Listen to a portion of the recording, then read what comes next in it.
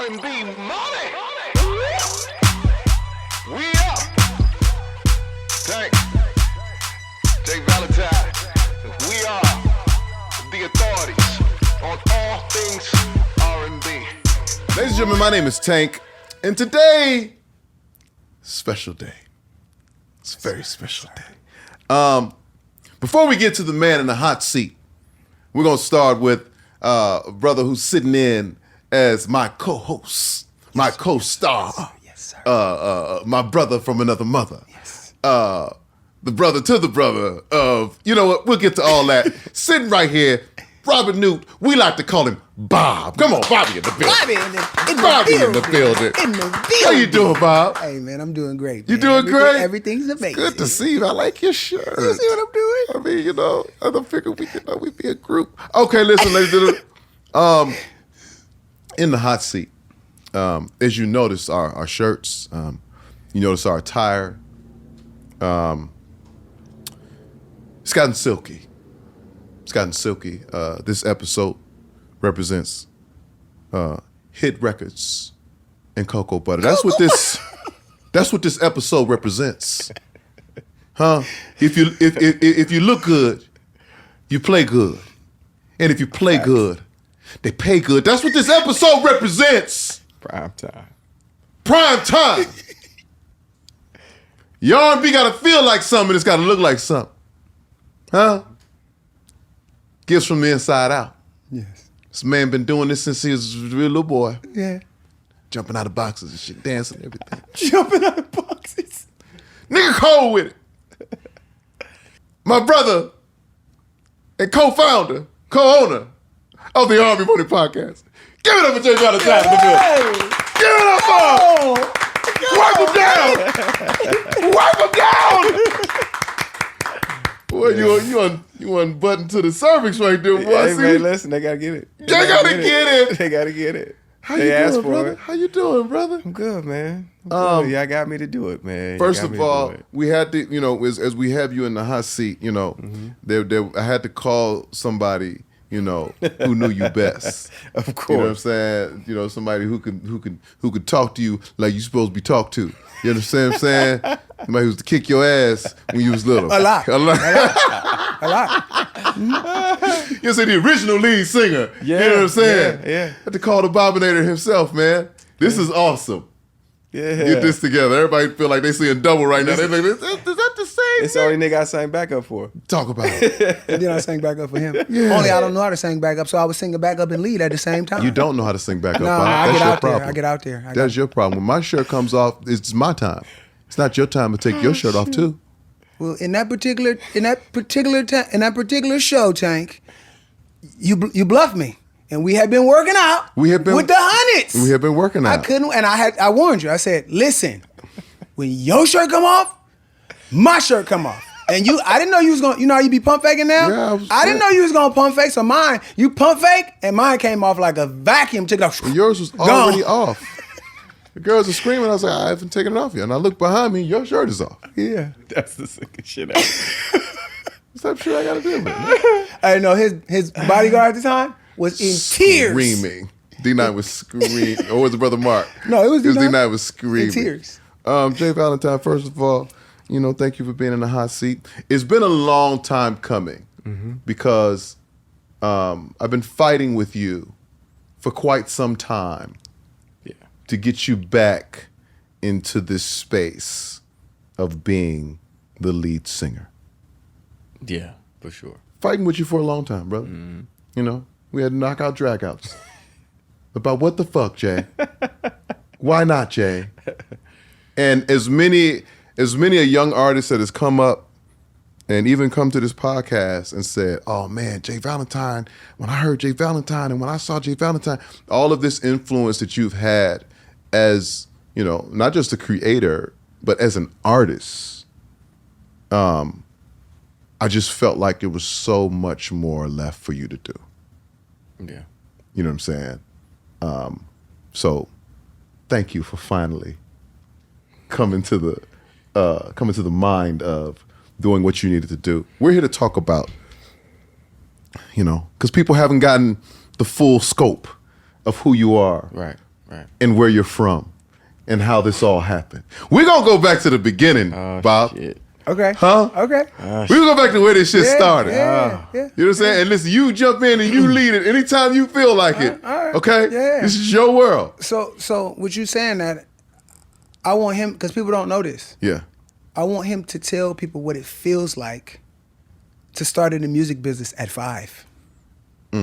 He started at 5. Like, you know what I mean? I'm talking practicing, learning routines, street performing for change on Fisherman Wharf. Like, tell him what that felt like, because you actually started the music business at 5. And I mean, obviously, even I don't know what that feels like. Yeah. That's crazy. Yeah. It was interesting because to a certain degree, it's all I knew, or all we knew, obviously. Right. And shit, I blame you. Honestly, I blame you because it was something that you had already done. Like, I think sometimes people talk about the Newtrons and J Valentine now as Ron Newt's dream. I think that's only partially true because I feel like it was Bob Newt's dream Right. where it kicked off, to where that was something that you were already full throttle into by the time I was 5. Yeah. Because you were 10. Yeah. You and Ronnie were 10, and I was just following suit, ultimately, and being forced to sing. I mean, really. No, that's true. Really, I mean, That's true. because I couldn't really sing, or to me, I couldn't really sing. I don't really know. I mean, it's funny because we have guests on here that's like, yeah, I was singing 18 months, and not me. It's just not something that just happened naturally for me. Yeah. It happened watching you go after it and seeing how passionate you were about it. And then I think I just kind of started off as the mascot in a sense because I was so little. And so cute. Thank you, brother. But you mentioned it early. I was literally kind of a fucking Jack in the Box.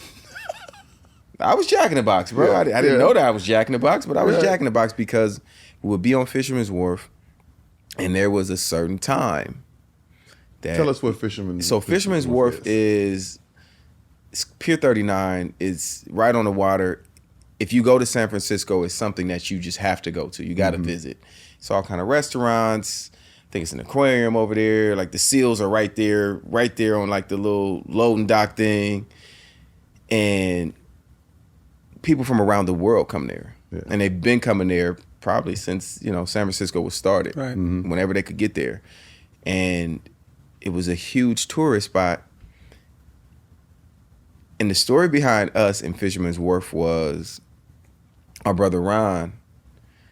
He had, from his mom's side, he had family that used to strut. So strutting is like popping and locking and, Gotcha. Yeah. doing the whole, all this. Yeah. Do it. No. They still owe me some money for my strutting days. So Ron's family, from his mom's side, which is our family too, they were already street performers. And my father had realized that, they making some money down there. And if you was making some money, Ron Newt wanted in. When he wanted it, yeah. Somehow, some Yeah. way. Well, no, don't forget, he was on probation. Oh, I didn't know that. Yeah, he was on. I mean, he was always on probation. We was on probation for welfare fraud. Okay. Oh, it gets funky. He was on probation, so this was a way for him to stay out of jail. We became the new hoes. No, I knew that. Yeah, I do that. Ladies and No, gentlemen, ladies and gentlemen, disclaimer. Bob will say anything. He's going to tell the truth, raw and uncut. Yeah. Let us continue. We were the hustle. Yeah. We were the, He said, we, yeah, yeah, we were call the, me. Yeah, we were the hustle. We were the new hustle. And he realized that, some kids was down there. They was a little older than us, and they were making money down there. And he's like, well, my kids need to be down there. But not just be down there. My kids need their spot. The spot. The spot. Because there was a certain spot You can get that money. where the parking lot was, where if you were dancing right there, you getting people right either coming out of their car or going into their car. Got you. He need that He spot. need that spot. The spot that was already occupied. Yeah. So some gangster shit happened. And let's just say we got the spot. That was forever our spot. That was our spot. And if anybody had a problem with that, they had to go He'd see be in the Ron car Newt waiting, whatever with the y'all thing wanna on do. Yeah. This is our spot. We're gonna get this $300 to $500 a day. Yeah. And don't y'all go nowhere near that spot. Yeah. He would go. He would put us out there. I would be in that box. They would put me and the box out there, and then he would go in the car and go to sleep. Yeah. Unless we had any issues. Yeah. If we had issues, we was going to the car, and then he was coming out the car. And that's not what you want. That's not what you want. Don't make me go be in the car. No. He chilling. Don't He make taking me, a nap. Don't make me unchill him. Don't make me. So, yeah, I was the mascot. Mm-hmm. I was the reveal. Yeah. I mean, you- Right? you were the Because little imagine kid that. Imagine you come going, out and you taking a family on vacation, and a little 5-year-old pops out dancing and shit. Yeah. You gonna give him $2 or $3. You gonna give some. You gonna give us some money. something. Yeah. You give us You don't really got a heart if you don't. Yeah, you don't. Yeah. You Right? fucked up. You real Right? fucked up Right? if you don't give. You kind of a fucked up nigga if you don't give a kid that's popping out of a U-Haul moving box. Pop locking with his 3 brothers. And China I quit already. No, China would Was go she down with there us? sometimes. Yeah. She was with us sometimes. So we would have, we were Jackson 5. No. Wow. But with a girl. Yeah. Yeah, with a girl. China played piano too early on. She was our she piano did player know for a that. minute too. Yeah. She was the only Neutron who got to quit. Yeah, because the rest of us couldn't quit. He told us if you quit, you still got to practice. We tried many times. So that doesn't really. How doesn't even make that sense? doesn't- How you doesn't- quit and doesn't still got work. to practice? You might as well stay in the group. Might as well stay- So that's what we did. Quitting was not an option. That's why. Yeah. So Unless he was- so for me, that was my first entry into the entertainment industry, and as any little kid, like I loved the reaction. Yeah. I didn't like the rehearsal and not being able to go outside and all of that stuff, but the reaction from these people of all walks of life, literally like losing it when we would perform. Like they just loved us. Mm-hmm. They really loved us, and we made a lot of money out there. I want to say this a too. lot of He's money always out there. been a shrewd businessman. My dad used to actually have to pay him to practice. Yeah. He's the only one that got paid to I got practice. paid. But you were the baby too, so you Yeah. kind of. Oh yeah, he had Cheap. that. But I just asked. Yeah. Also asked. You know what I mean? I'm like, so where the money? You got any royalties for Hoochie Coochie Man? Yeah. We got any royalties? You gave me that already? You gave me that already? At dinner. Dinner was the royalties. The car? Okay. All yeah, right. yeah. So that. But that you were at an early age getting like high level tutelage. You know what I'm saying? In terms of putting rehearsal time in. Oh no. We were Because that's a lost art. fully locked in.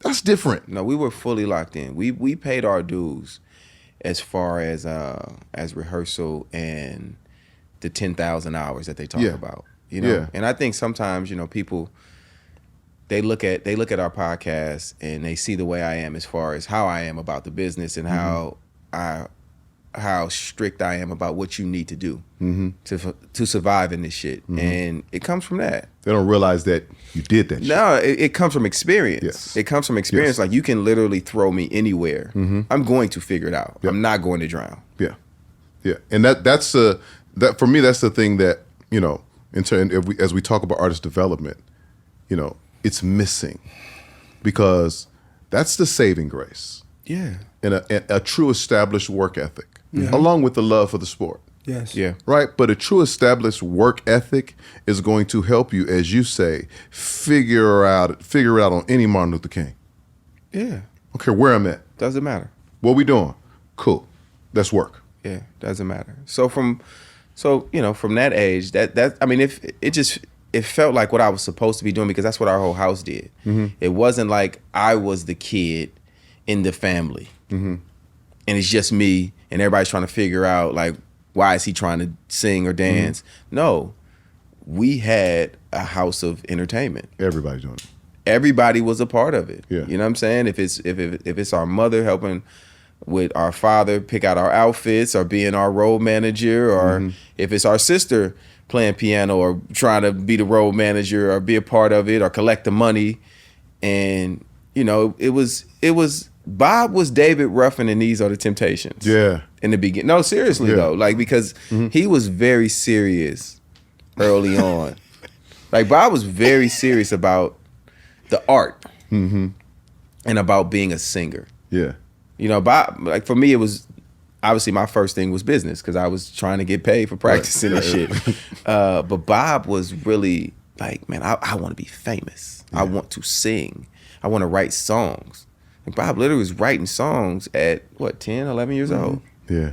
Elementary Love. That was the first Elementary one. Love. I mean, because where else is your love at that time? Where else is You're it? 10. Mine You're in was in elementary school. elementary, man. You're in elementary school. So, Her name was Brenda. Her name was Michelle. that's who you wrote that about? Yeah. So are you guys?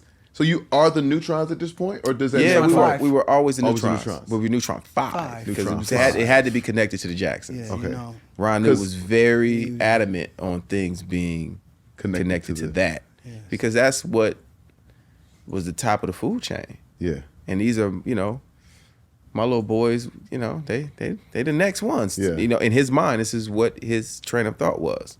So if I can attach that 5, it's gonna stick out. Right. It's Right. going to stick out the same way Jackson Jackson 5 5. sticks out. Absolutely. So for him, I always feel like, you know, especially as I really learned the music business, like he was a marketing genius. He was a marketing genius. Yeah. And he was putting it into children though, which some of his marketing ideas were grown up ideas. Gotcha. They were all grown up ideas. Yeah. Have you ever seen the Neutron suits? Yes. We had full Yeah. pimp suits. Yeah. Full. Yeah. Yeah. And we were not jumping all the way to when we had a record deal, but he was having those made. Yeah. He would go get the garments. Yeah, we Take them wanted- down. He'd go down to the garment Garment district. district, yeah. Take them, have them made. Yeah. We got hearts cut into the blazers. Yeah. It's sequins. It's Our first silk. stuff was made by Lily Knit, who dressed all the pimps of the Bay Area. Yeah. Yeah. If anyone has ever seen the Mac, Yeah. Yeah. same lady who dressed all the pimps dressed the Newtrons. Yeah. Yeah. And I'm pretty sure we were the only kids getting clothes made there Wait, at that does time. he know how the name came about? The Neutrons? I don't know. Do you know how the name came about? No. Go ahead, man. No, you tell him. So Our father this.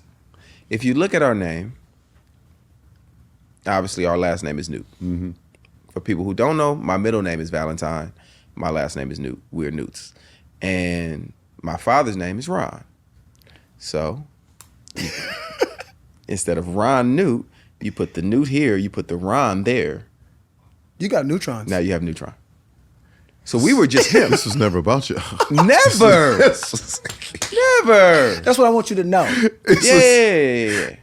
Yeah. I love this. Yeah. I told a long time ago, I told the story on that part of the story on Soul Train. Oh, that's great. Yeah, I had to tell Don Cornelius. I had to let him know what it was. Flex, great.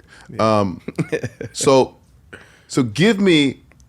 So the talent and all of these things had already been identified, and also, you know, impressed upon you that this is what we're gonna do. Mm-hmm. When is that recognized for you on, you know, on a high level where it pertains to record companies and executives and that type of thing? So from 5 to about 8, 9, we're just practicing and doing any performance. We're performing at everybody's parties, all the adult events. You know, somehow we were pulled out of the car at 11:30 I was just midnight. about to tell him. So Yeah, he would be in full nightclubs. I'm talking with drinking, women. yeah, the whole Like thing. it was Yeah. insane. Ladies of the night. Ladies of the night. So Ronnie would always have like a limo or some type of. He'd be sleeping there until it's time for him to come out the box. Yeah. But this would be like 1 a.m. now, and my dad be like, "Neutron's front and center," and time to get to he work. would be pissed. That is fuck. Mad as fuck. Cause I mean he's 8. He's I wasn't actually even 8 he's yet. like really No, tired. He might be 6. He's 6, yeah, tired. 5, like, 6. And Newtrons front and center at like 1 a.m. in the nightclub. And so literally that's what was crazy. Like what he's saying about the hours, like we performed everywhere. Every talent show you could do, everybody's house in the hood, barbershops. We stayed Wherever. performing in Double Rock. Yeah. So Double Rock, Double Rock is no longer the neighborhood exists, but the actual projects don't exist anymore. Right. They like redid the projects, but we had family there, and my father was from over there, from Hollister, Holly Rock, Hollister and Double Rock was connected, and he was from over there, and we would literally just go perform at people's houses. There's still people who DM me now talking about us performing at their house as if I want to remember that. Right. But it definitely brings back memories. But we would perform everywhere, whatever. And we didn't understand that he was just preparing us for everything. Mm-hmm. We thought it was, at least I did. I thought it was punishment. Well, you know me, I just wanted to perform anywhere. He wanted to perform anywhere. Yeah. I wanted to sing wherever. Yeah, it didn't But for me, I was just like, this is punishment. He wanted to get paid. Not even that I wanted to get paid, because you got to imagine too, your peers are there too. Mm-hmm. So these are like kids that maybe we went to school with. Maybe maybe it's our little cousin. Maybe it's this, that, and the other. And I'm like, and I gotta sing for them? Gotcha. Like, why? Yeah. You know what I mean? At that like, age, yeah. At that age, I didn't get it. And it's like, I look at it now and when people remind me, they're like, man, that was just so cool. I didn't look at it like it was cool. I looked at it like, man, like, why am I being forced to do this? Right.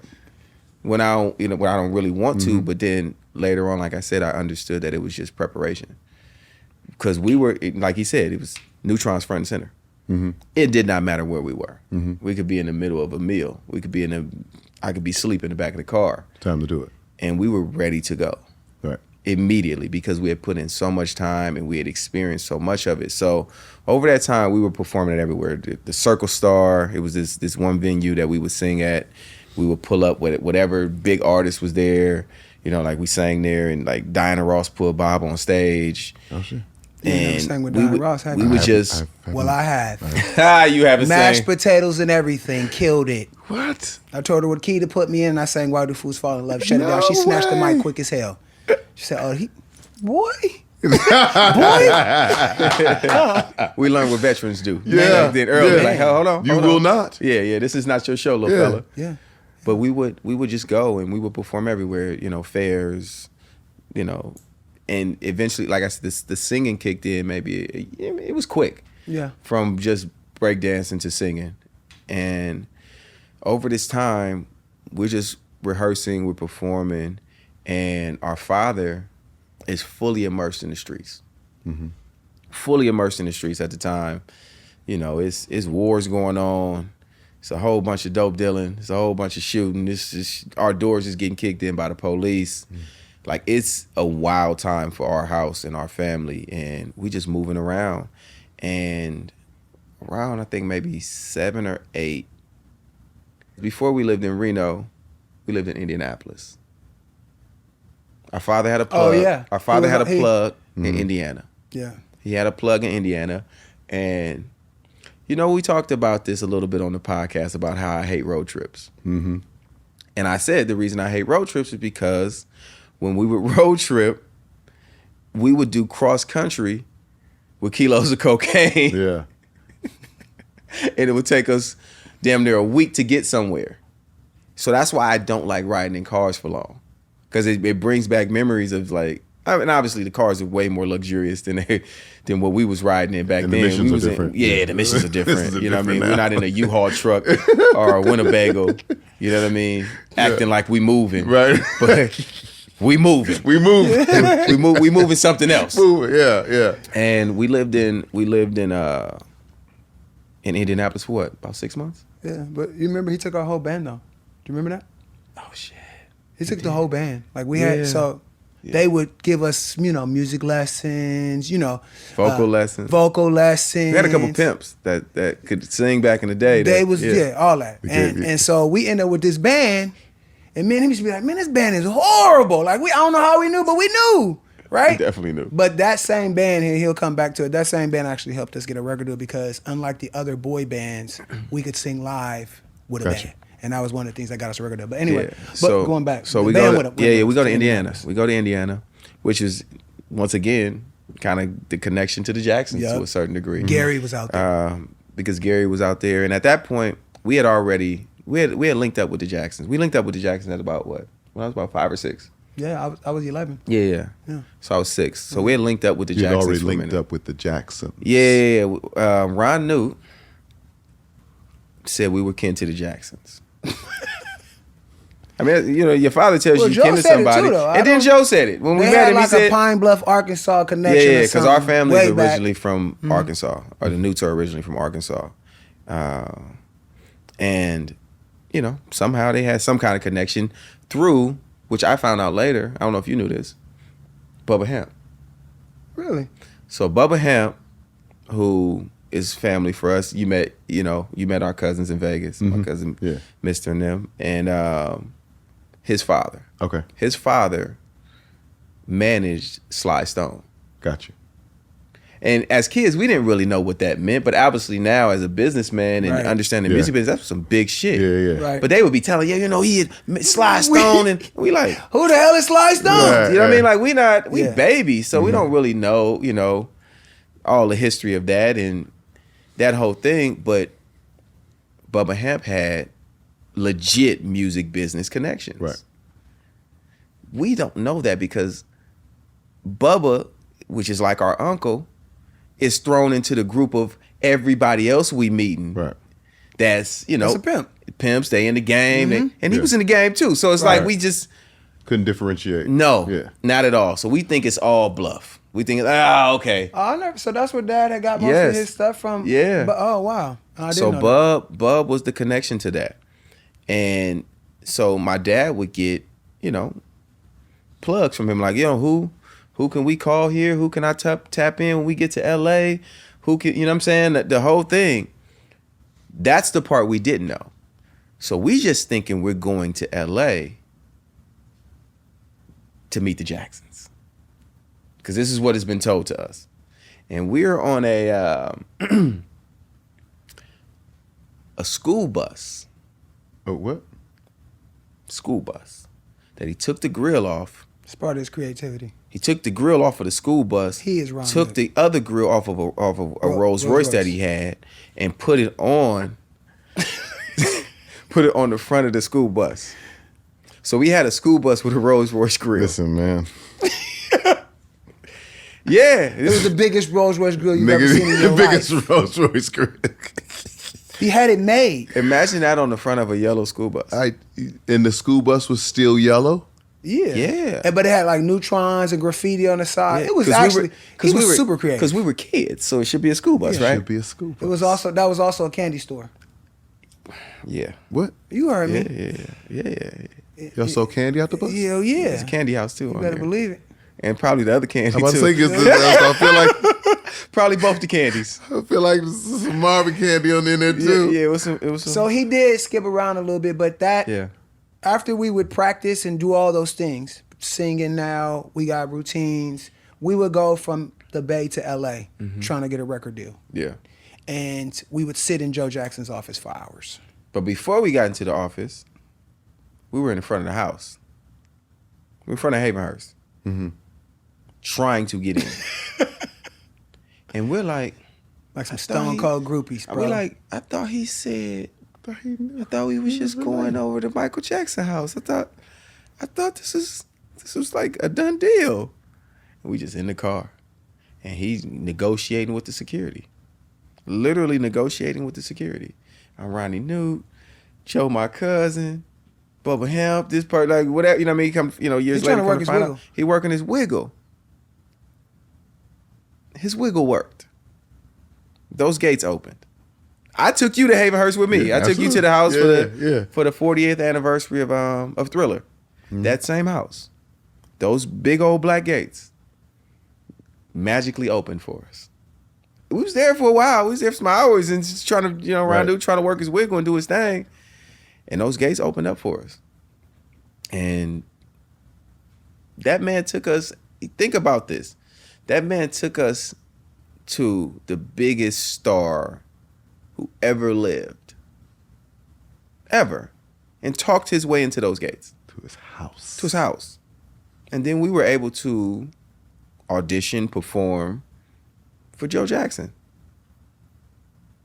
And we had already put in so much time, even in that short span of a year, whatever it was, of every single day, rehearsing, going over our shit, waiting for that moment. So when we performed for him, we got busy. Yeah. Like we literally got busy. And Joe was like, "Oh no, I'm signing y'all. Like y'all on Jackson Records."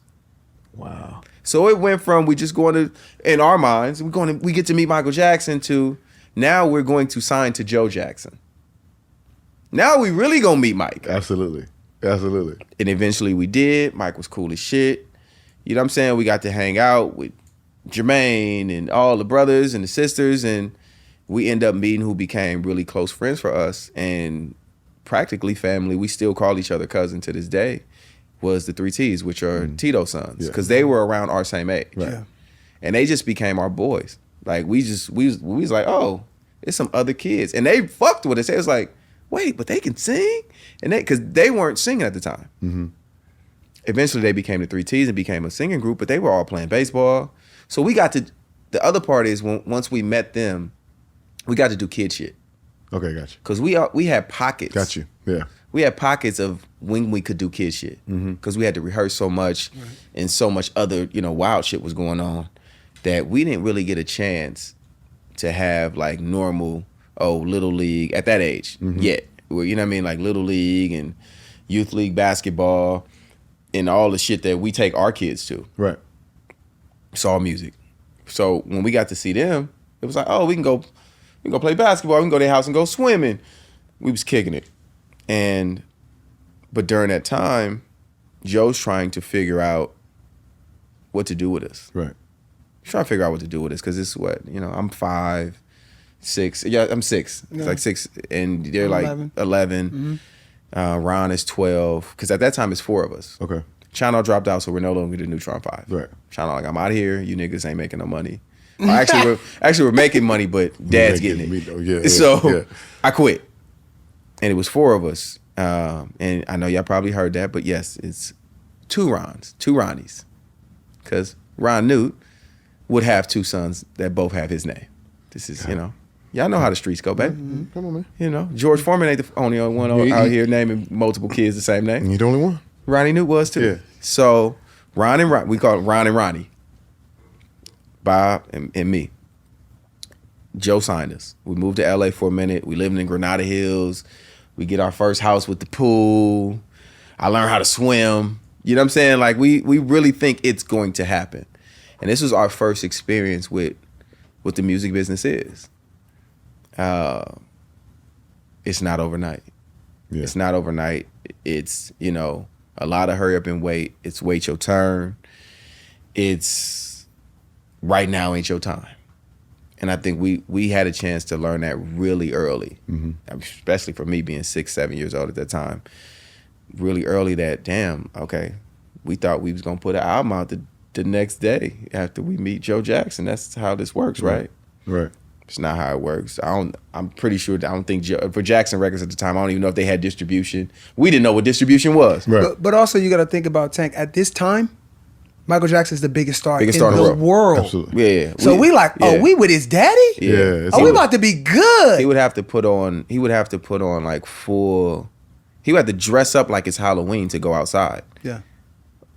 I saw him do it. It's like fake big teeth, wig. He could not go outside. That's crazy. Like when people be saying that now, no. It's not even close. Right. It's not even close. This man had to put on a disguise to just leave his home, or it would have been a riot. I never seen nothing like that. Yeah. And I'll never see nothing like that again. Yeah. I done met a lot of stars. We done met a lot of stars together. they're not Michael Jackson, bro. Yeah.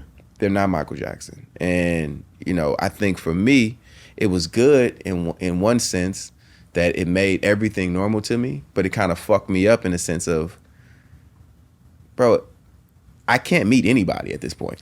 Yeah. Same. Yeah. My wife be saying that. And Michael. Like, It don't matter. That's what If Michael If you Jackson- meet what are Michael talking about? Jackson, the only next person is Jesus. Like, Yeah. hey, listen, hey Jesus, because everybody else didn't matter. But wait, I want to pull you back, like, because there's a point we forgot. So when we signed to Joe Jackson, he got us our biggest show to date for us, the Roxy, right? We performed the Roxy. And Not at the we're- Roxy. We didn't move to LA yet. We're still at home in the ghetto, in the hood. And Ron Newt is OD. Like, we got our ghetto band, and he's like, yo, we practicing 12, 13 hours a day to prepare for the Roxy. Yeah. He's sick. We did that for 3 months. You could hear the kids playing outside. Yeah. It was torture, Tank. Yeah. I'm talking torture. It was at 'Cause- the house, and then what was it? 100 point in gym that too. gym, 100 remember? point gym. Yeah, like, 100 point gym. and you could hear. I'm talking about tons of kids outside, and we just in there going over it again, over and over. So we doing "I'll Be There." We doing "The Greatest Love of All." That's what these are our cover songs that we're Yeah. doing, and we're over and over and over. And the payoff, though. So the payoff, and he's young, so I don't know if he remembers all this, but the payoff, we get to the Roxy, which we didn't know was world famous. Roxy's world famous. Of course. Right. Yeah. We get 5 standing ovations. They say, oh, and we have a special guest up top, El DeBarge, right? So we like, oh, wow, El DeBarge, right? Because at the time, he's cracking too. Yeah. El DeBarge wasn't El DeBarge. El DeBarge was Michael Jackson. Michael way. Jackson videoed the Newtrons from up top, our whole show. We came out, they took us upstairs. He was up there. Imagine, bro, all I ever wanted to do was be Michael Jackson. Like, after we saw Motown 25, Right. Of course. bro, that's all I wanted to do, right? So we go up there, imagine our faces, bro. Then Joe's like, yeah, and he invited y'all to the house. We like, oh, it's about to go up. We about to hang out with Michael Jackson. You know what I mean? So we go, bro, and we ghetto kids. He had a full candy store, Tank.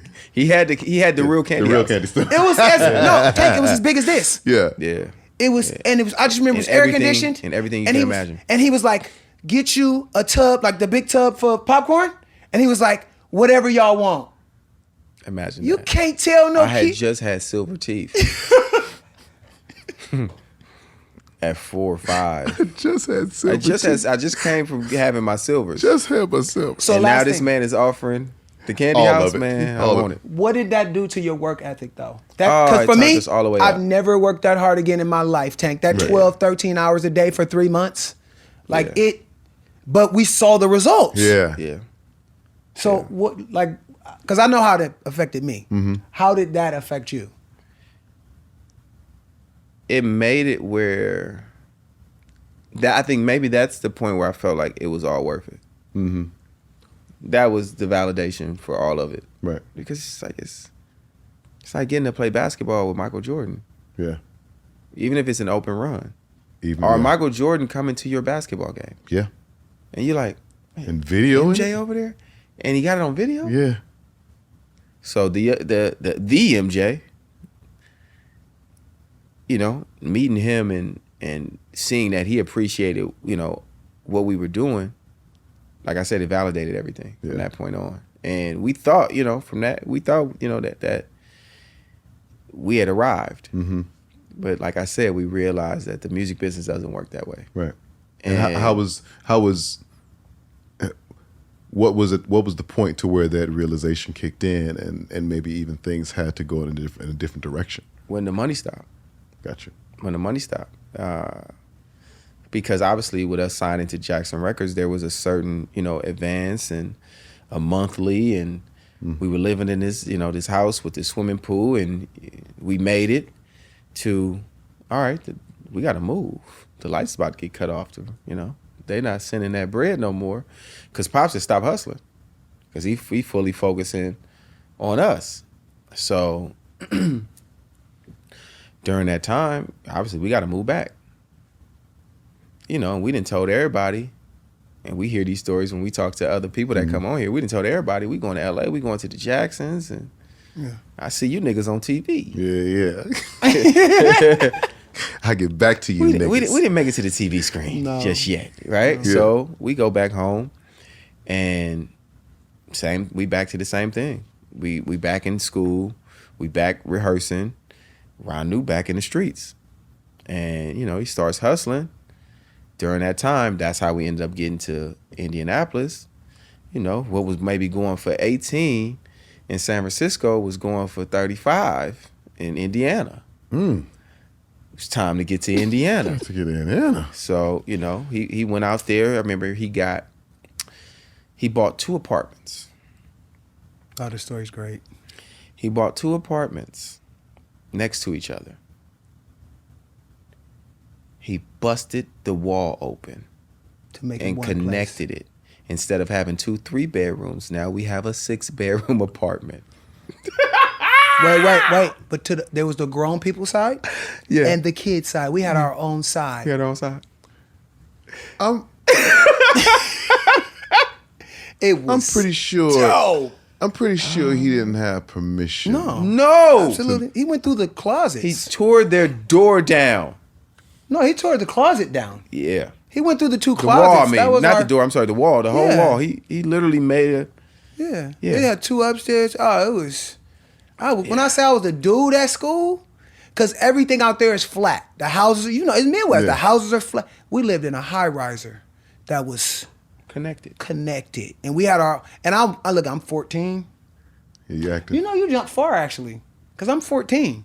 I'm in high school. 14? Yeah, you jump far. I thought I was 8. No, I was 9? you must have been, because remember I'm in 9th grade at Arlington. Oh, shit. Yeah, Yeah. I'm playing house hard. I'm playing house. Getting it on me early. Because Ron Newt's moving around though. You know what I mean? You know what I mean? Like Y'all raising he got his yourselves. plug out there. Yeah. They in the streets. They doing what they doing. He what was it? Was the hood out there? Hartsville. Harville. You know what I mean? Like Ron New was. He was moving around, and I guess I jumped a couple years, but in that time, he got back cracking. He got back cracking. Went back home. That's when he got set up. Somebody set him up, and he caught a charge, and he went to jail. And we went to jail with him, and that's how we ended up in Reno. So we lived in Reno for a hot second, maybe about a year. Maybe about a year, because my father had 3 years. He got 3 years in the state and 3 years in the Fed. He had a Fed charge and a State charge. and a state charge. That we thought they originally gave him 36 years because it was 6 years on this, 6 years on that, but they ran it concurrently. See, do you even know what that means, Tank? Same time. Concurrently? Same time, man. We didn't. We didn't. We Okay. didn't. When they said He's 36, like, "Ah, that's shit, exactly man." what we did. He began out. Yeah. Concurrence. His life is concurrently. So I got a side note. I got a funny story. Here you go. So when he's at trial, Shit. I already know where you're going. I know where you're going. Tank, when he's at trial, Free Ron Newt. first of all, he's representing himself Yeah. With like Capri Suns. against, the juice and it was boxes up against there. our uncle, who was the biggest police at the time, Kit Crenshaw, rest in peace now. Yeah. Ron Newt couldn't wait to get him on the stand so that he could cross-examine Yeah. him. Our auntie, our youngest auntie. Yeah. My mama married the biggest gangster in the city, and her little sister married the biggest cop. And they come from the same hood. How about And that? they come from the same hood. Ron Newt and the police So it come was from both the same gangsters. hood. Oh, that's great. Yeah. But he, our uncle just decided to become a cop. And we, he married our auntie maybe when I think I was like 8. Yeah, around that same exact time. He was he said 86, he was right? newly in the family. He was newly in the family at that time.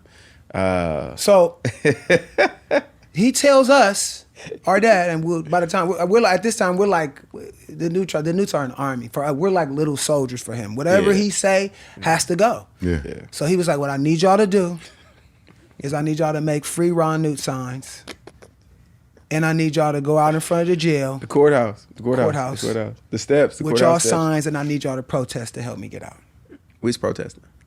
We had free Ron Newt signs We was protesting. outside 850 Bryant and saying, I'm talking about our friends is coming by. It's You talking about embarrassing, bro? This was embarrassing, Tank. Yeah. I'm not. You think your kids would pick it for you? My kids would pick it. You think they would free Bob Newt? I think they would. They better. I think they they better would. free Bob. Actually, a couple of them probably wouldn't, but most of them would. I feel you. I got You the know what same I'm thing. I got the saying? same. If I'm giving it 100, I got the same kind of. So I just had to tell agree. that story. We out there with the free Ron New songs, Free Ron Newt. and he's representing himself. It He didn't sets work. up his juices. It didn't work. And then his cousins come in, the other gangsters. They like, oh my God, this is a circus.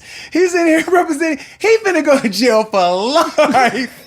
And so we sitting there, and the judge. They come back. The judge says, all these years, 30. It was 30 six charges, Right. of 6 years Right. concurrently. But we didn't know what Y'all concurrently didn't know meant. what So that they meant. said, we We thought thinking they gave him 36 years. 36 We all years, fell man. back. Oh, we crying. That was You horrible. can't do this. The bread Our was gone. protest didn't work. yeah. So he gets 6 years. State time. You got to go do. Pretty much 50%. And in the midst of his transfer, he escaped. He did his state time. He escaped.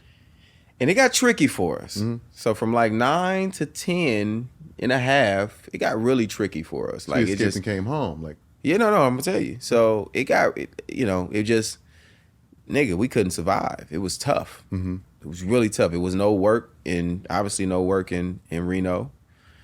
So moms couldn't really work. We was trying to figure it out. Government assistance, whatever kind of assistance, and we was fucked up. And we went to go see him. And he was like, oh, no, I'm coming home. We're like, no, you're not. Right? But this is Ron Newt. He's made miracles happen before. Yeah. Right? He took us to Michael Jackson. yeah. So if he says something, Better believe it. we kind of believe him. Yeah. And he tells our mama, he's like, yeah, come get me. Get you. They have their grown-up conversation of, what time she supposed to come get him.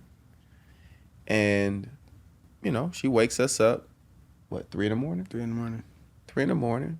And we driving in the middle of nowhere, back to where the prison was. Who jumps out the bushes? This nigga comes out the bushes like I'm that type of guy, LL Cool J, in all black with a Scully on. Kind of what you got on Out right of the now. darkness. And see, it's funny because he remembers from his point of view. From my point of view, I knew all night we was going to go get him. Yeah, I'm I shook. didn't I'm know. like, oh, we all going to didn't jail. know. Because you think about people breaking people out and being on the lam. I'm yeah, like, yo, yeah. we finna be on the run. Yeah. Yeah. He finna sacrifice all. I'm like, selfish ass nigga.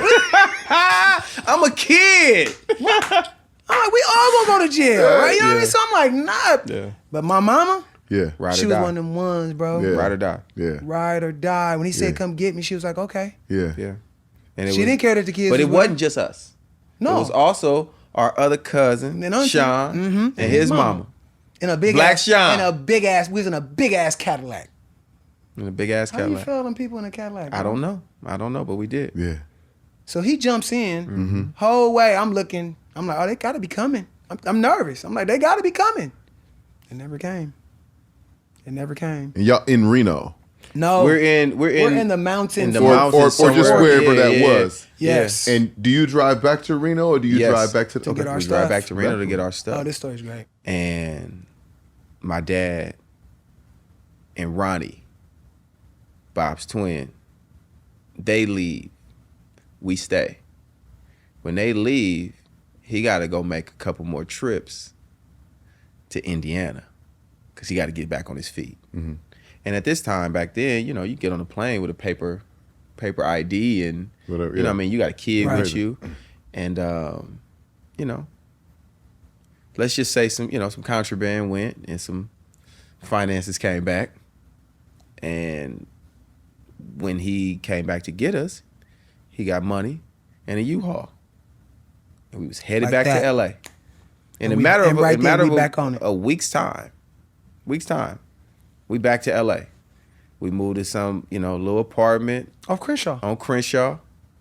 Very gang infested. Super gang infested. I got hit up multiple times. Yeah, he definitely got pressed. Where you from, fool? Where you from? Where you fool? from, fool? Right, because you got to say they're teenagers. Yeah. So at that point, they They got to pressed. answer those questions. Niggas Yeah. is getting pressed at that Yeah. age. You know what I mean? Nigga like, man, we're not from here. We from the Bay, right? So we get to LA, unbeknownst to us, over this year and a half, whatever it was, 2 years, while my dad was in jail, our videos are circulating of us performing. Like videotapes are circulating of us performing throughout the music industry. We have no idea. But back then, it wasn't no find an artist on Instagram, Gotcha. find them, Yeah. blah, blah, blah. Yeah. It was, we can't find this family. We don't know where they are. Nobody could find us. Because like I said, when Ron Newt went to jail, we went to jail with him. Yeah. So it was no finding us. And shit, we probably didn't have no phone really working at the time. We was fucked up. Yeah. It was bad. It was bad. But now he out, and now all the people, you know, he tapping in. He tapping in to whoever, you know. He tapping in enough because he know he on the run. I don't tap him so much. But yeah. and I think what worked out for him is that he was in transition from going to state to feds, so he already did his state time. So I think the state probably they're not looking for him at this point. Now the feds, it's a federal thing. So they're looking for him, but they haven't received him yet. It's a different, whatever, Right. Different time. So as this tape is circulating, my dad's getting on the phone. Bubba Hamp again is, connected to the industry. He knows people. They know him. He's, now he's letting people know like, oh no, we found him. They're starting to put people on the phone with Pops. So the first person that gets to our dad was Cheryl Dickerson. Cheryl Dickerson, you may know her from ASCAP. She was at ASCAP for a long time. Okay. And she had been searching for us and trying to get a hold of us. But as she's searching for us, she's switching labels. She's going from MCA to Sony. But the mistake she made was that she also played us for the young man who was under her. No. She was leaving MCA with Joe Busby to go to Motown. Yeah. Yes. Yeah. And, I'm sorry, go ahead. But the young man that was under them was Lil Silas Jr. Yeah. And obviously, Gerald Busby had the boys. Yes. So he's like, oh, that's my old bosses. They got the boys. I'm about to get these Newtrons. Yeah. I'm going to find them. We don't know that, though, because Cheryl's trying to find us. So my father talks to Cheryl, and then he gets a phone call from Lil. Lil had an in. Lil was from San Francisco. Wait, what? This nigga Bob don't know none of this shit. So Lil, originally from San Francisco, had family in San Francisco, was able to get to dad another way around, through the streets. Yeah. So we meet, I think we met with Cheryl. I think she offered us a deal, offered our dad a deal. We get a call from Lil. Lil says, whatever she offered you, I'll triple it. You talking to a street nigga. Yeah. All we know is doubling in the streets. Right. You talking about tripling? You gonna burn the dope. Yeah. You gonna burn. You know what I mean? You might get stretched to two. But you try to stretch to three, we're gonna have to throw all the Maybe dope two away. in the corner. Yeah, man, we're gonna throw all the dope away, man. So, once that happened, and then he used the homeboy shit. Of course. Man, I'm from San Francisco, and Lil was a fly nigga. Yeah. Lil, you know what I mean? If you go back, anybody, y'all can Google Lil Silas, man. Lil was that guy. Yeah. Lil looked like the executive version of Keith Washington. Gotcha. Facts. Because Keith Washington was that nigga. Yeah. Suits, Yeah. hair. You hear me? Yeah, absolutely. Keith Washington was that nigga. Yeah. Right? Lil was the executive version of him. So when you seen him, it was like, damn, is he an artist? He got the drop top Benz. He had just bought a house in Encino. He showed us the crib. We like, we get to live here? Nah, y'all don't get to live here, but If you hang out with we me. gonna we gonna do what we supposed to do. Yeah. We signed the MCA records. MCA Records. And there was a lot of things that happened that'll be in the movie. Within just us signing and us getting our deal, and they throw us in the studio. And now it's really real. Would you Right. say that, Bob? Oh, yeah.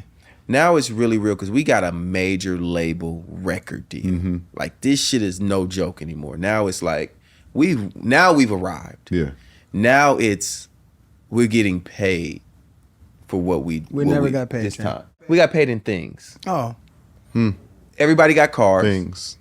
Who got I a was car? too young, so I got a bike. I didn't get no car. Okay, so I take that They were back. all his. Yeah. At least I got a bike. They were his cars. I got a bike, right? And we Yeah. got we lived in a crazy house. We had a fly house. We out in Diamond Bar at the time. Oh, don't be sad. We had a ball though. Oh no, we had a ball. Yeah. No, yeah. Yeah. We had an absolute ball. And now we're in the music business. It's really serious. And then we start seeing, because he would take us, and this is something that I appreciate to this day. He would take us into all the meetings. So I'm just listening. I was that kid. I wanted to listen. I didn't know what the shit meant at the time, but I was hearing those words. I was hearing publishing, royalties, advance, recoup. Like I was hearing those words. It wasn't really connecting. Wait, but- you heard those words? Yeah. When you do a deal, at least at that time, Yeah. they wanted everything that you recorded before you signed. So what Ron Newt realized was, I can get another check on top of this triple advance I just got for old songs. So Pops started getting old demos that we were on and just selling them to MCA. I'm talking about shit that was, because back then they never wanted old music to come out. They wanted to have everything you've ever done, so they can own it in perpetuity. They can own it forever. Yeah. They didn't want somebody popping up and saying, "Oh, we got a little EP on the Newtrons that we Right. gonna drop too." Right. So they would buy it all. And they were giving him $5,000 a song. They were giving him $5,000 for every song he found that had our voices on it. So he finding all kind of shit. You can't tell a pimp that. He pimping it. He pimping it. 5,000 a song? And he wrote and produced them all. All of them. I actually Bob wrote them. No, I'm just But- saying by the time it yeah, got to because them. here goes the other part. Now they also have MCA Records, whose mother company is Universal, which has Universal Publishing. So what does Universal Publishing do? Offer your dad a A publishing, publishing deal for Bob's songs. Bob's He song. comes home one day, Tank, and it's like, Bob, I need you to write down all the songs that you wrote. I need you to write them down. Like, write them down for me. He wrote them all down. Of course I wrote them all Of course you wrote down. them down. I didn't know what he was doing. He didn't tell me what he was doing. Yeah. He went and got, what, another 250,000 or something? Yeah, he got another quarter. You think I got 1 cent of that? Not 1 cent, He Tank. got to live in his house, Bob. You said you had fun. That's You what said you had fun. You said- Yeah, so listen, Ron Newt is squeezing the blood out of the turnip. Yeah. Fully, Oh. right? But they rocking with us. They rock, and that's the other. Like Bob said, we had fun because they really laid it. MCA laid it out for the Newtrons. I can say that when it all kicked off, they laid shit out, bro. Like, and we were like the kids of the label, so we would just get to run up in there. We running through everybody's office. Ron Newt taking niggas plaques. No, he actually, we would be in there. He had keys or something. Yeah, I feel like he had a key to the building, bro. You know how niggas We be would saying go that type of there shit? at night and there would be nobody there. Yeah. And Ron Newt would just tell us to we was taking plaques off the walls. Like, we had New Edition plaques. We We didn't work on New Edition. Know your names on it. Just No. I'm pretty sure we just had the an Any plaque. Heartbreak. Yeah. Just Plaque. a plaque with Deborah's name on it just in your house. Ron Newt had a Bobby Brown plaque. Yo, he had it a was sick, My bro. Prerogative plaque. My prerogative plaque. So, two, Yeah. somebody had told him how to play the game, Tank, about the budget. This is what jacked our album up.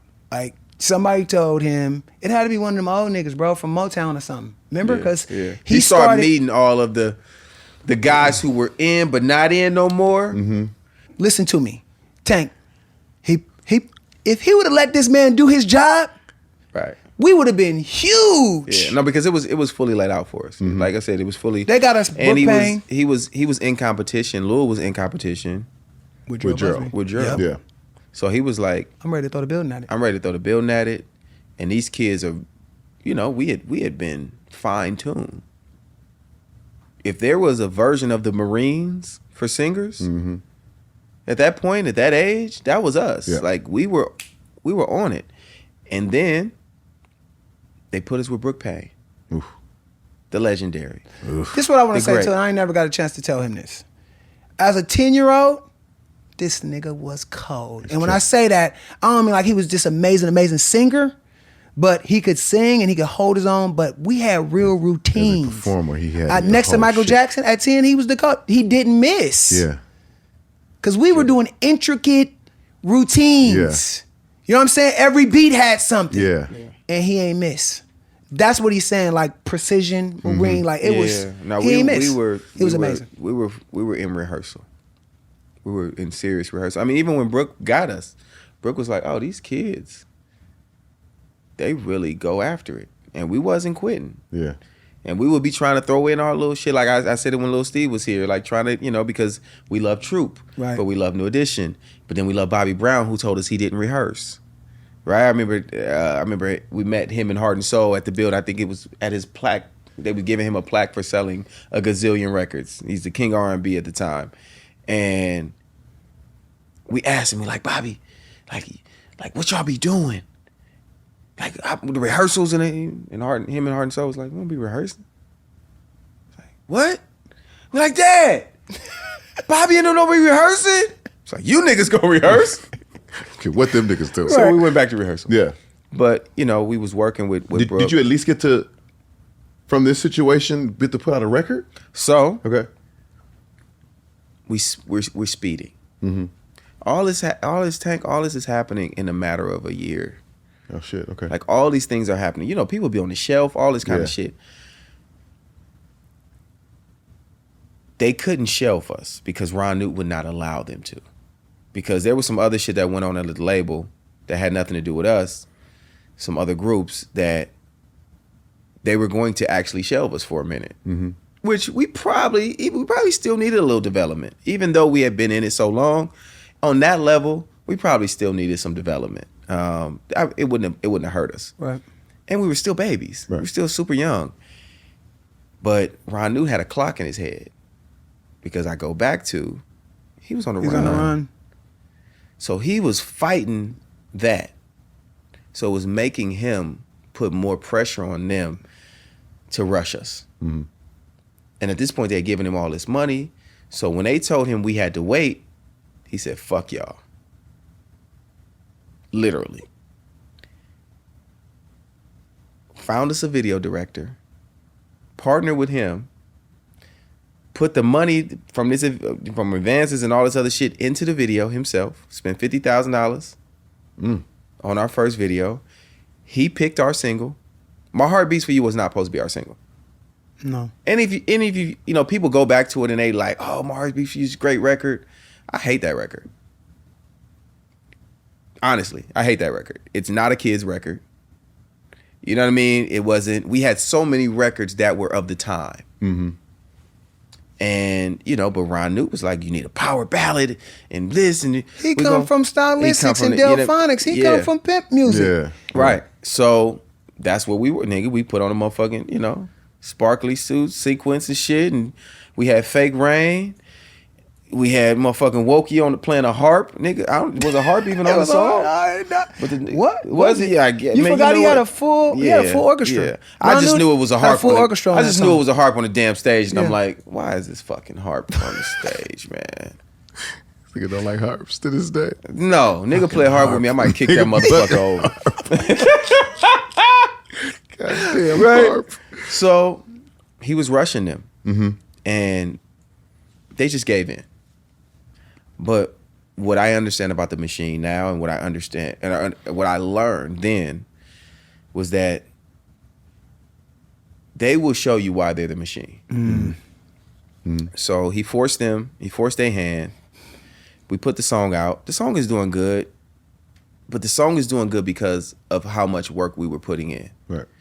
It wasn't like it was a radio record. It wasn't like, you know what I mean? We got a fucking power ballad. They're going to play it on overnights. They're going to play it a 10-year-old and two 15-year-olds on The Quiet Storm. Right.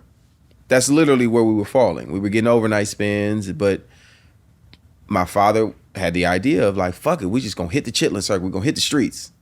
So he put together his own promo along with the promo team, like a 26 city tour of, high schools and malls. And, that's when they used to throw the kid acts at all of the, You doing the high school, you doing the middle school, you going to the boys club, Right. then you gonna do autograph signing at the shoe store. And then we're gonna go to the record store. Throw us out there. When we get there, we cooking. We're fucking cooking. We're cooking. He bought a camper. Bought a camper. For some reason, we never really got up to the tour bus thing. He would turn everything into a tour bus. So he gets a camper. He's still on the run. Us three. Sean Dawes, the road manager. Our sister's the road manager. And our mother. And we got our dogs. And we got our dogs. Pee-wee and August. Shout out But to I Pee-wee and skipped August. something that is very important that I've never spoke about before. Mm. You remember what I said? It was 4 of us. 4 brothers. Yeah.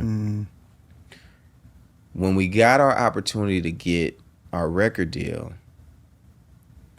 my brother Ron, our oldest brother, his mother's side wanted to see the contract. You don't ask Ron Newt to see a contract. These is his kids. This Yeah. is his thing. Yeah. And You lucky that he's asking you to come be a part of it. be a part Right. of it. So Ron don't get signed with us. In my opinion, it's our biggest mistake. One, it's our brother. You know, and you Right. Already know you how that family for us, so Yeah. you know how we are. Yeah. Like Yeah. I have never met a family as close as us. To this day. I've never met anybody close as we are. I mean, that I've met. I'm sure there are families that are like us, but we really in the trenches together. We really rock out with each other. We still, you know, we love to see each other and hang out with each other. So I personally think, and I'll get back to that a little bit later, but I personally think that was our biggest mistake. Or my father's biggest mistake in music. Fuck all the other shit with the money and the deals and all that type. But Ron not being in our group, to me, was our biggest mistake. So now it's 3. And, you know, we're got the record deal. Now we're on the road. The song's out. My Heartbeats for You is out. And all the old people love our shit. Right. Because it's old people music. You know what I'm saying? Like, we making grown up ass music. And then the kids love us because we look like them. Right. And we dancing and we singing and we just, you know, we a ball of fire. Going back to the label showing you what the machine is about, when we get out there, we're selling out everywhere. We shut down. There used to be a mall in Oakland called Eastmont Mall. It's 5,000 kids. 5,000 Yeah, kids. tell them how scared you was, dog. They were scared to death. They pulled my ducktail, man. I was trying to get to the crowd and grab my motherfucking ducktail, man. I'm like, get me out of here. We had a wall of security around us. Yeah. Like, it was so dope. Tony is from Oakland. They ain't never did that at Eastmont Mall. They came to our autograph signing. Tony, bro. Because it's something about kid Kids. acts. Yeah. You know what I mean? Yeah. It's something about kid acts Yeah. that it just connects because kids are never too cool. Yeah. Adults can get cool. Yeah. Kids, They'll get cool on you real fast. Yeah. man, they excited. Let's have it. They are excited. Yeah. When they see the artists that they love, they're excited. So they loved us, and we was hometown heroes. We used to do this video show out there called Soul Beat. Soul Beat. That was It was like the Yeah. ghetto version of BET. Yeah. It was one dude that owned it from Oakland, and Yeah. if you was cracking on Soul Beat, You was you was cracking in the bay. Yeah, Because you was playing all day, every day. And Soul Beat was home for us. They loved us, right? And so we go on this promo run.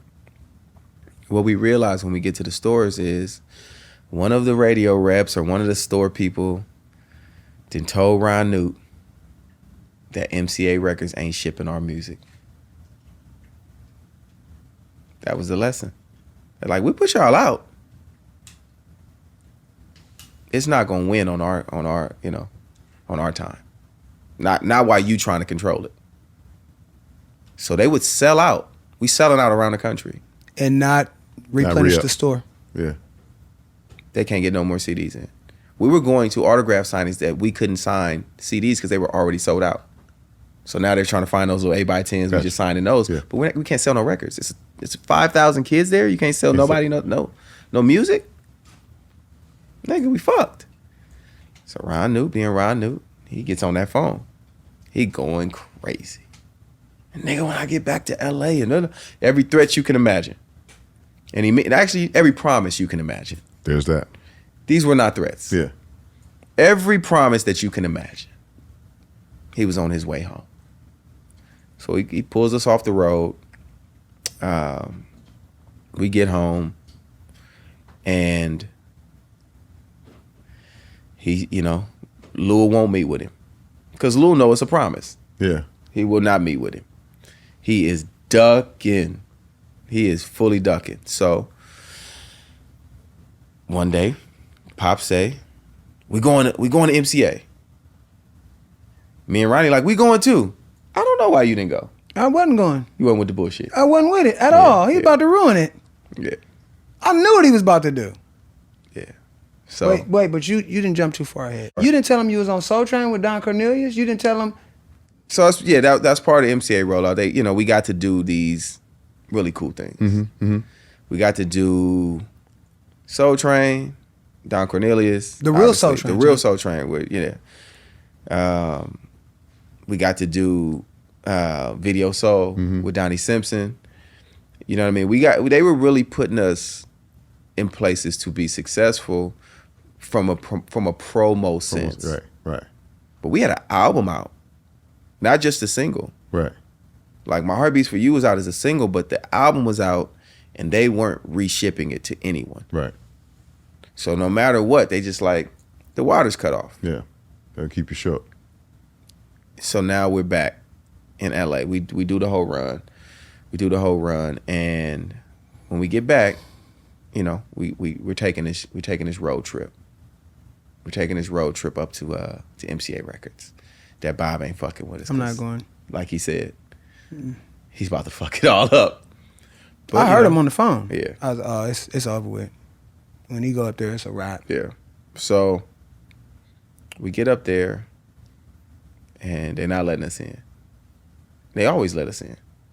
At this point in the music business, I will credit him. Yeah. So other people will argue with me about what the rappers did. I will credit Ron Newt as the man that made record labels get security. Mm-hmm. Record labels didn't used to have security. They had receptionists. Yeah. You could just get up on the floor. If you got past the receptionist, you know what I mean? Like it was different. It wasn't like armed security and that whole thing. And we go up to MCA Records and Lil's not coming out. They saying he's not there. And then his assistant at the time, a lady by the name of Denise Weathersby, who years later gave me my first publishing deal. Mm-hmm. Crazy. At Warner Chappell Music. She ended up being a publisher. She brings out a copy of our next single. Our next single was the record we actually wanted should have dropped to be our first single. So me and Ronnie are excited. Nigga, they got the cover, they got the 12-inch, they showing it to us. Ron knew like, fuck all that. Pops ain't going. Because one, the second single ain't his record either. My Heart Beats for You was his record. My Heart Beats for You was his record. He didn't own the second single. So, we know the music business now, right? We all know the music business now. Niggas fighting for their single, their record. Mm-hmm. You know what I mean? And he wasn't going. And a friend of his from the streets called him. He was like, come meet with me, Ron. He's like, nigga, what? They put him on the phone with him. Actually, at the label, they put him on the phone when he said, somebody's on the phone for you. And it was, one of his street guys. And we go meet with him. And he tells my father, don't go back up there. What you mean don't go back up there? You're like, no, Ron, this your partner telling you this. This is not like me telling you, threatening you. Like, no, I'm telling you, like, it ain't gonna be good. Don't play with them people. Nah, they didn't promise me and blah, blah, blah, blah, blah, blah. And, Ron Newt, had the artillery and all the shit that, he wanted to go back up there with. And we go back up there.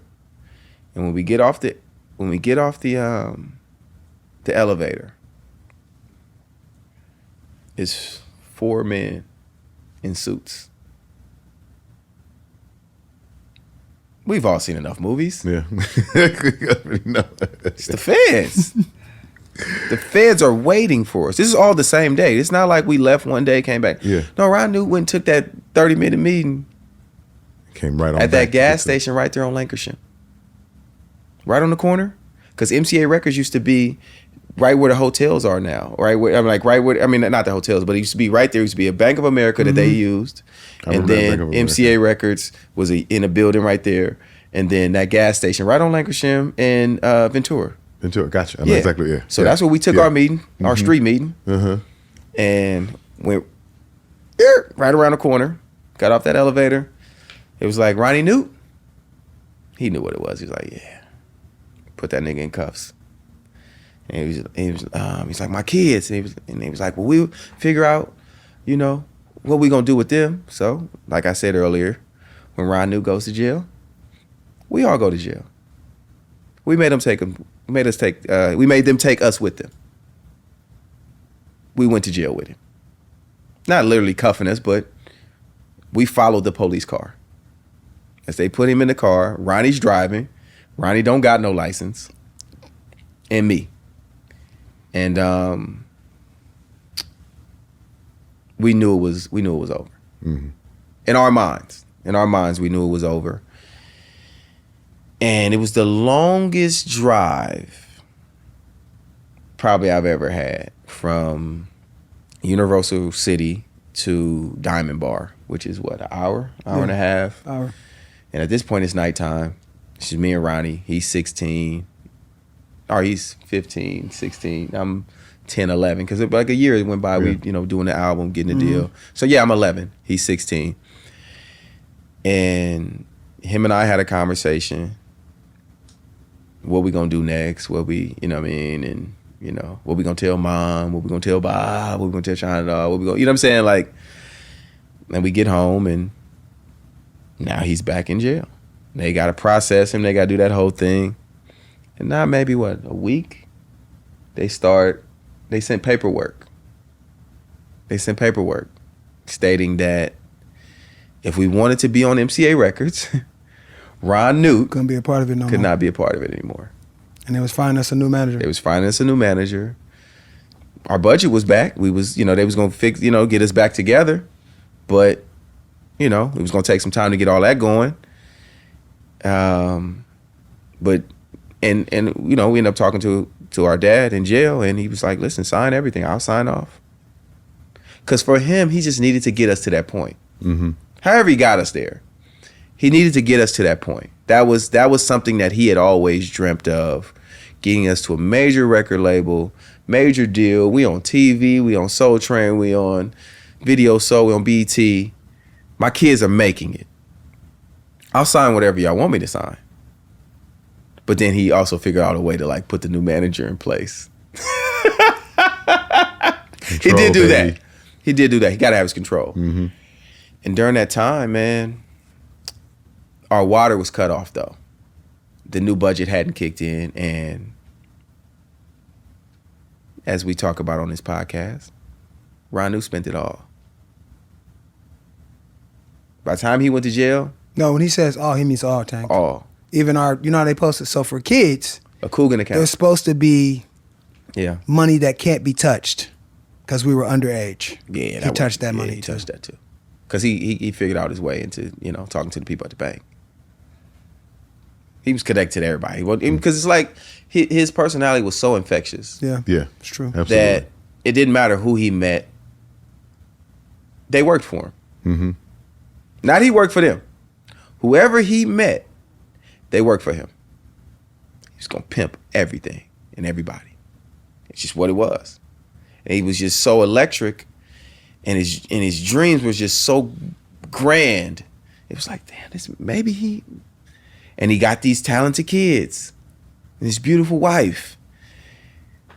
You know what? Yeah. What you need, Ronnie? Yeah. Yeah. What you need? That's literally how these guys, like these were grown men. Mm-hmm. Heads of banks, heads of labels, heads of legal. Yeah. What do you need, Ronnie? And he would find it, get to a bag. And he spent it. Sheesh. He spent it. All of it. The publishing deal money, the advance money, It's gone. And he controlled the finances, so we don't know that once he goes to jail that day, we're officially broke. Literally, we're broke from that moment on. So like, fuck, what do we, you know what I mean? So they trying to fast track us, and they put us in the studio with Spider-Man and Dr. Freeze. Spider-Man and Freezer in full Full effect. effect. Full effect. Poison. They're coming off Poison. Yeah. So you already know what they love us. Yeah. MCA Records loves us. No, tell them the look was different. They Oh, had yeah. us. We was gonna be the first ones. They Oh, had yeah. us in hockey jerseys. Oh, yeah. We was about to go nuts, Tank. Yeah. We were in the whole, we was in the space, man. We getting to wear Jordans. Yeah. We getting to wear the fly shit. We getting to be kids and young niggas, and they're just, you know, like they throwing it at us. They have us in the studio, and we're recording for the soundtrack of House Party 2. Mm-hmm. The Pajama Jammy Jam. Yeah. That was supposed to be us, Tank. Yeah. So if you look at the movie, if you look at House Party 2, in the record store, you'll see when they go buy the Newtrons album. Or Newtrons single. It's either the single or the album. It's the cover of us. Did you know that? Nope. In House Party 2, About to go watch it tonight. there's a scene. there's a flash of our album, or of us, in the movie, because we were supposed to be in the movie because MCA controlled that soundtrack. Mm-hmm. Tony, our Bay Area brothers, actually took our place in the movie. And the reason they took our place in the movie is because as we're recording for this soundtrack, our brother gets killed. Mm-hmm. And that goes back to them cutting our water off. We was fucked up. You know what I mean? We was fucked up, and Ronnie was always an extension of Dad. he hung out with him. Yeah. He was his little henchman. Yeah, he was an extension of our father. So he did what he, in a sense, knew best. He went to the streets. So Ronnie gets killed. For people who don't know, he get killed robbing a liquor store. Mm-hmm. And, you know, because at this point, he's fully immersed. He's immersed in the streets. He's full street nigga. But we have a record deal. And we're going to the studio every day. And the day he got killed, our studio session got canceled. Engineer got sick. His parents got sick. Yeah. And our studio day gets canceled. Because if not, we're at the studio. Gotcha. That doesn't happen. I mean, life is what it is. Of course. Yeah. Right. So, you know, Ronnie was fully in it, so it could have happened anyway. But that's how that, you know, that's how it came crashing down. And we literally had to watch, you know, our brother get killed on national TV. They used to have a show called, what's it called? Hard Copy. Hard copy. A show called Hard Copy. I'm 11 years old, bro, turning 12, 16, turning 17. And, you know, it comes on the screen, and we got, like, news people outside our house. It's insane. Because it's looked at as a scandal, Yeah. too. Yeah. It's like, you know what I'm saying? Kids on the rise, record deal, Yeah. goes out and Yeah. robs a store and gets killed. Yeah. It was on the news. So they were It trying to was- like, oh, it was a gang initiation, and it wasn't none of that. What they didn't realize is we was street niggas. Mm-hmm. Plain and simple. He just couldn't get it out of him. Yeah. And this wasn't anything, like whatever city we went to, we find it. We was finding the hoods, we was fighting. Because at that age too, back then, we were like the first mixed niggas in the hoods. You know what I'm saying? Like that. Like now it's like everybody mixed with something. Right. You know what I mean? But other than DeBarge, Right. Right. what was it? The Jets? The Jets. You know what I'm saying? Like, yeah, you could We- pick them out. like we count them would on one go- hand. And we would be live in back. all these cities. We would live in all these cities, and they would literally. I remember kids asking me, especially in Indianapolis. A kid said to me, "Nigga, what are you?" What am I? So I'm black. Nah, nigga, you ain't black. I'm 8, 9 years old. This is what I'm hearing. But that's really what it was. Yeah. So after I punched him in his face, Yeah. Yeah. Of course you punched him in Of the face. Of course, Yeah, I had to get off because that's the other thing my daddy taught us really early. Get off first. Early. Get off first. You know what I mean? Like we at one point we was the Boys Club boxing team. Because Ron Newt was also Golden Gloves. Yeah. He was So nice. he had hands. He was nice with his hands. And he was like, I got these kids and this fucking hair. They got this hair and shit. They got to. They better know how to be able fight. They better know how to When fight. our cousins would come to our house, everybody had to put the gloves on. We was fighting every day. We was fighting each other. We was fighting our cousins. We was getting to it. So we was just, we was aggressive guys, man. Really early. And me and Bob, especially Bob, and I think it's obviously because, Bob and Ronnie were fraternal. Mm-hmm. They were fraternal twins. And you know how they say, it's identicals where they just act alike, they talk alike, they sound alike. Then they got fraternal twins who are just like Polar opposites. polar opposites. And Bob just wasn't with none of that shit, man. And me, I was in the middle of it. Because it was like I had Bob, who was, that voice of reason and not want to do none of that and, want to sing and we're going to be musicians. And then Ronnie like, nah, nigga, but we still street niggas. Mm-hmm. So I'm like caught in the middle of my two big brothers. Mm-hmm. And when Ronnie passed, they fucking showed the whole thing on hard copy. And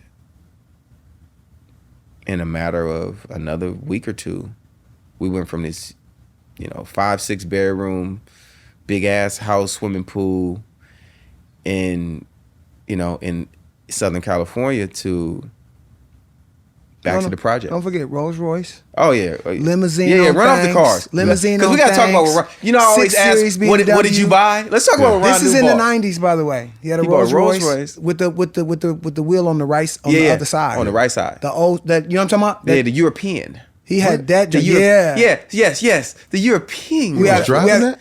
Yes. Yeah, we had a stretch In America. limousine. We had a stretch limousine on things with mustard and mayonnaise. Yeah. Gold Danes on it. Mustard and mayonnaise. Yes, Yeah, Gold mustard Danes. mayonnaise. Yeah. He had a 6 Series. We had was an feeling, Audi. like he said it was Audi. It was I had a bike. it was And we're gonna go back to that It bike. was That's cars what's everywhere. most It was important. cars We're gonna go everywhere. back to that bike. Which also was a part of from what he was saying. If anybody know that living in LA, it's like keeping up with the Joneses. Yeah. Yeah. So 1, we had a record deal. 2, we had this house. 3, we had all these cars, but we didn't have no money. So Ronnie felt like he was next man up. You know what I mean? Yeah.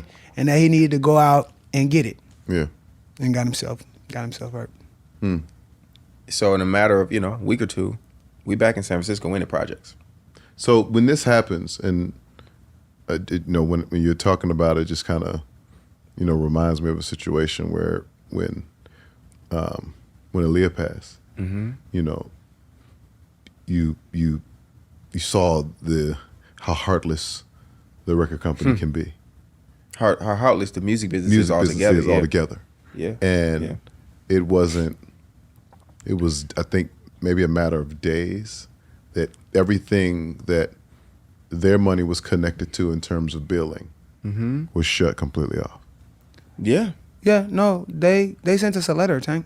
Which, by the way, for me was always really hard. And I never asked him like how it affected him. Because again, we had put in real work to get there. And so for years, I don't know if I told him this, for years I was even mad at my twin. Like, nigga, you threw it all away. Like you know what I'm saying? Like how you do that? Yeah. Because like he said, we had Sugar what to you shit. said, 18, how many months you said? Matter of- I'm talking about Screaming Girls, Soul Train, Video Soul, Yeah. you know what I'm saying? Tour, all of it. Yeah. We did Say No to Drugs. It was 10,000 people, Tank. Yeah. 10,000 kids, by the way. Going nuts. And we went from that, like he said, to back to San Francisco again in the hood. Projects. Not to mention we had just lost our brother and our group member who we had spent all our time with from beginning to from born to, you know what I'm saying? I was in the womb together. Yeah. Right. Yeah. And now he's gone and it's just me and him. And we back in the hood. And now I gotta keep him, you know what I'm saying, from getting lost in the hood. Yeah. You know what I'm saying? This nigga stealing bikes. Like he's wilding. But you had a bike. No, not in the hood he didn't. So I did. I came with the bike. Oh, you bought your bike? I sold the I didn't know bike. you bought your Oh, okay. I sold the bike. The businessman. because I needed money. Mm-hmm. And But before we get to that, you're how old at this point? 11 turning 12. Jesus Christ. Yeah, this has all happened before I'm a teenager. I'm not a teenager yet. So are you able at this age to really process what's going on, or are you able, as like, since you're still a kid in a sense, you know, pick up and kind of move on quickly and just roll with the punches because you are young? Are these things really affecting you at this time? Yes and no. Because I was just so used to things going left. Gotcha. Because that was our life. Mm-hmm. We up, Pops got the bread, then the door get kicked in by the police. Mm-hmm. We up, then somebody snitch on Pops. Now he in jail. Mm-hmm. We get a record deal, Ronnie get killed. Our first Ronnie, dad go back to jail, then Ronnie get killed. Yeah. Like, these were just and numerous things amongst, along the way. So it was kind of par for the course of, this is what life is. I didn't know that wasn't everybody's lives. Gotcha. I thought everybody go through this wild shit Mm-hmm. until I got older and I'd be telling you stories and you'd be like, nah, Jay. No, you didn't tell about the time you got kidnapped. You didn't. Yeah, right. You So it's didn't. like, I think that it's, for me, a gift and a curse. Mm-hmm. Because I just knew how to adapt to the worst things that you could possibly throw at me. Mm-hmm. So now we back in the hood. I'm a hood nigga. So give me, you back in the hood at 11. At this point, do you decide, hey, the music business was what it was and the streets is what it is? And if that's the case, at what point do you say, I think I need to get back to this music shit? Oh yeah, I was out. Mm-hmm. I was out. Because in the beginning, music it wasn't my first love. Right. It wasn't my love at all. Mm-hmm. It was a chore. Yeah. It was Bob's love. Yeah. It was my dad's love. You get to be a kid now. Yeah. I get to be a kid. Gotcha. And as we all know, being a kid in the hood is actually fucking fun. What? Bob, It's the greatest. Bob is, I hated that but Bob is shit. becoming but you also becoming a young man. Yeah. So it's different for you. Hey, all the hood niggas is looking at me weird. They loved him, but I was competition. I'm fully. You know what I'm saying? Yeah, They rolling by yeah. and they, you know what I'm saying? These are all the top drug dealers are my age. Mm-hmm. Yeah. But all the bras is like, Bob is here. You know what I'm saying? Yeah. I just seen Bob on TV. Yeah, I don't we care if he seen live in the Bob. projects or Yeah. not. What? Yeah, Yeah. like, and he's still Bob. You know what I'm saying? Yeah. Like, and so they I'm get. going I to didn't even know Bob's why they house. was giving me look. So he fit in. Yeah. I was at the boys club every day. Like I was playing basketball. Plus I was already beyond the hood shit. I was already like that. Yeah. Is some bullshit. Gotcha. He loved it. Right. He with his little cousins and they doing all the crazy They in shit the every bullshit. day. Yeah, no, we I gotta we fully tell, locked in. but see, still, because Ron Newt is still in jail right now. Mm-hmm. So the only daddy he got is me. Only person to look out for him and make sure he don't go all the way left and get killed like my twin is me, to make sure. So I would, all the hood niggas that did mess with me, I'll be like, if y'all see that little nigga on the block, punch him in his chest and get him off the block. Yeah. Shout out to Black Howie. Black Howie, that was my guy. It was like a track star from our hood. I would see him and I would run and I would think that I got away, but by the time I got there, he was already there. Already waiting. No, he was literally a track star. The nigga was like the fastest nigga I ever seen in my life. Right. He was already there and he would punch me in the chest. Stone cold athlete. And I had to go home. And I'm gonna tell Bob, nigga. Yeah. I just didn't want to tell Bob. Right. I didn't want nobody to tell Bob. Right. Right? Nigga, I'm in the middle of dice games. And the OG niggas just love me, bro. Like before like the robber nigga, they used to rob all the dice games. Before he would rob the dice game, he would tell me to get my money and leave. I was already getting tapped on the shoulder. I'm like, it's sweet. But also tell them what it is though. Also, what like we never really realized how The protection. the Ron Newt protection. Yeah. Bro. Yeah. No, it was real. It was like a shadow of a boogeyman. Yeah. That was always in San Francisco with me, and we could fight niggas. We could really get away with it, whatever. Yeah. To be honest. Yeah, because of They didn't want the consequences of him coming. We had I would say the 3-part family that all comes from our great grandmother and grandfather, the Newts. that branched off, had multiple, families and kids. It's called the Newts, the Tatums, and the Beasleys. Mm-hmm. If you're from the Bay Area, Mm-hmm. you know what that means. Yeah. If you're from San Francisco, You really know what that means. you really know what that means. Yeah. And it's a lot of us. Just with the Newt last name, it's over 100 of us in San Francisco. We're gonna be Yes. around forever. Yeah, because he got 8 kids, so Yeah, we definitely talk gonna be. that talk. You know what I mean? We Grandkid cracking. Newts. Talk. Grandkid Newts, we cracking. Hey. Fertilize. So Fertile. yeah, we had to protect. We had that protection over Yeah, us, and yeah. we didn't abuse it though. Mm-hmm. We didn't abuse it. We wasn't just out there doing dumb shit, but it made it where we could go anywhere and do, and we had friends in different and cousins and family and the whole thing. And like he was saying, man, I think I gravitated toward some of the bullshit early on. I've always liked to shoot dice. You've shot dice with me in Vegas, Could shoot you the just dice. have a knack for He's lucky. dice. I like This to- nigga yeah, I just like to- does No, he's not lucky. I like to shoot dice and lose. shit. Fucking dice. We'll get to that story. And that's why I started my first business. So I sell my bike to my guy Shaka, rest in peace. Oh, that was my guy. He was one of the top guys in our neighborhood. He bought my bike, gave me $350. He actually gave me good money because the bike was probably a $500 bike. He gave me $350 though. It was streets. Yeah. Gave me like $350. I bought a 50 sack and an ounce, and I was going, I was gonna be the new king. I just want this to stop. It did stop because I wasn't good. I wasn't good at that age, and I looked really young, and nobody wanted to buy my drugs.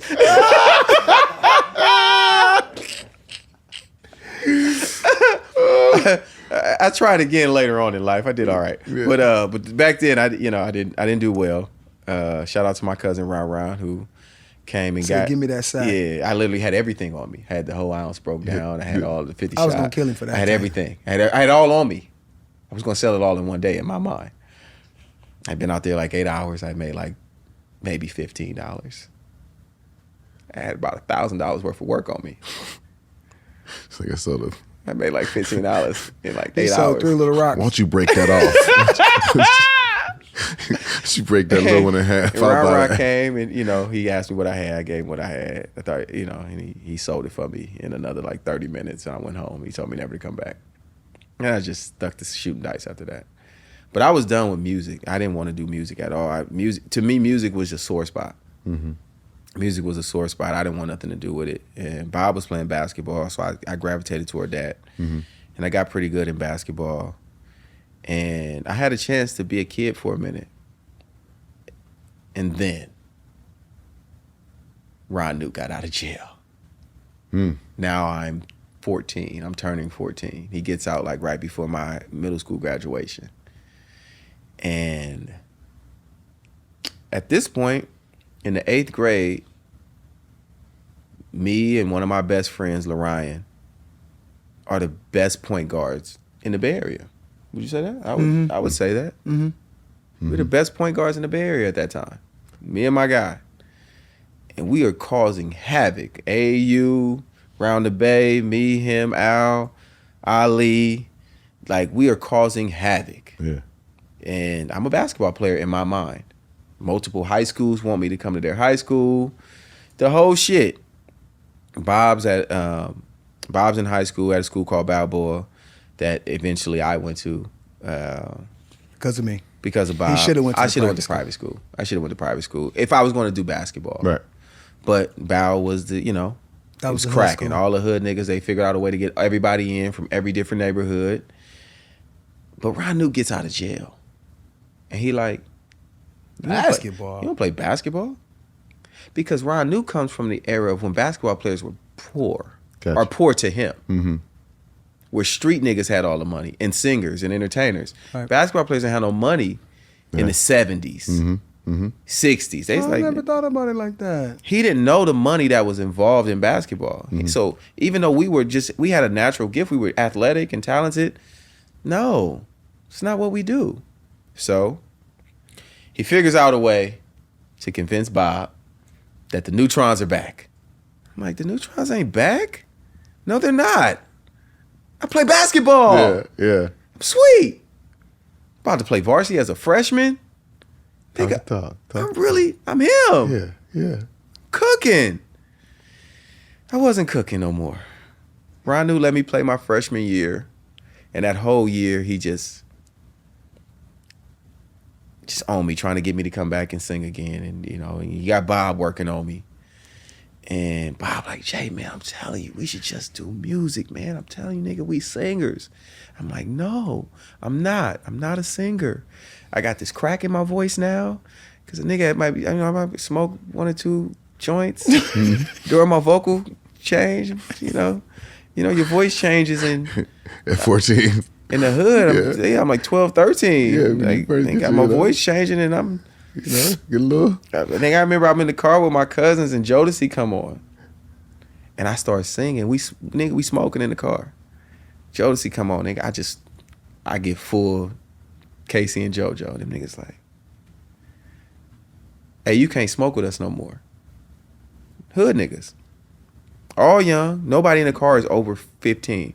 Well, my nigga Eggy, E-Word. Shout out to E-Word. E-Word. He had a car. He was 14. I was 13. Don't ask how he got a car, but he had a car. I'm not gonna ask. And he was like, him, my cousin Doodah, I think it was me, him, Doodah, and Manny Pooh, my other family. They like, you can't smoke with us no more. Like, I can't smoke. Like, nah, you different. These are all kids. Manny's probably 15. So 13 to 15, all of us. It's like, you can't smoke with us no more, you different. And I didn't really get it until later. Yeah. Like, they just saw it. Like, nigga, you just bust out in Jodeci, nigga? Like, Right. We're not about to bust out singing. Nigga, we trying to go figure out what's the next play. Yeah. So, niggas, they kicked me out of the session. But it had created like a natural crack in my voice. Because I didn't really sing through voice change, and I was fucking around. So once Pops get out and Bob is on the shit, I'm like, Bob, I don't sing no more, bro. Like, no. He's like, nigga, yes. This is what we do. So, long story short, we become the Newtrons again. Part 2. We put our cousin 2.0, Ron. I should say. We put our cousin Steve in the group. And Ron. And our brother Ron. Steve, We bring Ron back. Yeah. Because I'm like, well, if we doing a group again, Ron got to come with us too. Me and Bob, we like, no, nigga. Shorty Black. Shorty Black. Yeah. We ain't doing this shit without Ron. Yeah. Because, like I said, I go back to my initial statement of Ron should have always been in the group, because if Ron would have been with us in L.A., that would have never happened. that never happens to Ronnie. Yeah. Because Ron would have fought every nigga that came around trying to influence him. Right. Fought Ronnie. Right. Yeah. Fought whoever. Right. Because Dad said. That was his favorite shit. Whenever anything, Dad said. said. And nigga Ron going to the fire about Dad said. Yeah. So I always felt like if we had Ron, Yeah. everything happens the way it's supposed to happen Right. for us. From a group standpoint, from a music standpoint, it never goes the way it went. So now Ron's back in the group. I'm 15. Bob is 20. Steve is 20. Ron is 22. And Ron Newt, like, nigga, I'm sending y'all to L.A. Everything is always back to L.A. Got to. Yeah. You have Right? to. Got So we back in rehearsal. We back full time. Shane Sparks. Shout out to Shane Shane Sparks is our choreographer. Yeah. And what I don't realize is that I'm losing. I do realize is I'm losing my years in basketball. But I can't fight it, because it's like I told Bob, I told Ron, my dad, nigga, I gotta hang up basketball. So I miss my whole sophomore and junior year of basketball. Sophomore year, we put out a project. We go back on the road. He buys another bus. This time he buys a Muni bus. You gotta tell him how. What? Right, but you gotta tell him how great he was though. Like, he didn't talk. He would always go find the money, Tank. Yeah. I'm talking about hundreds of thousands of dollars, not no little money. Yeah. We talking full shoe boxes stacked with cash, and he would get us. We always had an investment. producers. He would find producers. We always had He an would put the whole thing together. I mean, like we was when Ron Newt came back. He's We was back. back He's at it. back. So what we find out on this road, though, is that we're blackballed. That name is blackballed. Ron Newt is blackballed. It don't matter how good we are. I don't think I never knew that. Oh, you didn't know that? Yeah. Bobby in his own world. I just be singing. I don't. I just came to sing, man. Hey, Tank, if there's a crowd, I'm trying to sing. Turn the mic on, man. So we did our stint. It didn't work. And we got we were blackballed. Anything with the Newt name on it, just because it was still sort of, not enough time had passed. Mm-hmm. Some of those people were still executives, or now they were higher level executives. They weren't fucking with us. So, we do that stint. I finish high school. I come back. I play my senior year. Like, I knew I was good, and I was like, I can go to college. I will get a college scholarship. I knew that. I love the NBA more than I love basketball. Mm-hmm.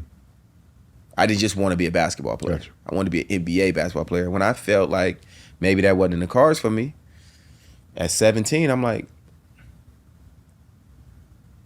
this music thing. Came calling again. Because during that stint with the Newtrons, Bob started making me write songs. Because I didn't like the songs that people were giving us during that second stint. Because we didn't write all of them. Bob was writing some, but I'm like, I don't really like these songs. That's whatever. And I remembered from My Heart Beats For You days, like, shit, I'm not singing no more shit I don't like. Like, I was turning into that guy. Mm-hmm. I'm not singing shit I don't like.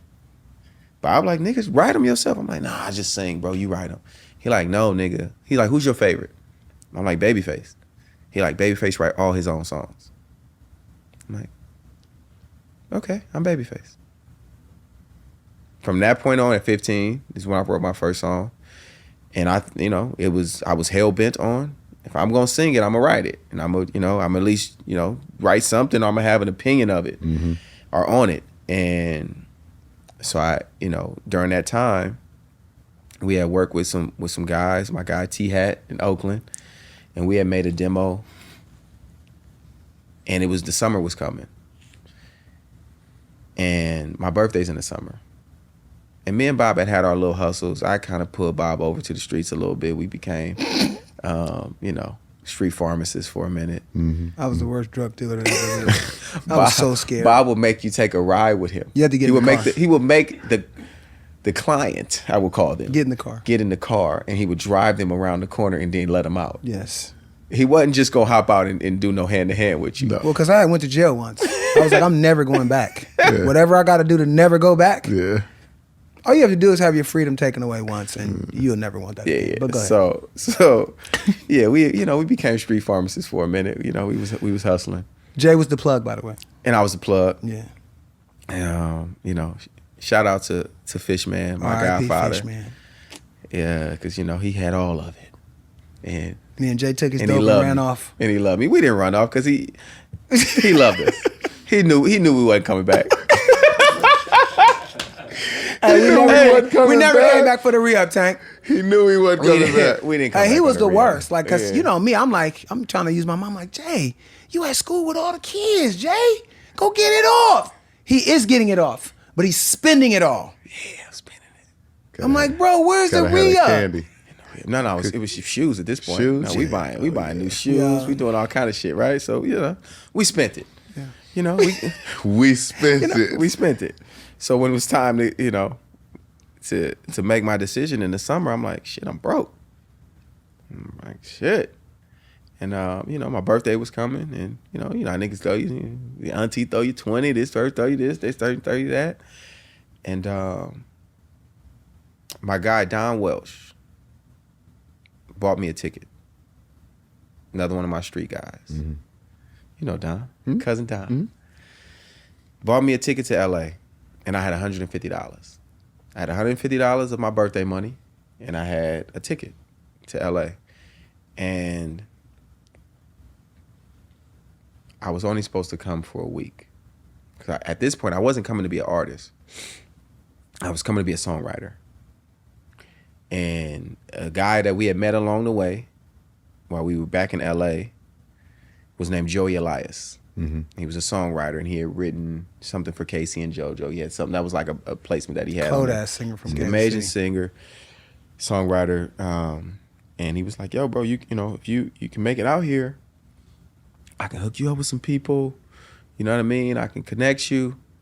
And he was going to set up a meeting for me. So I was like, all right, cool, I'll come. It's like a week if I could just crash on the couch. And when I'm here, he starts taking me to all these studios. Mm-hmm. And I'm meeting all these writers and, you know, John, and I end up meeting Jason Edmonds, who turns out to be Babyface nephew, Right, who cuss. Mm-hmm. I'm like, shit, this nigga's Babyface, but he cuss. This is crazy. Right? And I'm meeting all these dope producers and what was our guy with all the sounds? Everybody bought the sounds, used to buy the sounds from Speedy. Speedy. Speedy and Baby Boy. They was a Speedy and Baby Boy, right? I mean everybody. I mean all the guys at that, you know, this moment in time. And all I kept thinking was, my songs aren't good enough. I'm not going to play my songs. Because they like, what you got? You want to play something? I'm like, nope. Man, I'm just here. Yeah. I had a nigga cassette of what I thought was jams. What you thought was the sauce.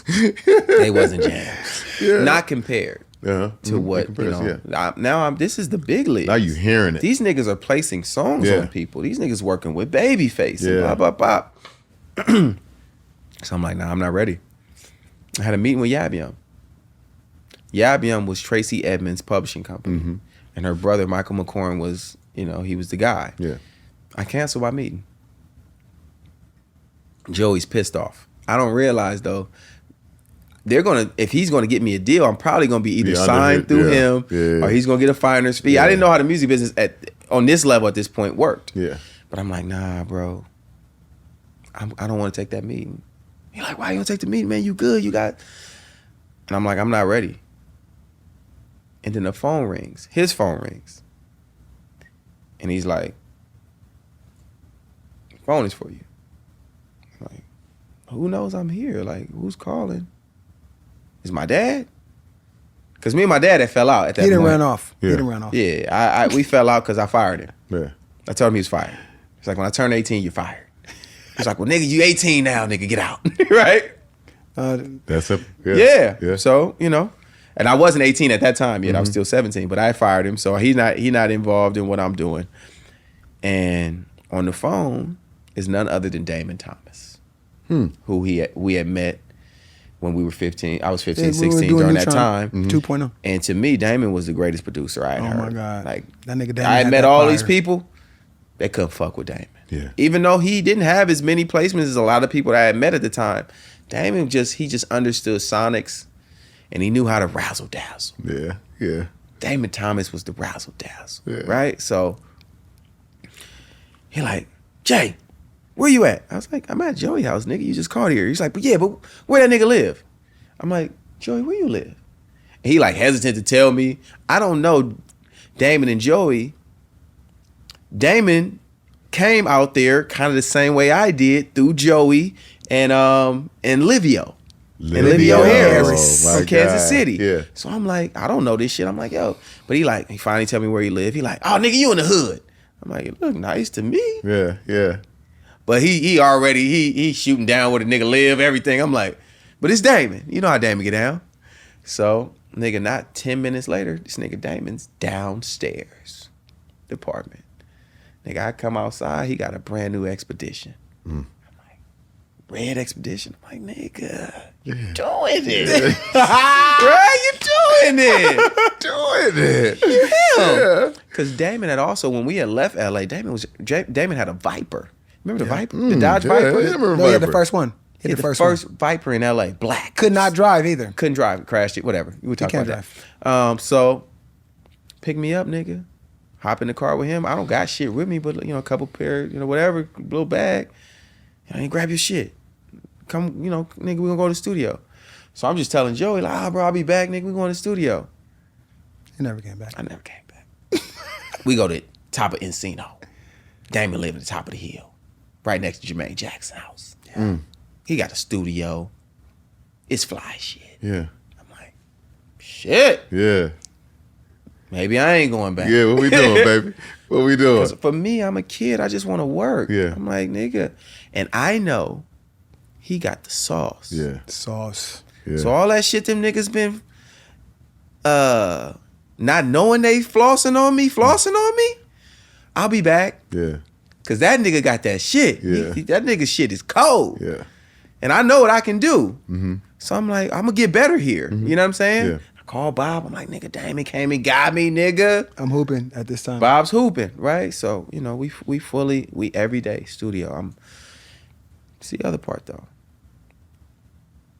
Damon don't got no furniture. He got his bedroom furniture, living room furniture, all the other rooms are empty. Bear. When I say no furniture, None. none. So I'm like, shit, He's sleeping on the floor. nigga, this floor gonna do it. Yeah. So when I tell that floor story, shit was real. Real floor. 9 months On the floor. on the floor. Yeah. They was coming to see me Oh, they was gonna come see you. on the floor. Yeah. Yeah. They can't get away on the floor. Hey, Yeah. one blanket. One blanket, Hey, baby. on the floor, you Yeah. get all Yeah. of it. Get wore out on the You get floor. wore out on the floor. Yeah. If as Tony would say, lay your head on my pillow, Yeah. it was my chest. Oh, my chest. If they wanted to lay their head down, Yeah, just- come on, there go your pillow. Get in my It ain't head. much. It's a bird at this point. come on, I ain't man. did too many push-ups. Come on. You can lay on it though. Yeah. Yeah. You know, some notables, right? Before any of that, you know what I'm saying? Like that says a lot about a man and how he responds in this business to success. Yeah. What he was able to get off before any of this shit ever happened. Yeah. Yeah. Pallet on the floor. Yeah. Yeah. I'm cracking. And it wasn't no Instagram then, neither. Nah, it there wasn't no grams. It wasn't no sliding no DM. No, you had to holler at him. I had to holler at you. Yeah.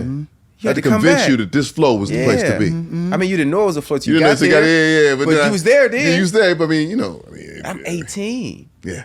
I'm a kid. Most niggas is in college starving anyway, so those girls are my same college age. We're, you know what I'm saying? Like, they like shit. Nigga, this is a nice ass house with a studio. I don't give a fuck. Yeah. We on this floor? Yeah. Can I stay? Can I stay? You can't stay. You can't. Yeah, you got. Jay kicks in. Oh no! You gotta go home. You gotta go You home. gotta go home. You gotta go home. Spend the night? Spend the night? I probably didn't have nobody spend the night until I got a girlfriend at 21, Niggas like, nah. and we lived together. That's when spend the night started. That's a I didn't breach of even- security. You're I'm not not gonna be able spending to the let you- night. Now set me up. You told somebody you spent the night, you lied. You was not spending the night. So, you know, fast forward, we working, and I'm doing the demos. Mm-hmm. While we're doing this, though, I convinced Bob. I'm like, Bob, you got to come out here. I'm like, Bob, come on. Nigga, he playing basketball. He don't realize it ain't no groceries and no furniture. But I'm like, Bob, nigga, I need you. I need you here. You know what I'm saying? Because at the time, too, he's Playboy Bobby. He knows what comes with that. I know what come with Bob. Huh? Huh? Minute Maid juice. Yeah. You hear me? Oh, yeah, we getting a good As much juice Minute now. Maid juice as you want. Yeah. I know Yeah, what you're we talking getting about. we getting the good juice now. I We hear got what you putting down. we got lunch meat. Yeah. You know what I mean? We got the fridge is now full because Bobby's here. Because when I call my little things, guess what? Yeah, they Yeah. bring it through. Cha-ching. They Yeah. bring it Hello. through. Yeah. Hello. Shout out to JG. Hello. So Bob comes now, you know, but Bob like, man, we got, you know, he make it right in that sense. But now Bob got another room on the floor. We flooring it though. We fully thugging Yeah. it. But the truth of the matter is, we're in the studio all night long. Yeah. Exactly. Yeah. It's a couch in there. Yeah. But there's just no furniture in the thing, right? But we working, and I remember Damon got a check. He got a check. He might have got like 100,000. So we thinking, okay, he about to, Oh, I it's love about this to be story. beds, and we about to turn Typical this Damon. motherfucker up. We about to turn this bitch up. And listen, you never tell a man what he could do with his money because it was his. You know what I'm saying? It was his new check. Damon didn't buy no more furniture. Damon bought another car. Got He it. bought that Lincoln Navigator. He bought baby. the Lincoln Navigator. It was the first All one. black. Another first one. On them and 20 took himself shopping and on- let me and Jay watch. Yeah, with 20-inch rims. But it was all preparing me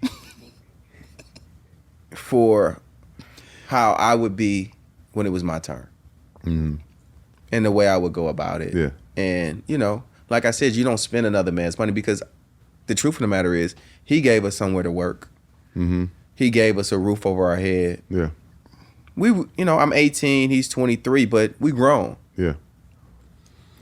nigga, I could have left. He wasn't holding us. Bob could have left. He wasn't holding us hostage. Yeah. But we did think maybe, buy a futon.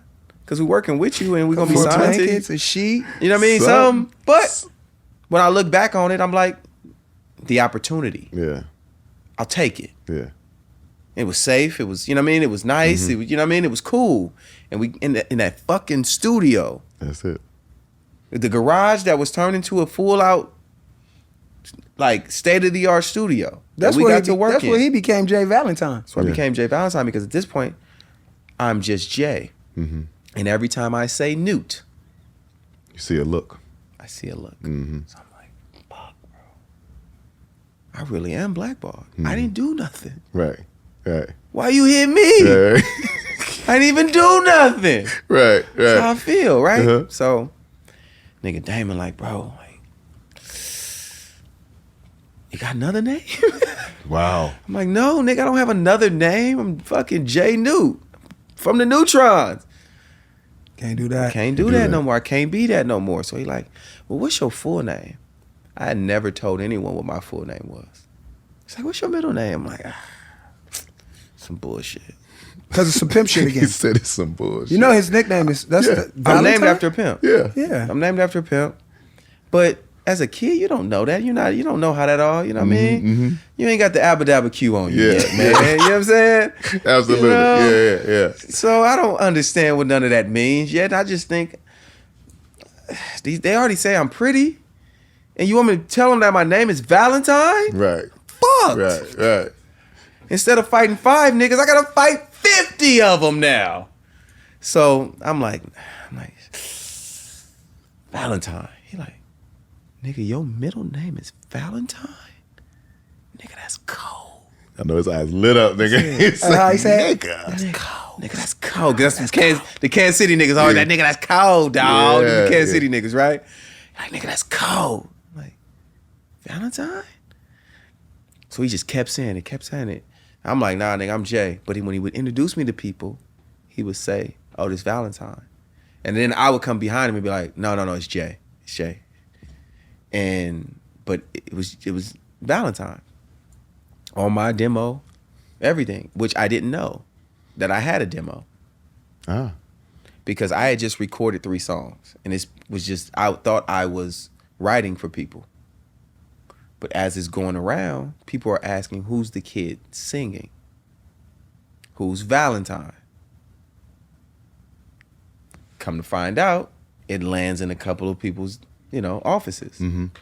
One of the offices is Elektra Records, Sylvia Rome. So Daryl Williams, who was the head of A&R at the time, was from the Bay. He was like, flying to New York. I had met with Daryl in LA. He flew us to New York so we can meet Sylvia. And it was odd because I felt like Sylvia didn't really listen to the music. She just liked me. She just saw something in me. I didn't know that her and Damon had already had their history. So she kind of wasn't fucking with Damon. Yeah. But she had found out that he had this kid. Yeah. I don't know none of this shit. This is the music business. Yeah. Learn these things. Somebody who may be walking you in could already have a history there, good or bad. Right. And in this situation, it wasn't so great. But she loved me. So when they walk me in, they say, this is Valentine. And I'm like, nice to meet you. I'm Jay. She was like, Jay? Well, who's Valentine? I was like, well, I'm Jay, but my middle name is Valentine. She was like, oh, well, you're J Valentine. Sylvia, if you're watching this, Yeah. you probably don't remember, but you named me. I never knew that either. No, you don't do that? No. Sylvia Crazy. Rome named me J Valentine. Wow. Thank you. But fast forward, the deal don't work out. Because we just got too much shit going on. It's too much history. It's all these things. That deal doesn't work. And I'm like, all right, well, really, I just wanted to write songs anyway. Yeah. And the songs that I had from that deal, nothing ever came out. We didn't put out a single. We didn't put out anything. The songs that I had from that deal, now I'm a professional songwriter because I've been writing. Yeah. And before that, we had landed a record on Kevon Edmonds, Coco. on Coco from SWV. So we had 2 placements. Yeah. The Kevon album goes gold.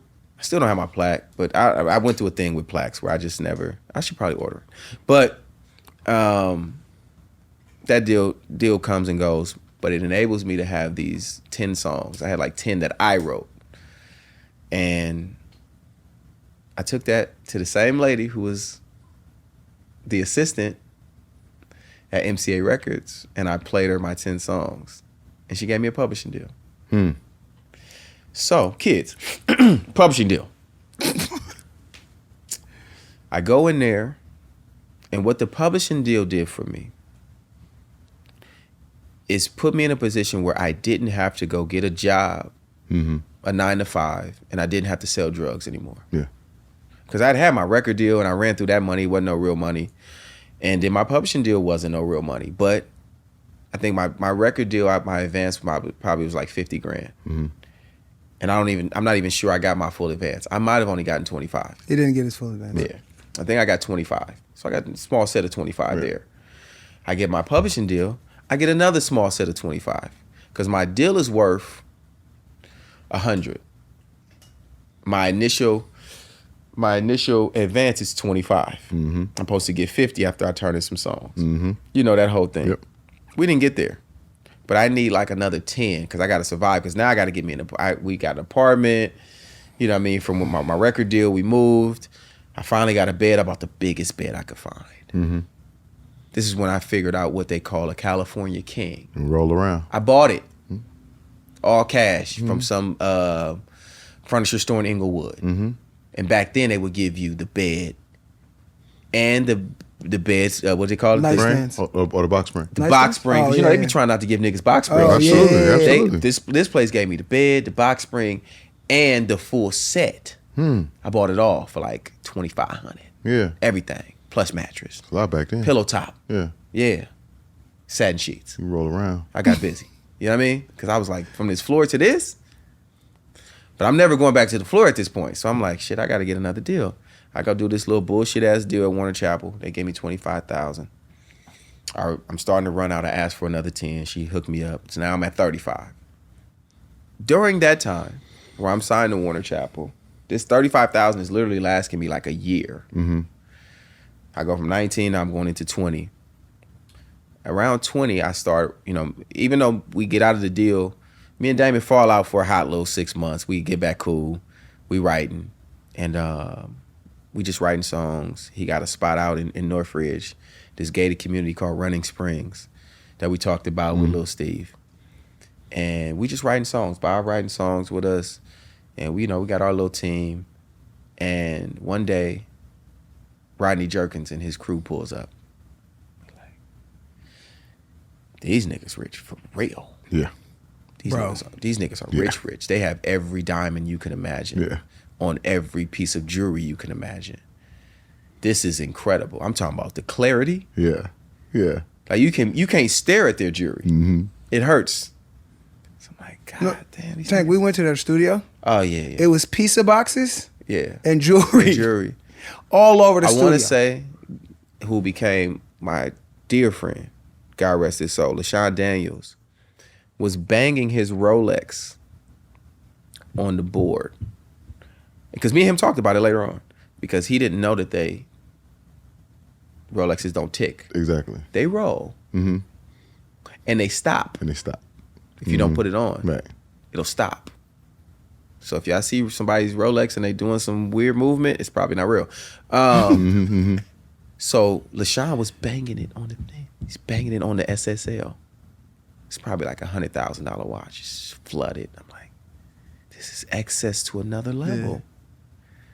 So within that same couple days, they just show up at Damon's house to play basketball with us. And I'm like, wait. But see, that's what cool. That goes back. Every time we play basketball against musicians, we are ringers. Yeah, me and Bob were the ringers. Because we actually really played basketball. And we were kind of like white men can't jump. They would look at y'all like... We were Woody Harrelson because it's like, these pretty niggas can't play basketball. Every time. Yeah. I got stupid bounce. This nigga don't miss from strap, 3. I got dumb handle. I got, like, nigga, I'm going from not going to college and playing basketball to now being in the music business. I'm fucking niggas up. Yeah. But they bring a ringer. They did. And we don't know he's a ringer. Because now he's their white men can't jump. Right. He goes by the name of Harvey Mason Jr. Harvey Mason Jr. We don't know this nigga played at Arizona. We don't know this nigga played in the Final Four and with Steve Kerr. Right. And you know what I'm saying? And Bison Dele. Yeah. We don't know this, you know what I'm saying? Like, you don't know this nigga's a pro. He played overseas. Like, we don't know none of these things. So, but nigga, and we don't care. We don't care. When I say he's hitting me with D1 elbows, But it's also two of us. It's only one of him. It's only one of him. Mm-hmm. Rodney and Burt. You can't. No good. You can't guard both of us. Mm-hmm. You can guard one of us. Right. But both of us, we gonna get some shit off. So, you know, long story short, we beat Dark Child in basketball. And, you know, we was cool. Everybody kicking it. LaShawn on the sideline laughing, cracking jokes and shit with $2 million of jewelry on. Yeah. And they leave. I get a phone call from Damon the next morning. He's like, come by the house.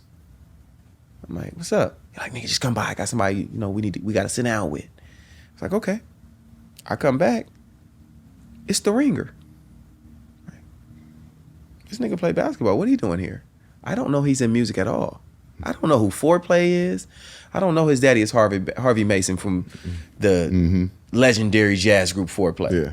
It's just a nigga who I play basketball with who I kind of still don't like. Mm-hmm. From who? You know what I'm saying? Like, I'm like, what's up? They're like, yeah, man, you know, you remember Harvey from last night? I'm like, yeah, all right. We hooping? This is my first thought.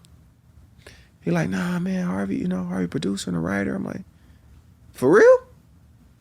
He's like, yeah, you know, I was engineering and writing with the guys and doing my thing at Dark Child and blah, blah, blah.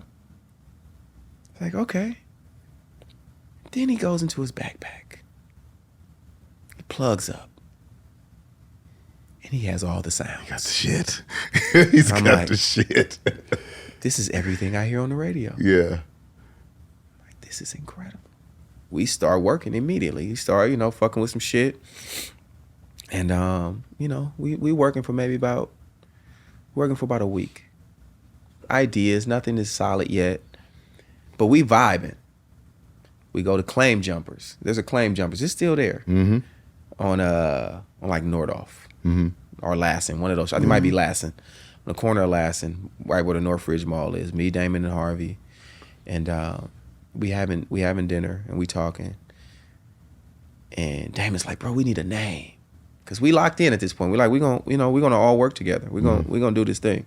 Because you know, me and Damon have already been working together and now Harvey's with us. He's like, we need a name. And, you know, niggas start spitballing. Everybody got some kind of name. This name is all, you know, all this. Damon coming up with like intergalactic type shit. Yeah. And, you know, and after he says it, then he does a dance move. Yeah, you know what I'm saying? Of course. You know what I mean? Of course. You know, like, no, Damon. No. And Damon's like, Jay, what you got? You always got something, some names, something like that. I'm like, thinking, I'm looking around. I'm like, and Harvey's just kind of waiting. You know, Harvey's like waiting for the action of what we got. And I'm like, oh, I think I got something. And he's like, what? I'm like, we should be the Underdogs. And they're like, the Underdogs? I'm like, yeah, everybody loves the underdog. And they're like, okay. I said, but nah. And you know this because you know I'm idea overload. Mm-hmm. I always have an extended reason too. Yeah. Because I got to make sure you rolling with me. Yeah. And I'm like, no, because Damon, you come from up under Babyface. Harvey, you come from up under Rodney. And Damon, I come from up under yours, under your tutelage. I worked with you. We're the underdogs. Everybody's rooting for us. Damon, like, nigga, I'm getting a motherfucking spray painted t-shirt tomorrow. Yeah, yeah. Like a spray paint, nigga, we get those for niggas who die. You know what I'm saying? That's like the hood shit that niggas get when you die. Everybody get the R.I.P. little pistol starter. Right. You know what I mean? But fuck it, you gonna get the Underdog shirt. Yeah. Damn, he got an Underdog shirt. He started getting Underdog spray painted on his Air Force Ones. Yeah. He doing everything. The most. We become the Underdogs. Mm-hmm. They come up with a track. That motherfucker starts with dun dun dun dun dun dun dun dun dun dun dun. And I'm like, this shit is crazy. But as we're doing this, we're also forming the partnership. Mm-hmm. And kids, pay attention to this part. I wanted to be a full partner. Mm-hmm. But I wasn't paying for anything. I was purely sweat equity. Meaning, my hard work was my payment. I wasn't paying for studio. I wasn't paying to get the name trademarked. Sweat equity. They didn't want to make me an equal partner. And I'm also 19, maybe 20. But shit, I don't even got the money to put into it. But I know I got sauce. Got the sauce. But in my mind, I'm a nigga. It's us three. It's like right now, if we gonna start something, we gonna split it 33 and a third. He was like, nah, champ. So what we're gonna do, buddy? Is you're our LaShawn. And I'm thinking to myself, LaShawn's, and I don't know his business, but I don't think LaShawn is a partner at Darkchild. So I'm like, wait. They're like, yeah, you'll make money off vocal production. You'll make money, as a writer. You'll sing on stuff, so you get your neighboring rights and the background vocals. Yeah. You'll make money, but you're not our partner. I'm like, and I'm skipping some steps because I like them girls happening that whole thing at that time. But I ended up writing I Like Them Girls and I left. And I didn't write. I might have written a couple more songs, but that was the record that I wrote, helped placed, because I got that record placed. Shakir Stewart called me. I got that record placed initially, and then it ended up getting on because we told this. I told the story to Tyrese about how it wasn't for him. It was for Usher in the beginning, and Brandy ended up placing it on Tyrese because we were trying to get some Brandy cuts too. And after they didn't want to make me a partner, I told them I was out. And I helped found it with them. I made up the name.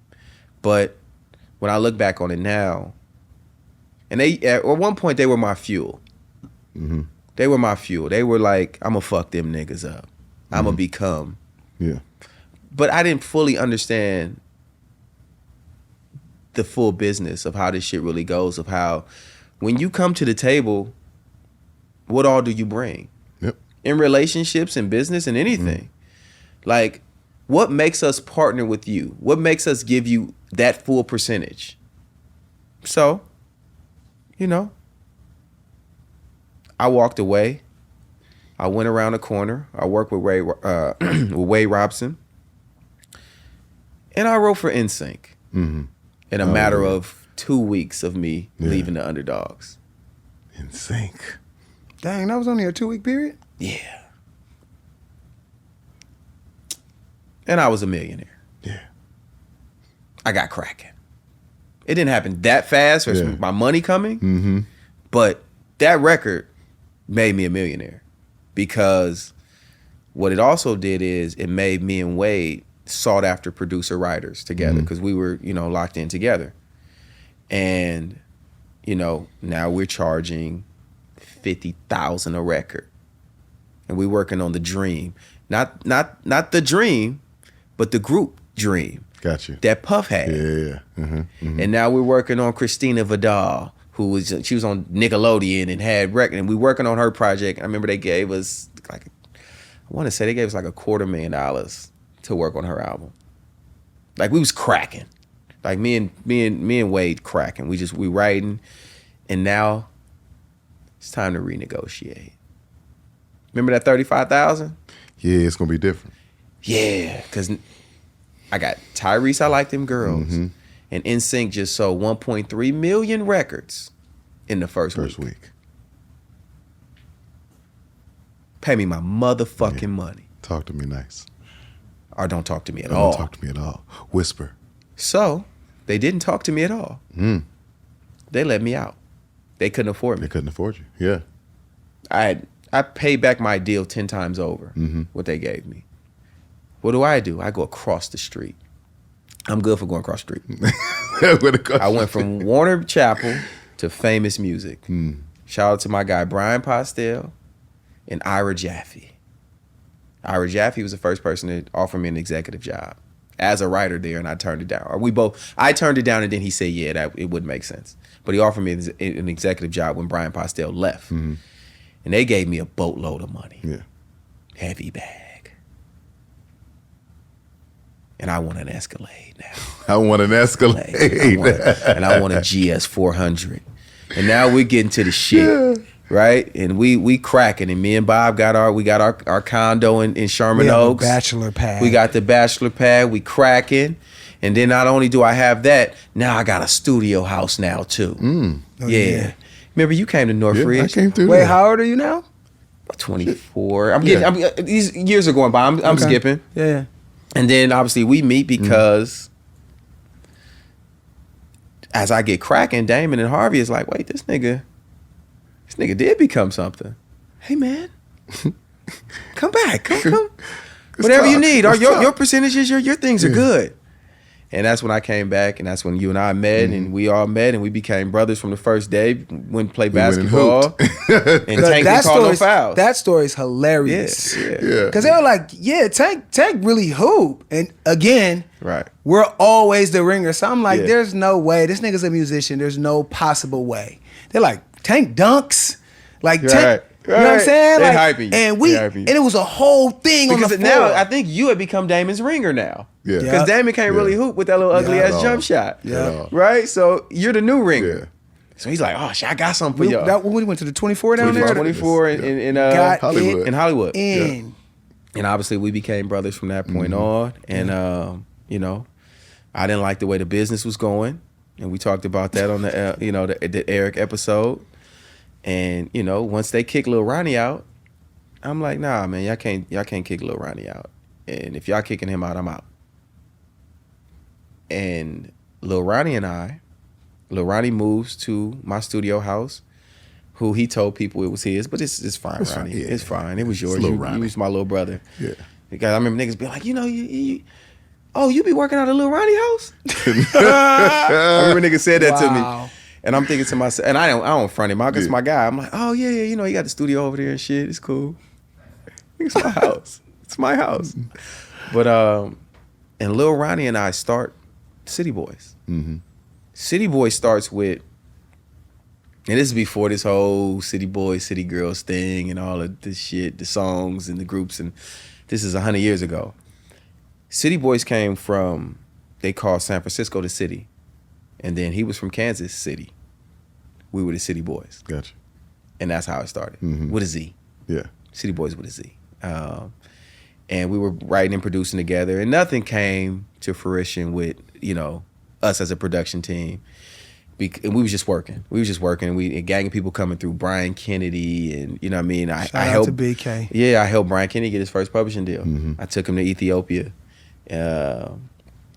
through his manager, Tom Maffei, at the time, who became my manager for a time as well. And, you know, guys just pulling up, we just working. And Ronnie was like, man, I think I'm gonna move to Atlanta. And I was like, all right, well, shit.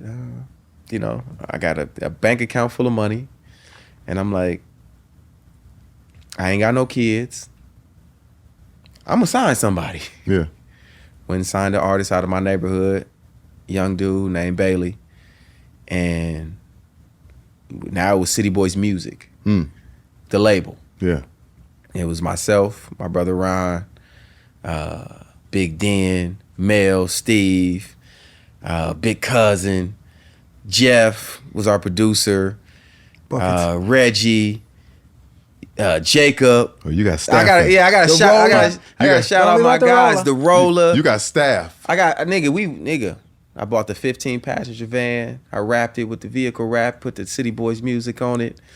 You know what I mean? We out there. I blew it all, Chief. Yeah. And these niggas was looking at me like he's our new money sign. Gotcha. He got a money sign on his forehead. Yeah. What can we get this nigga who's coming from the major label music business to spend?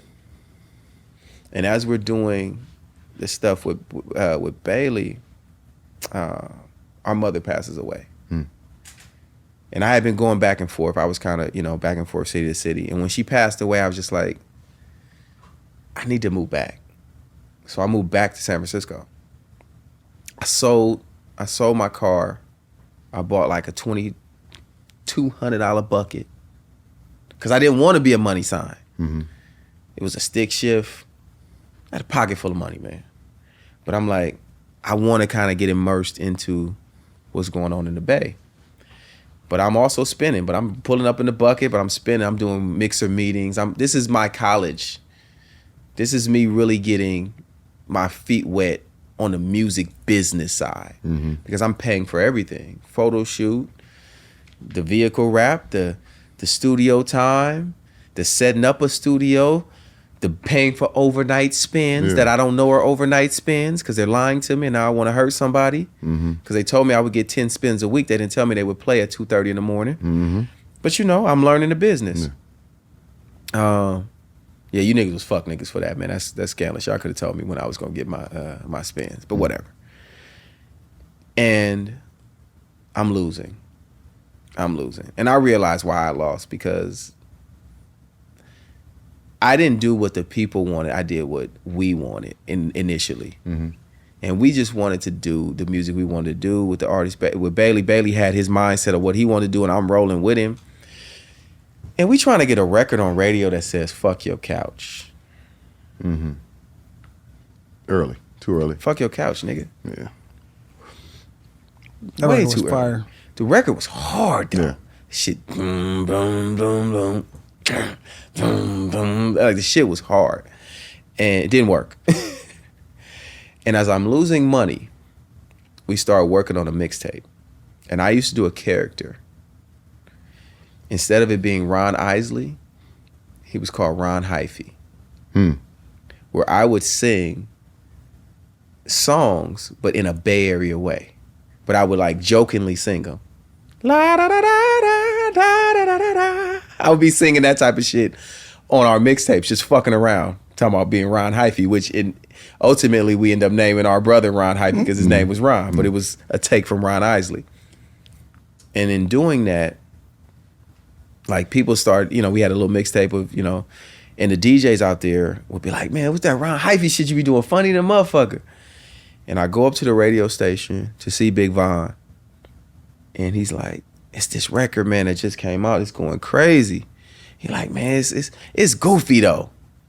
It got like this weird ass sound on it. These vocals is weird. And I'm like, play it for me. And he pushed the thing and it's like, Armstrong, she got me. And T-Pain was singing with the auto-tune on. And I'm like, and I listened to it one time. And I'm like, oh, nigga, I flipped that already. I'm fucking around. We playing dominoes. I used to go up to the radio station, just play dominoes with Big Von. I'm like, I already flipped that. He like, what you mean you flipped it? He like, how I go? I'm like, go dumb, dog, I'm hyphy. And he like, nigga, for real? I'm like, yeah, nigga, got my white tee and my... I'm freestyling. He like, where's it? I'm like, oh, it's at the studio. I'm lying my ass off. I have no song. I'm making up parts. Right. And I'm getting out of there before he asks for more, right? So he like, nigga, you bring that, I'm playing that tonight. I was like, nigga, I've been fighting for radio spins on Bailey. I'm like, wait, you just told me you gonna play something? Nigga, I'll be back in 30 minutes. Go to the house. At this time, I'm staying in my cousin's basement. And I have a studio set up in the bottom of the house. I know how to work Pro Tools. I mean, you know that. I was your engineer for a long time. And before we had Danny and Ruben. Yeah. Right? I was in between actually. Because Danny actually helped me and taught me. But I know how to engineer at the time. I know how to use, I had an inbox. You remember the inbox? Come on, man. And the little speakers that came with the little white speakers with the Was blue it M-Audios? M-Audios. Yeah. With the little blue knobs. Absolutely. I had that. Yeah. So I'm flipping records down there. But I'm like, I'm not gonna use auto-tune on it. I'm just gonna sing it. But I was bullshitting, but I was singing as Ron Hyphy. So I don't sing that record seriously. And I'm playing his and I'm playback. And from every lyric, I'm just switching it to a Bay Area lyric. I'm in the club feeling vicious, looking for a couple little bitches. I'm you know what I'm saying? I'm in the middle like Moni. You know what I'm saying? With some college girls that's acting like they want me. These are my lyrics, right? So I go knock it out. At the time, they were having a mixer meeting. It's called the Lawman Convention. His name was Greg Lolly. He had this convention of all, so everybody's just happenstance, bro. Everybody's in town for this mixer meeting. I take the record to the strip club. Vaughn is in the strip club. My guy D from D and Shadow is in there. And I hand the CD. I got on some motherfucking cargo shorts. I had the CD in my cargo shorts. I hand him the CD. And nigga push play.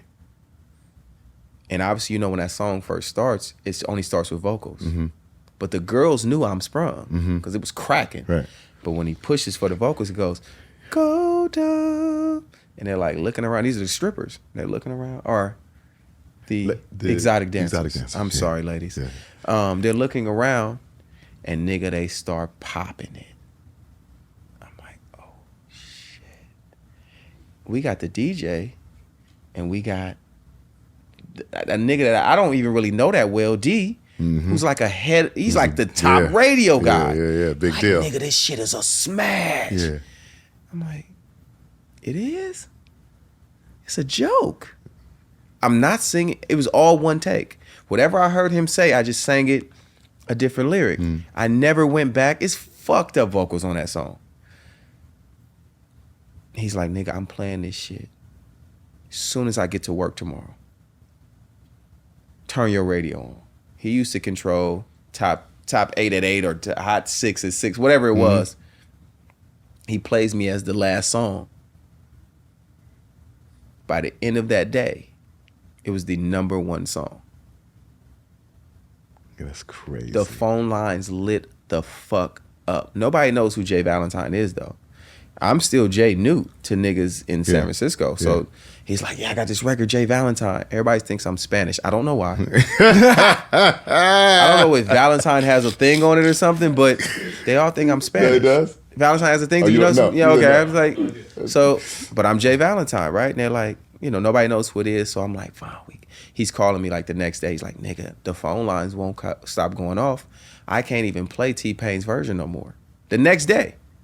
At this point, it's like the hottest record in the Bay. His new record is, and it's brand new though. But it's like it's burning the clubs up. It's burning the streets, the radio, everything. My record completely stops it. But I understand the music business at the time. I never register my song, and I did that purposely so he would get every spin that I got. Gotcha. Yeah. It's his song. So when they go to cease and desist me, they're like, wait, but it's not registered. I'm like, nah.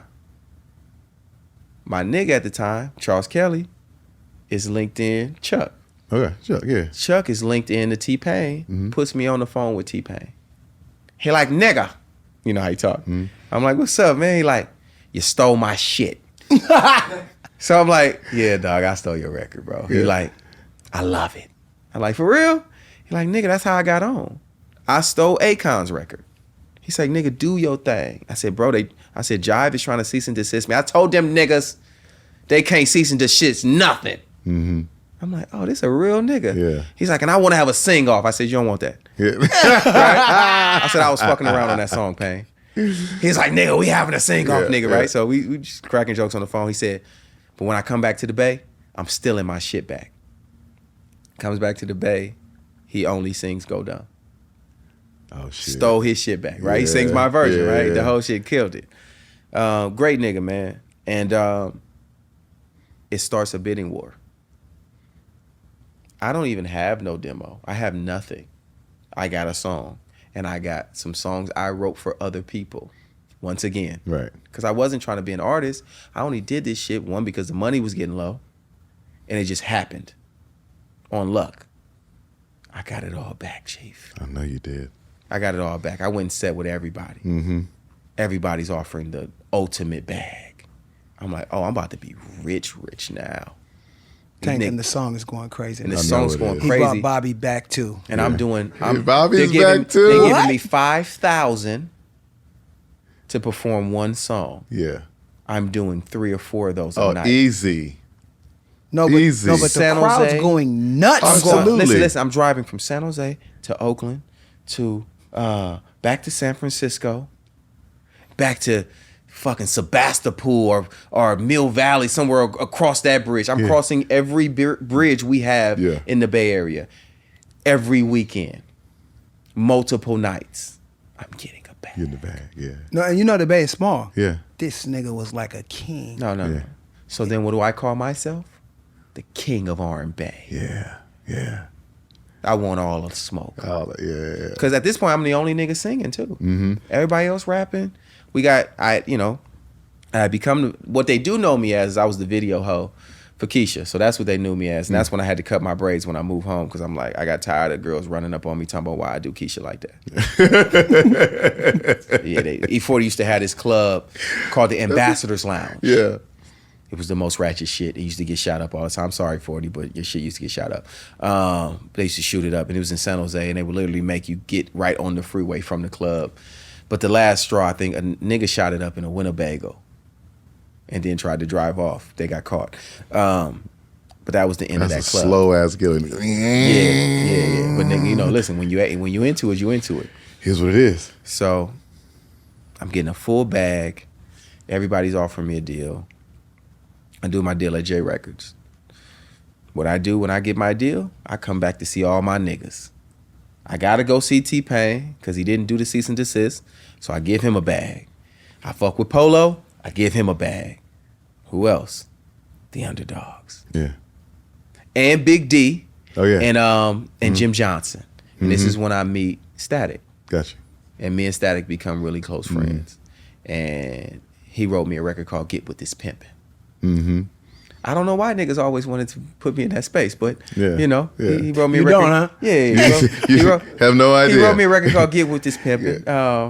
And we did a trade-off. I gave him a record. He gave me that record. What was the record I gave him? It's Miracles? I think it was called Miracles. And that was our trade-off. That became my nigga. But then I'm back at the Underdogs with my bag of money, my new deal. I'm shiny as ever. Mm-hmm. And I come see my guys, and that's where She Worked the Trouble came from. That's where She Worked the Trouble came from. And you, Lil Steve, Tony Dixon, Eric, Damon, Harvey, everybody just was like, nigga, Jay here. We in on it. Because I was an underdog. Yeah. You know what I mean? No matter what, if I left or not, I was an underdog. So we did those records, and I Should Have Been With You. Mm-hmm. And I had my chance to be Ron Newt. And when I became Ron Newt, I was rushing because I felt like they were slowing up my path.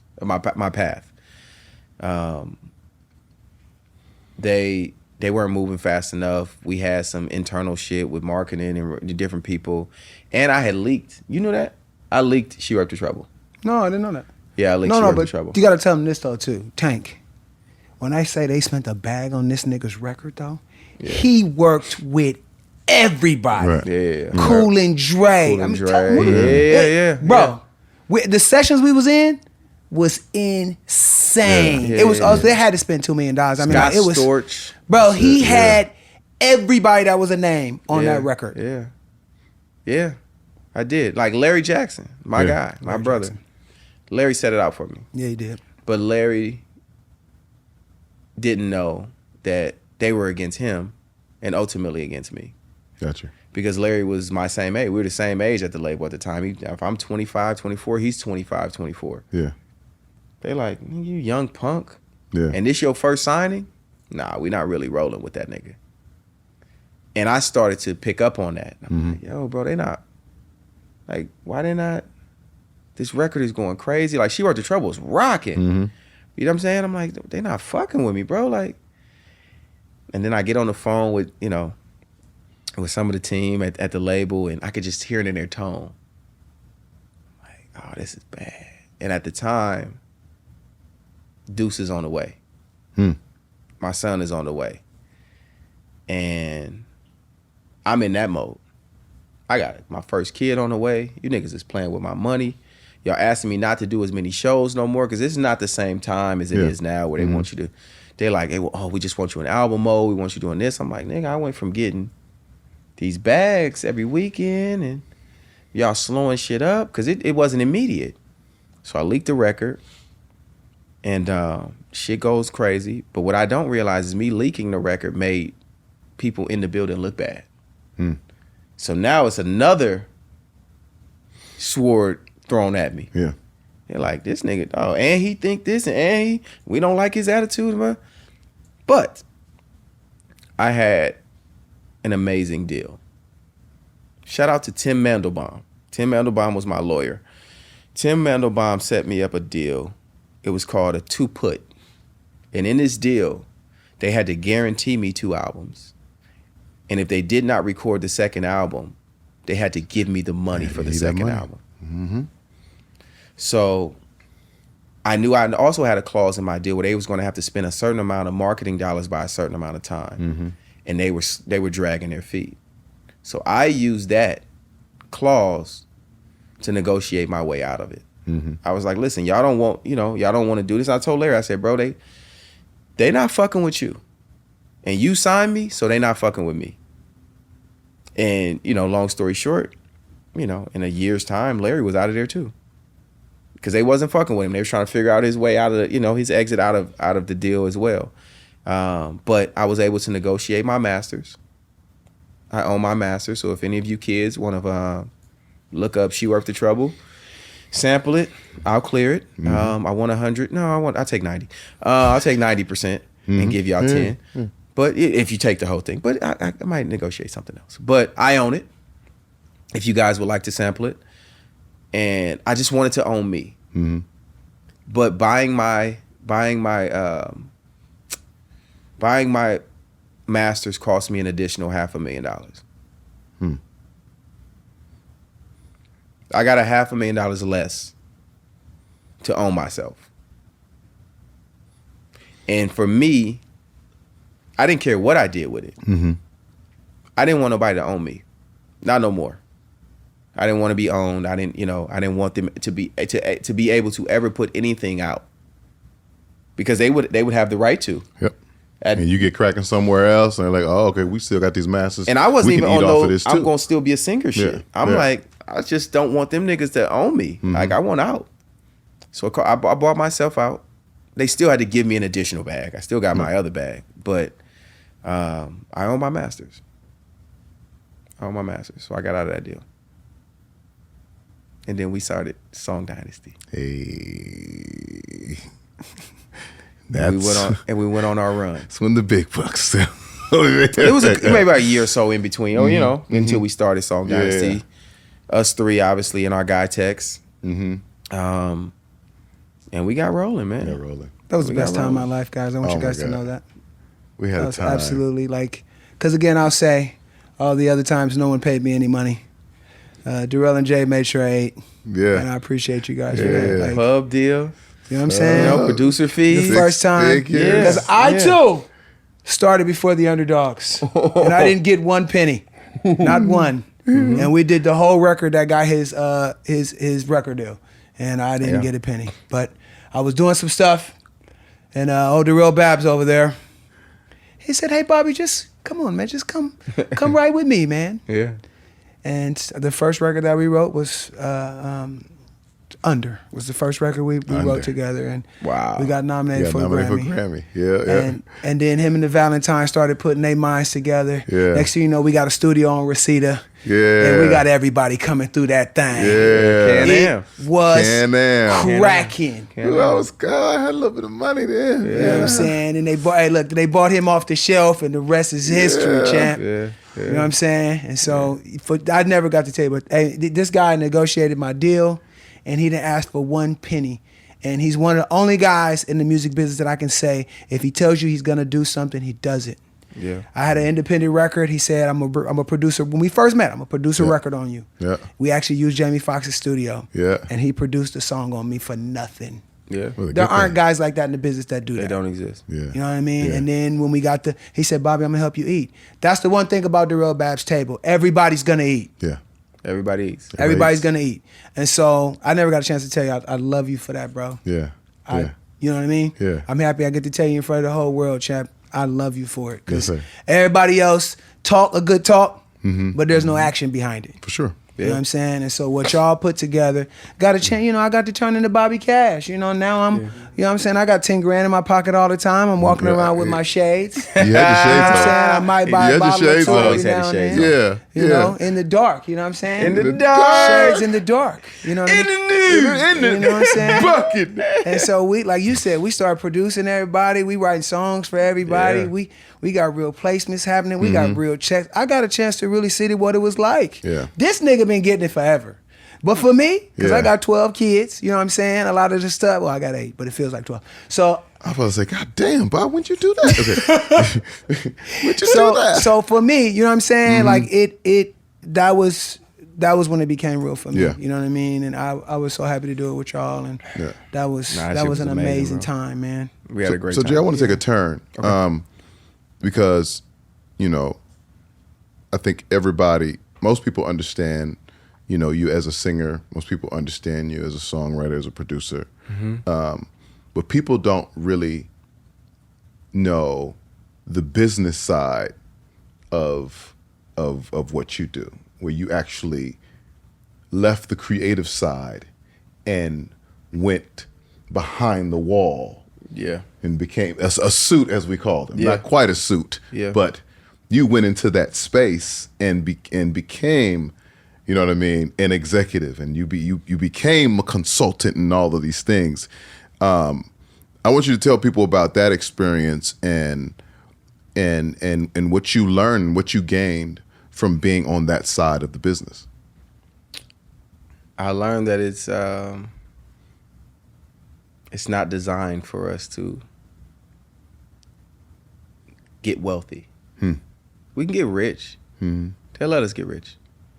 But I learned that it wasn't designed that way. It was designed for us to, get enough money to eventually need them again. And for me, I didn't like that part. I didn't like that artists didn't know certain things, because there was a point where I wasn't seen as an artist anymore. So now I'm part of conversations and hearing about deal points that artists never know about, that only lawyers and executives talk about. Yep. And we're just really part of the trade-off. Always. I became the spook next to the door, who sat next to the door. Yeah. I became that, literally. Like I put on a full costume as a suit. And I stopped being on the creative side for so long that they entrusted me to now start learning all of the inner workings, Tricks of the trade. Yeah, and how the music business really works, and how what the dollar really means in the music business, and how to get to it, and how you don't have to be famous, and how you don't have to have a hit record. You just got to make the right moves. You got to have your hands in the right things, and that became my mission, is to one, educate, but to also be really successful on that side, so that I could be some form of an ally to us. Yeah. Because I feel like I am split in two sides from the music business standpoint. I'm half artist, I'm half businessman. It's just who I am. It's just what I am. And sometimes I do too much business and it stops me from being creative. But I make sure that our business is in line, and whoever I'm in business with understands it. If they want to do it or not, you can't force people to do the business right. And I've had some people who didn't want to do the business right, and that's fine. But, I think that's why you and I have locked in for so long, because you trusted me. You trusted my business mind, and you went to bat for me when people didn't believe that I could do that. But you knew it, because we had set so many times and went over business, and you understood, like, oh, this nigga knows something. He got it, you know what I mean? And for me, I was just like, I'm just gonna work my hardest. And what I don't know, I'll say I don't know. Yeah. And I'll consult with people, and I'll learn. Absolutely. And I've just always been willing to learn, and I've never put up a facade that, I knew something that I didn't. It's like, shit, I don't know. You remember you called me about some shit, I'd be like, Chief, I'll call you right back.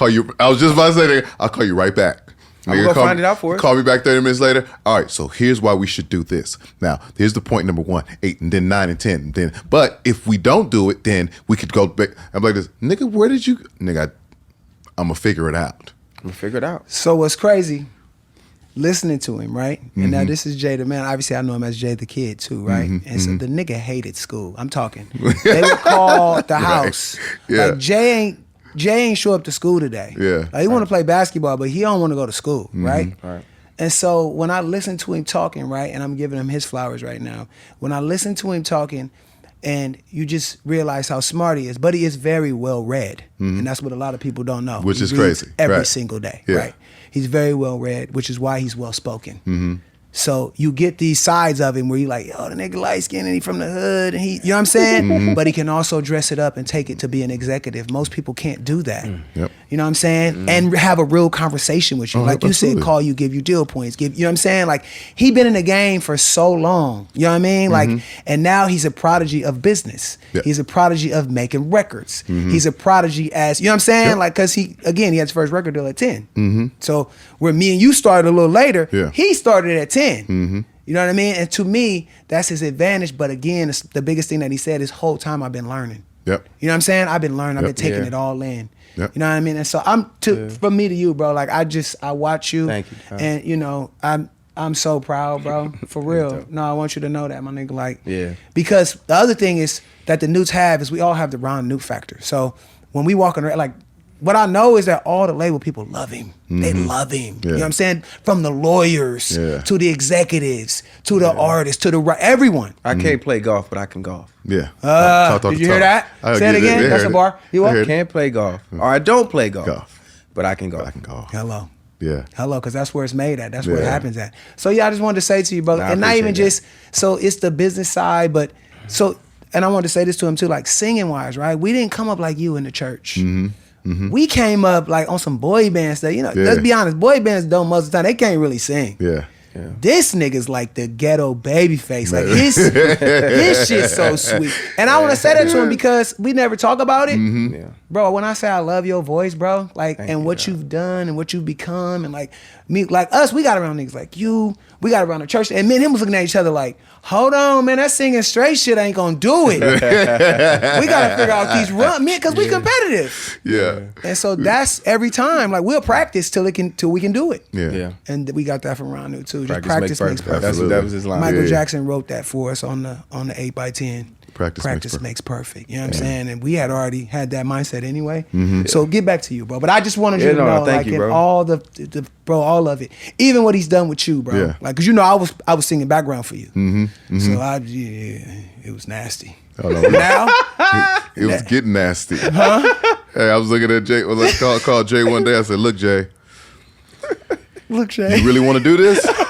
He was like, "Yeah, nigga." I said, "Nigga, I'm about to let everybody go. It's just gonna be me and you, and we're gonna figure this shit out from the ground up." He's Because like, again, "Nigga, I'm in." Tank, everybody eats. Some people taking advantage of that. You know what I mean? They take advantage of this guy. He got a good heart, and people take advantage. So Yeah. But yeah, go I'm ahead. like, let me get with I just had to. my cousins, nigga, and because it was like it's you know you just run into long lost family members. Yeah. You know what I'm saying?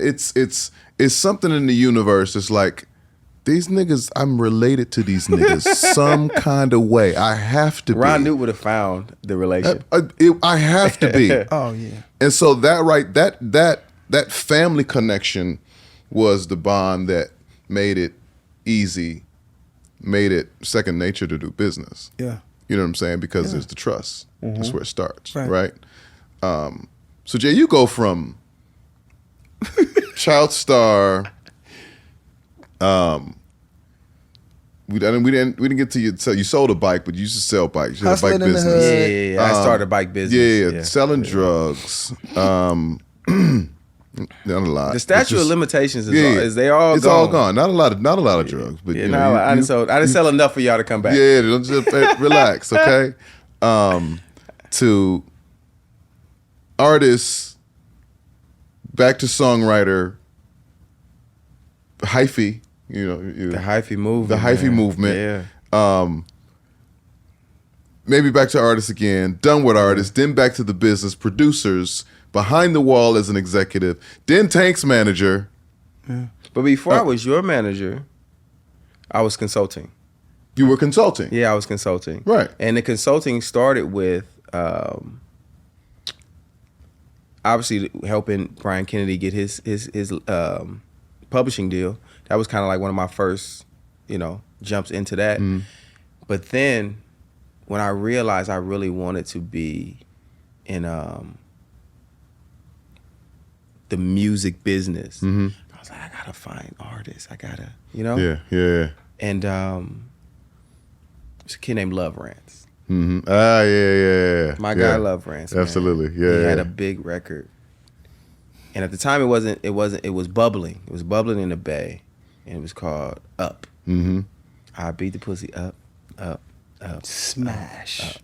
And it was a first listen for me.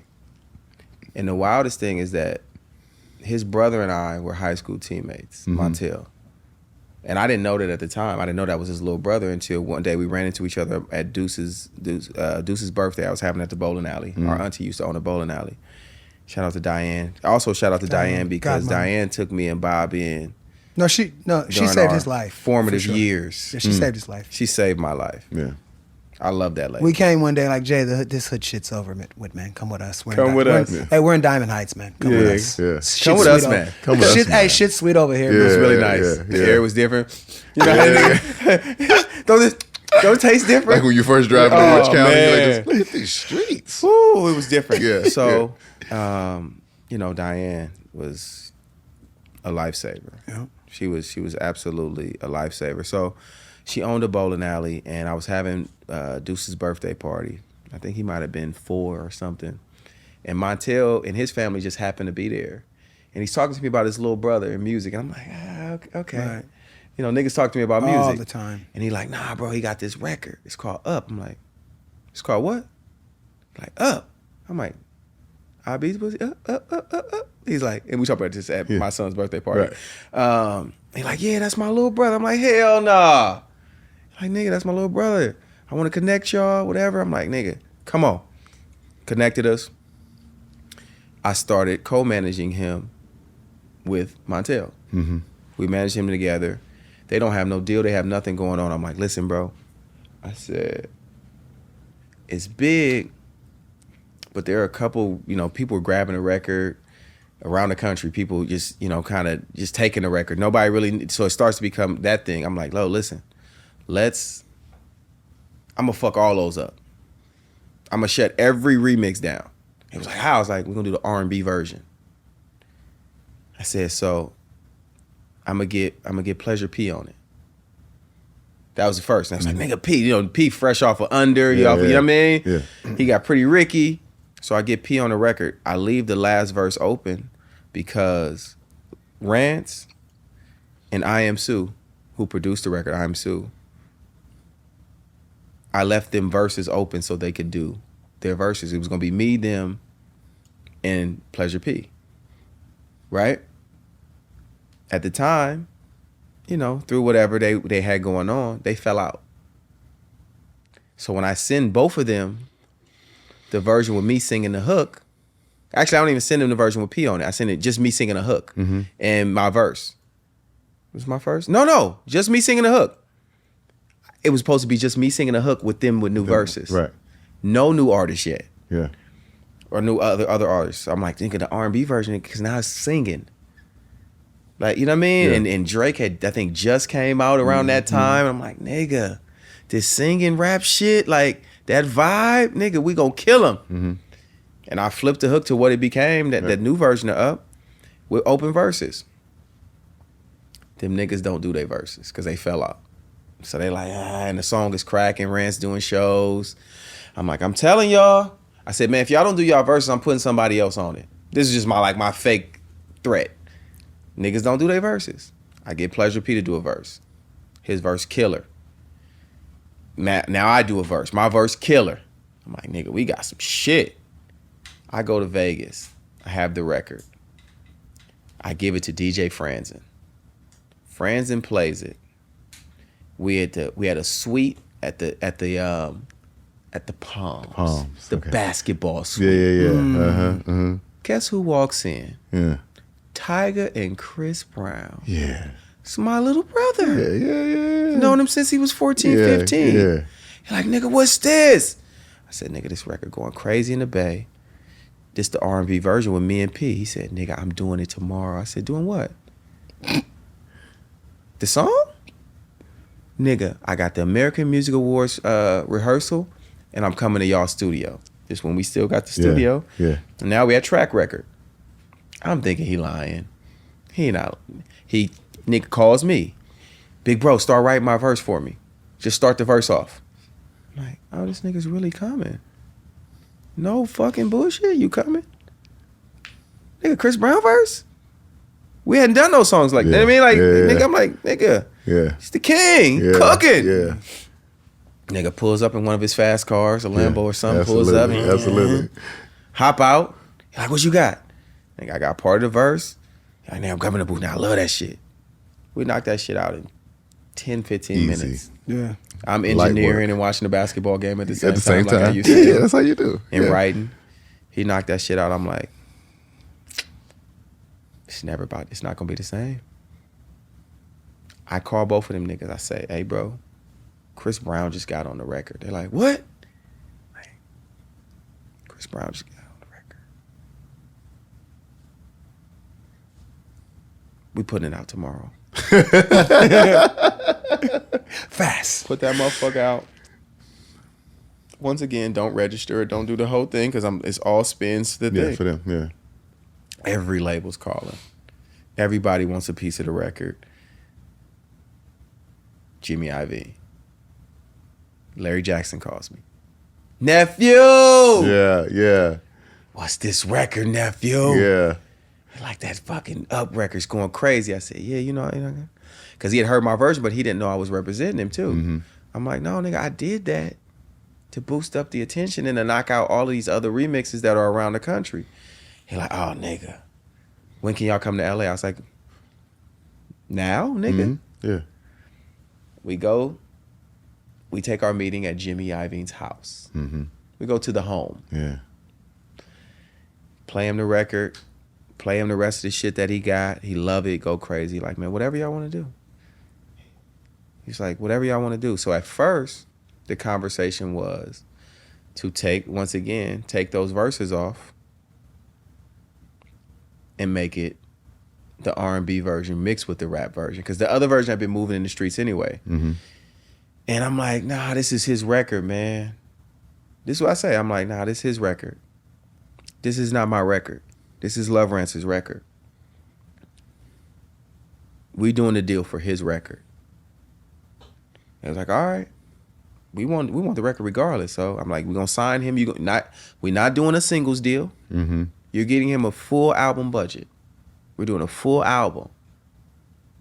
I'm not letting y'all just single deal him. Mm-hmm. We do a full album budget, full bag in his pocket. And Larry says, I got an idea. I'm gonna put 50 Cent on it. I said, we out of here. I said, we're fucking out of here. From the east to the west side. Yeah. Yeah. I said, oh my God. Yeah. Nigga come to San Francisco, he does the video. He tries to get in a room with the guys to help them put they thing back together, the group, the HBK. It don't work. They don't listen to him. You know. And that was my first stamp into the executive side. Yeah. And after that, I have an in. I'm a consultant at the label, and I'm managing, and I'm doing my whole thing. That that don't fully materialize for him, but it get him a big bag, and he's still making money to this day. And then one night I'm up at like 3 a.m, and these kids pop up on my YouTube because I'm watching World Star Hip Hop, and it's this kid on there talking about his daddy. And you know how they talk in Chicago, my daddy.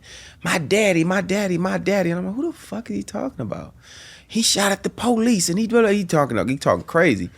He like, my daddy, Chief Keef. Who the fuck is Chief Keef?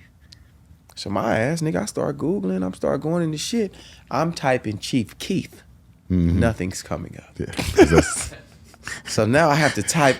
You using your educator. Yeah, I gotta tap into the Filmo side. Yeah, tap into the street. Yeah, It's Keef. Keef. Because he keeps saying it with an F. Yeah. So I'm like, okay, Keef. K-E-F. K-E-E-F? K-E-F-F? Nigga, I'm finding it. All of them. So I find it, nigga.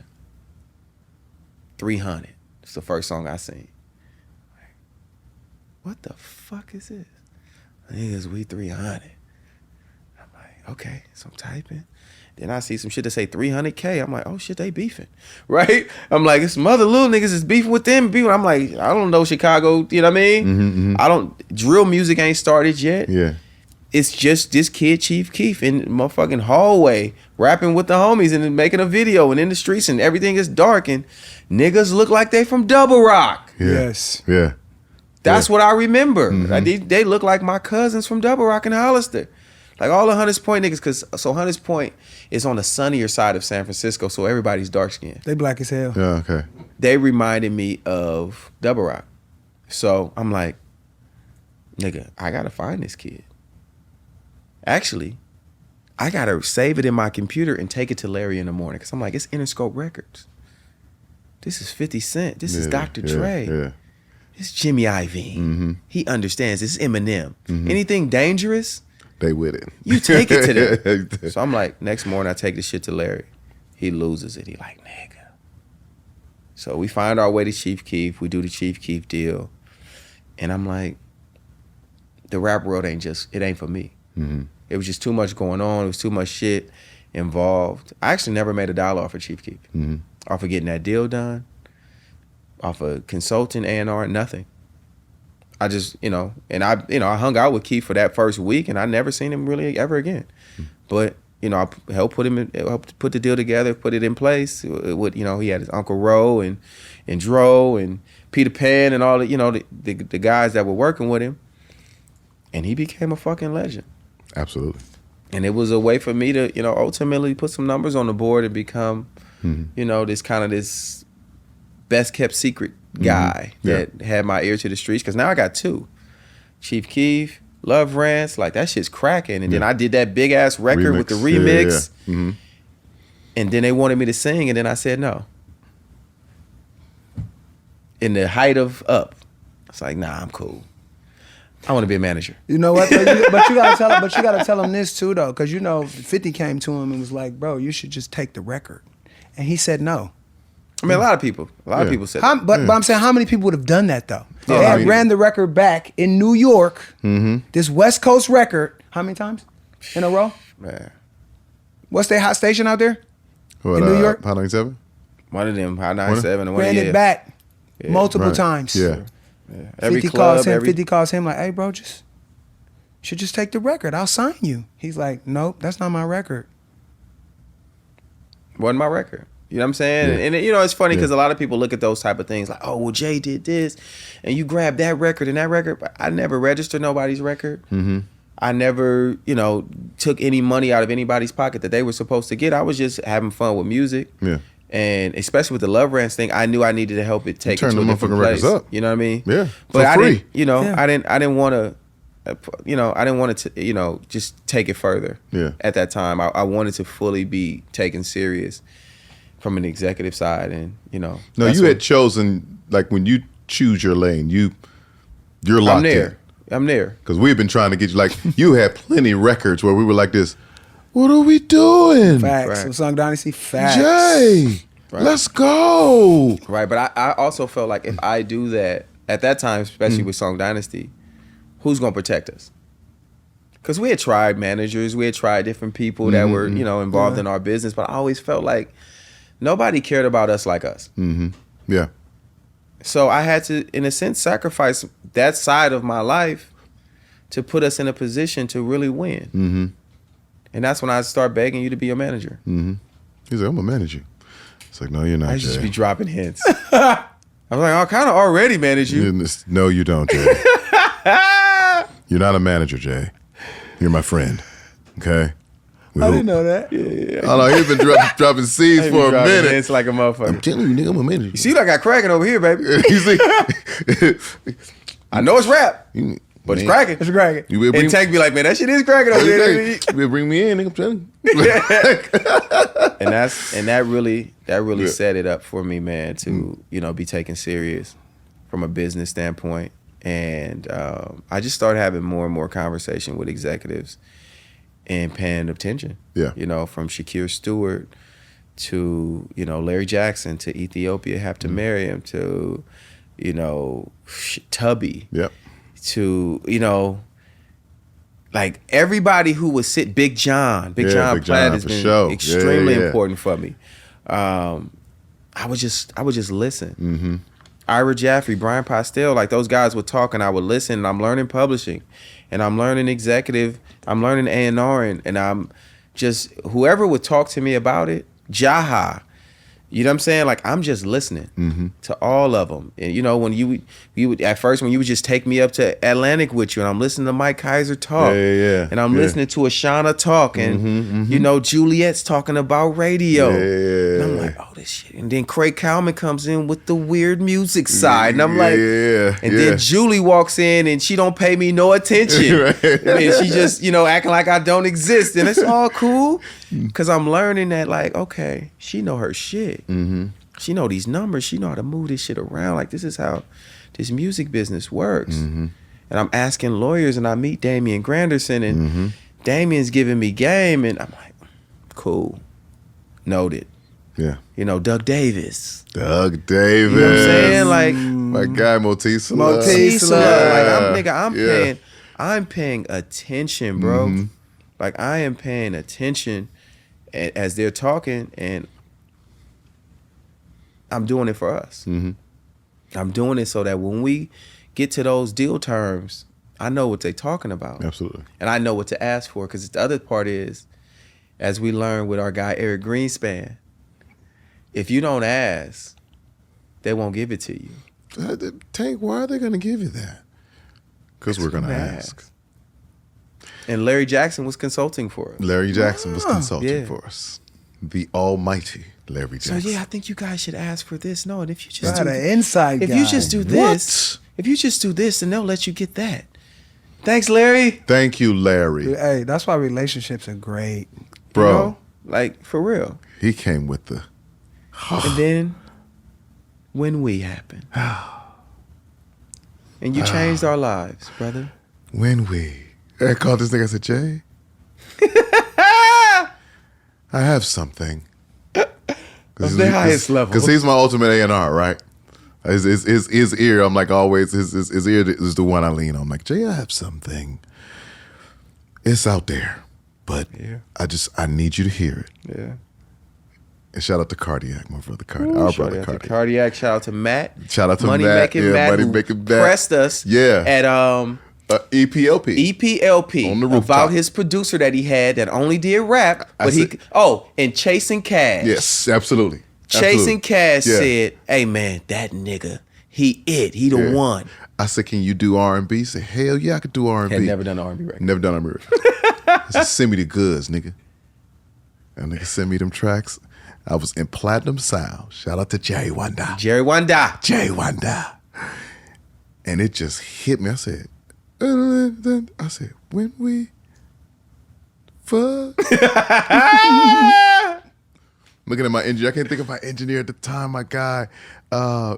Asian guy, man. Me and him used to go back and forth about Floyd Mayweather and Pacquiao. Like, we used to go back and forth. Out in Hit Factory. No, out at Jerry Wonder's spot. Oh, okay. And so I look out at him. I was like, he's like this. I was like, fuck is the only word that works, bro. Fuck's the only word. Right? And back in my mind, I'm like, Jay gonna kill me when he hear this. Pressed it up. I said, let me just send this. Let me just send this to Jay. Yeah. Send it to Jay. Nigga, Because Jay. initially it was just your idea. Yeah. Jay called me back. I did like it's a little bit of the verses and the hook. Yeah. But the hook was like what I really needed his ear on. He was like, nigga, what the First fuck listen. is you doing? First listen. I said, man, I'm just doing what I feel. He said, nigga, this shit is, I don't know who gonna play this shit, but this shit jamming. I said, yeah, let's go. Let's go. We went and stood on tables Stood on tables. until they believed. Stood on tables. Hey, listen, he was making them calls for Juliet. What we doing? What we looking You guys like are in there? so fucking nasty. Juliet and Joy. Juliet and Joy was calling us the nastiest niggas who ever lived. And but they rocked with us, man, and they fought for us. Shout out to Atlantic Records. Shout out to Atlantic Records for sure. Yeah, they let us, they let us rock. They let us be us. So since 10, now you've had 3 record deals. You've had 3 record deals. You've made over $1 million writing songs. Mm-hmm. And then you get with this guy and you get your first #1 record. Yeah? Oh, as an artist. Huh? No, as a was it as a songwriter too? Did I mean, yeah, first #1 record, yes. That's what I mean. Well, I had. I mean, obviously, I've been on NSYNC and that type of shit. Yeah. But yeah. In two facets, #1 on the radio and #1. Yeah, no, that wasn't. Yeah, flat out. Yeah. So you and I just, you got to keep this in context. Like, we from a small place, bro. Yeah. Lightning has struck this fool a gazillion times and a gazillion. He's a keep getting hit with lightning. And he's one lucky light-skinned nigga. Yeah. It's crazy. I work hard though. No, you do. Nah, work hard, okay. Work hard, yes, he does. I work hard. But bro. But luck plays a part. Bro, he Luck found plays a Chief. part. He just told you he found Chief Keef. So then the hood side comes up. You know what I'm saying? Yeah. Like, there's an R&B side. Yeah. There's a hood side. I mean, there's just so many facets. It's all of it. And a lot of success has come with it. Yeah. And the backstory is like, people don't know this stuff. They don't know he helped to find Chief Keef. Yeah. They don't know I managed Mozzie. There's other people. Mozzie. Yeah. Mozzie. You helped Major. My guy. Help Major. Yeah. He's helped and hasn't asked for a penny from these guys. That's the other thing that's amazing. Yeah. Now I really do love the music business. Yeah.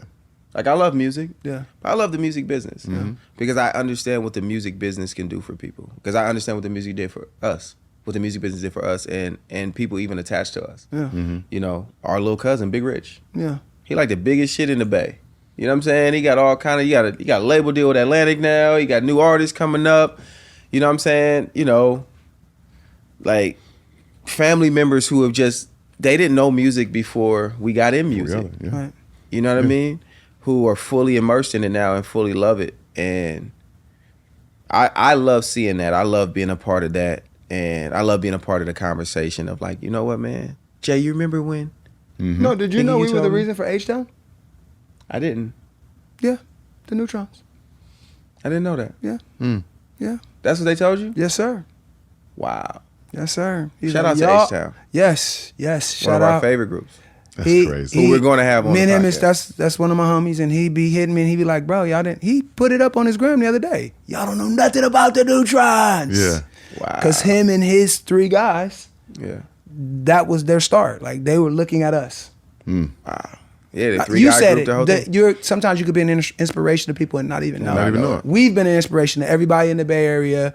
Like, people in our family sing, and you just never know what it's Never going know. to turn into, you know? You did That's just about crazy. to- I didn't know that. Yeah. I didn't know that. But that's why, you know, ultimately, I've taken the path that I've taken. And what I realized when you finally was like, yeah, Jay, from the management side, I just looked at it like, he's going to get us where we got to go. And I was tired of seeing people not respect you the way I respected you. And I remember you know, the underrated shit in the whole, I'm like, man, fuck all that. Nigga, you shouldn't be underrated. Right. Like, nigga, you him. In my mind. So I'm like, if I gotta sacrifice my career for a minute to help him get to this spot, so be it. Yeah. And we'll get to where we gotta go, and then we'll usher in everything we need to from that point on. Speaking of ushering in, it's a great segue Yeah. into getting this man finally back behind the microphone Yeah. and singing more than one song.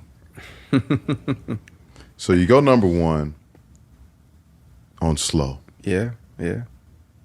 Yo, you killed on that record, by the way. Oh, yeah. Because just so you know, every time me and Jay, when we sing with singers, right? Like, which Tank is the singer. Yeah. You got to ask yourself, like, did I do myself get justice? busy? Did Yeah. Was I able to, you know what I'm saying? Yeah. Hang in there. Did I get cooked? Did I get I'm cooked? not calling him the next day. I said, "Oh, that's what you doing? I got you. Hey, he know his pocket. He knows right where he Pull fits. the reels back up. Let me sing something. You went back in there? Goddamn right. Let me sing some of this shit over because he think it's sweet. Let me see. Hey, nigga took part of my hook out, sang on the hook with me. Said, I didn't hear. Nigga said, fuck all that. No, you out of control. You never told me Come that. on. You made Tank go back in there. I had to go back My in. God. I had to go back Wow. in and get, yeah. Because he had a tone in the hook that was necessary. Mm-hmm. I said, no, that's what the hook should sound like. Mm-hmm. So I got to go back. I want to go back and sound like him. Mm-hmm. You know what I'm saying? Yeah. Like the demo was out of control. Mm-hmm. But when he sang the hook, it was a different type of urgency on when I go deep. I was like this. See, but you just said something key too. A lot of singers don't know about that tone. It's How crucial the, it the is. presence of Yeah. it. I was calling out. I wasn't calling out. I was singing it really good. Mm-hmm. But it wasn't calling out. Right. Yeah. Yeah. I said, that nigga calling out. Mm-hmm. I don't like it. Pull the reels up. Put the reels up. I need to call out. Pro Tools Tank, we I don't need to have call reels out. anymore. What? No, I for need to real. call out. Yeah. I appreciate you, bro, Yeah. for tapping me on the shoulder and allowing me to hop on that record with you. We Because need you know it. I love the record when it just came in. Period. I Yeah. was just like, this record is amazing, bro. You should sing it. He was like, yeah, the only way I'll sing it is if you do it too. I'm Yeah. like, Yeah, you got to get on this. you gotta get on this record. I'm like, fuck. Let's go. All right, let me. I already know the song because I've been listening to it. I've been, Yeah. You know all the parts? I know You know the the parts. parts? It's choir boy. Choir boy. Now I'm choir boy, right? Yeah. So, And- I appreciate that. And I think what people need to know, the importance of all of that is that it's, for me, it's been a hell of a road back for you. Yeah. It's all been about timing. And more importantly, it's been about your time when it felt right for you, when it made sense for you. And coming off of that slow record, it couldn't have been any more perfect for you to be ready to have your own project and moment back Yeah. as an artist. Yeah. Because you're like, you look like my son, but You are Uncle Tank. I am Uncle Tank. Like, it's still fresh and new watching the comments and the commentary around No, you. it's hilarious. It's still, It's hilarious. It's crazy. I find it hilarious. It's bro. brand new. First of all, since the podcast is doing so crazy, everybody's like, when was somebody gonna tell me the podcast nigga can sing? When was somebody gonna say that? Yeah. Right? The podcast was the full introduction. Yeah. The podcast was like the introduction to the mind, Yeah. Yeah. but now they're getting introduced to the gift. Mm-hmm. You know what I'm saying? Like, and it's so crazy because it's like in my mind, I've always known that revelation would create that type of energy. And I've just been like impatiently waiting Yeah. for you to come around and be ready to do be it. ready And to now it's time. Yeah. Hey, speaking of, you know when I knew? When we did the Jodeci, when we remade the song, Yeah. and he was on that thing Cooking. cooking. Like, by the way, those are our heroes, and For we sure. remade the record at Song Dynasty. Cry For You cover, absolutely. And he was on there. Oh, Nah, that was my fun. God. That was fun. That's when I knew. I was like, oh, his tone is so crazy. Yeah, I'm like, Speaking of, when did you decide? Like, because you told me you was done. What made you decide to be like, okay, I'm going to come back to being an artist. I'm going to come back, and do a project? When I decide, I felt like I had something to say. I needed something to say, right? Because everything for me, you guys both know this, like, I don't do things that don't have a purpose for me. So I felt like I had something to say. And, I felt like Tank had done enough for us. It was put me in coach time. It was no, seriously. Like I felt like, damn, like Tank because I've watched what Tank has done for us at R&B Money and what he's built and what we've built on Tank's back, and I'm like, I can help him with that. Yeah. You know what I mean? Like I can help him with that. I think for me it was just more so how I help him, because a big part was I didn't just want to be known as a singer. Like I wanted to be known for my mind. That was very important for me. I didn't want to be, I hate to use this term, but I didn't want to be a dumb blonde. I didn't want to be that. As they love to treat artists that way. They love to treat artists like the dumb blonde. And I was like, I need them to respect my mind first. For me. Yeah. And I felt like I had gotten to that point. I'm here now where not even just in the music business, people that, come up to me from the podcast, it's like, man, you give so much information, man. You so, your thoughts and the way you look at business and how you go about it, man, I just respect it. And I'm like, that's enough for me. Yeah. That is truly enough for me, for people to have a different outlook of, oh, you got some pretty hair and you can sing. Yeah. You know what I mean? Yeah. So I was like, all right, it's time to, I got that respect that I wanted. So now it's time for me to get back into, the field that I've always loved and I've put on hold for different reasons. So. But and I can't wait for everybody to hear the music, because I'm his older brother and he played it for me. It's fire. And I honestly looked at him and I said, bro, you found it. Yeah. You know what I mean? Like, because this is what a lot of people don't know as an artist. Like, you're always looking for it. Yeah. Like, what am I? Who am I? How do I define who I am through my music? How do I tell my story? How do I What tell is my story? Yeah.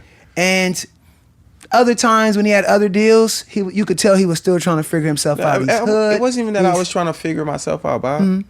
It was a hustle. Okay. I was getting to a bag.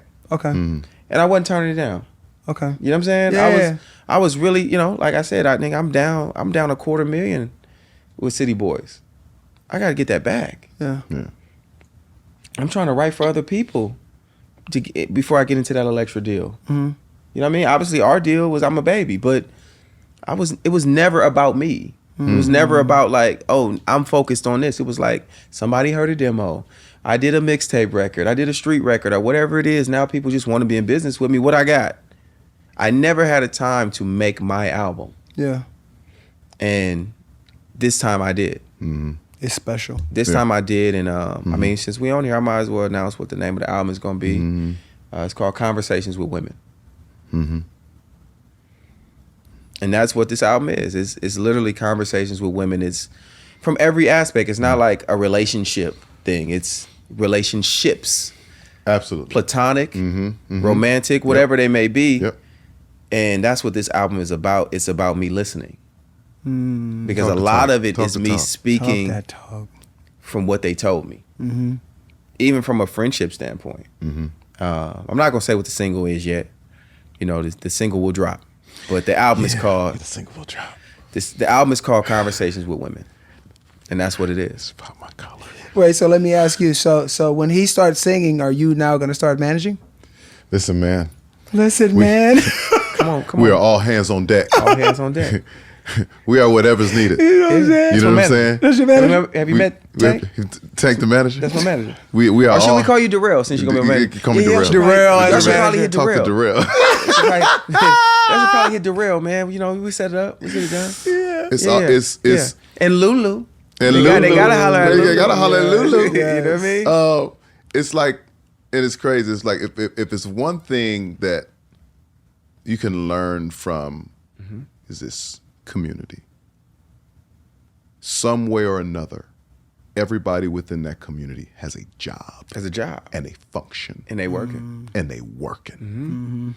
That's how we got to treat our community. Whoever's up next. Whoever's up next. And now that it's time for him to go, we got to fall in line. Yeah. And figure out what the position is to get that where it needs to be.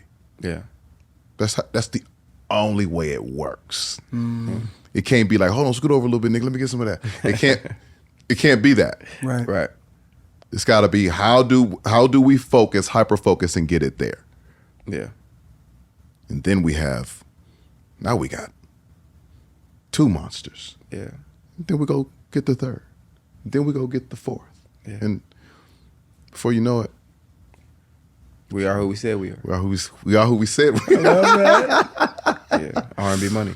I'm happy and proud that,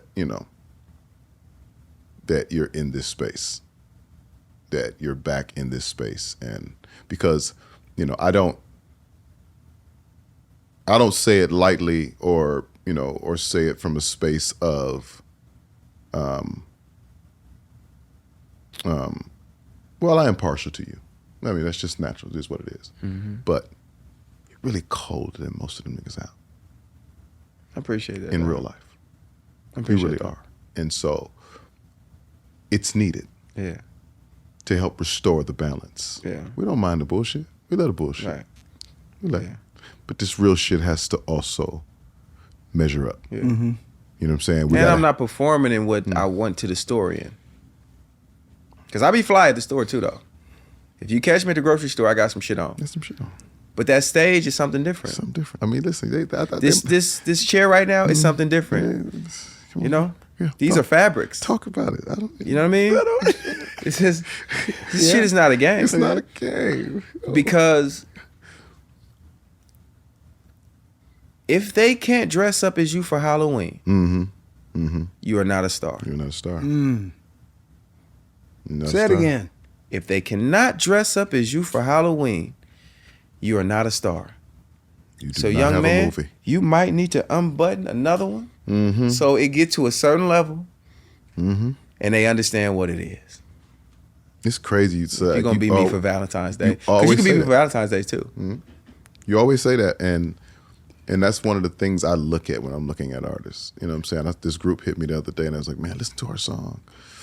I listened to the song, and I watched their video. If you send me something I hear, I listen to it, and you might not know I do, Right. but I do.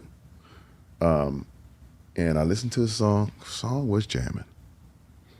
Niggas can sing, but they look like 4 random niggas. I'm like, y'all are a group. Yeah. If you haven't learned anything from Jagged Edge or from 112 Jodeci. or New from Edition. Jodeci, Boyz II Men. New Edition, New Edition. or Boyz II Men, all great things. Drew Hill, 112. like Next. Next, Like, come on, man. look gotta like be some Truth. There's got to be some uniform. in it. Look It's like gotta a be. group. Look like you know each other. Yeah. Look like you spent time together to find those outfits.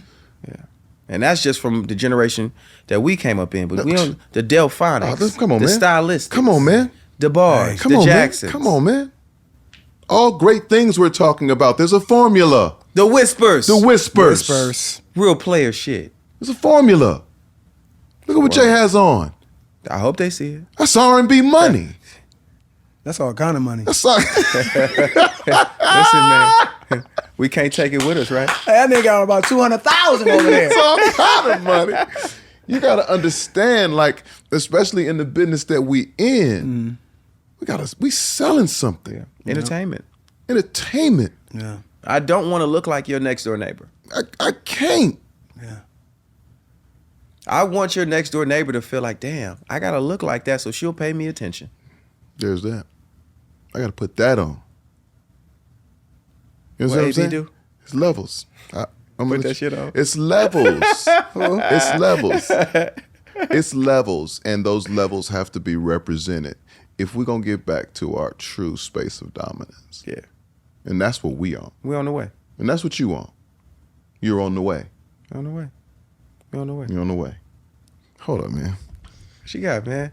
Do I get the full treatment? No, you come on, man. He going to the 'Cause PL. I think I have the longest episode of all time. Of all time. Listen, and you know why? They can edit whatever they And want to you know edit. why? It's because, cool. because it is the introduction of J Valentine. Yeah. I appreciate that, man. It's enough.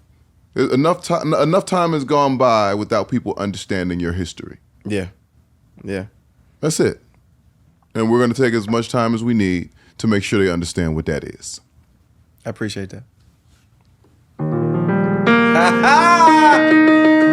Yeah! Shorty Low and the big cat. Yeah. You know Valentine? sang a lot of R&B over the years. You've watched a lot of R&B. You've heard a lot of R&B. You're a student of this R&B game.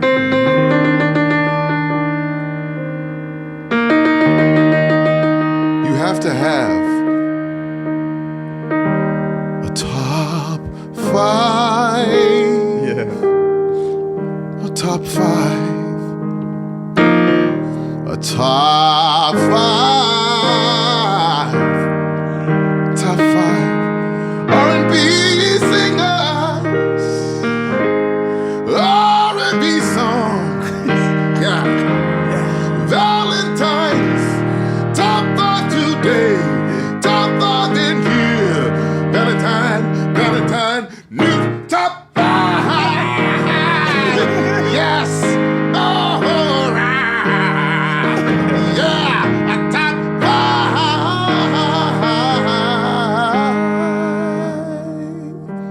Your top 5.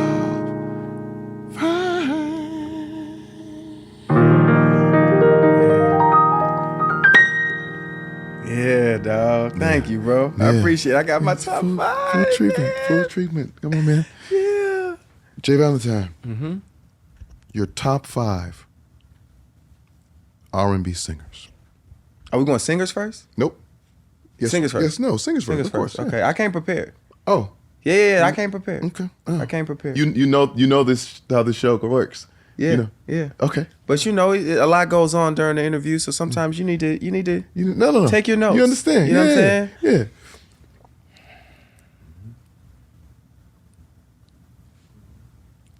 Sean Stockman. Yeah. Sean Stockman. And my next will tell you why I chose Sean Stockman. JoJo Haley.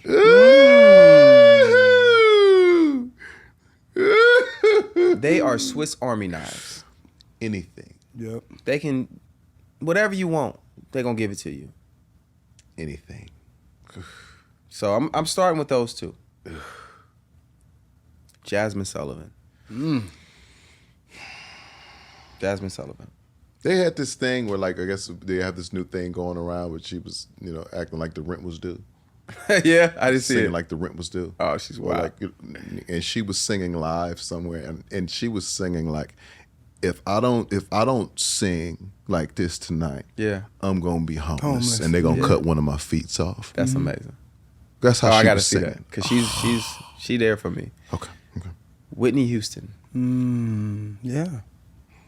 The voice. The voice. The voice. And my guy, number 5, I know where you're going. Babyface. Mm. Babyface.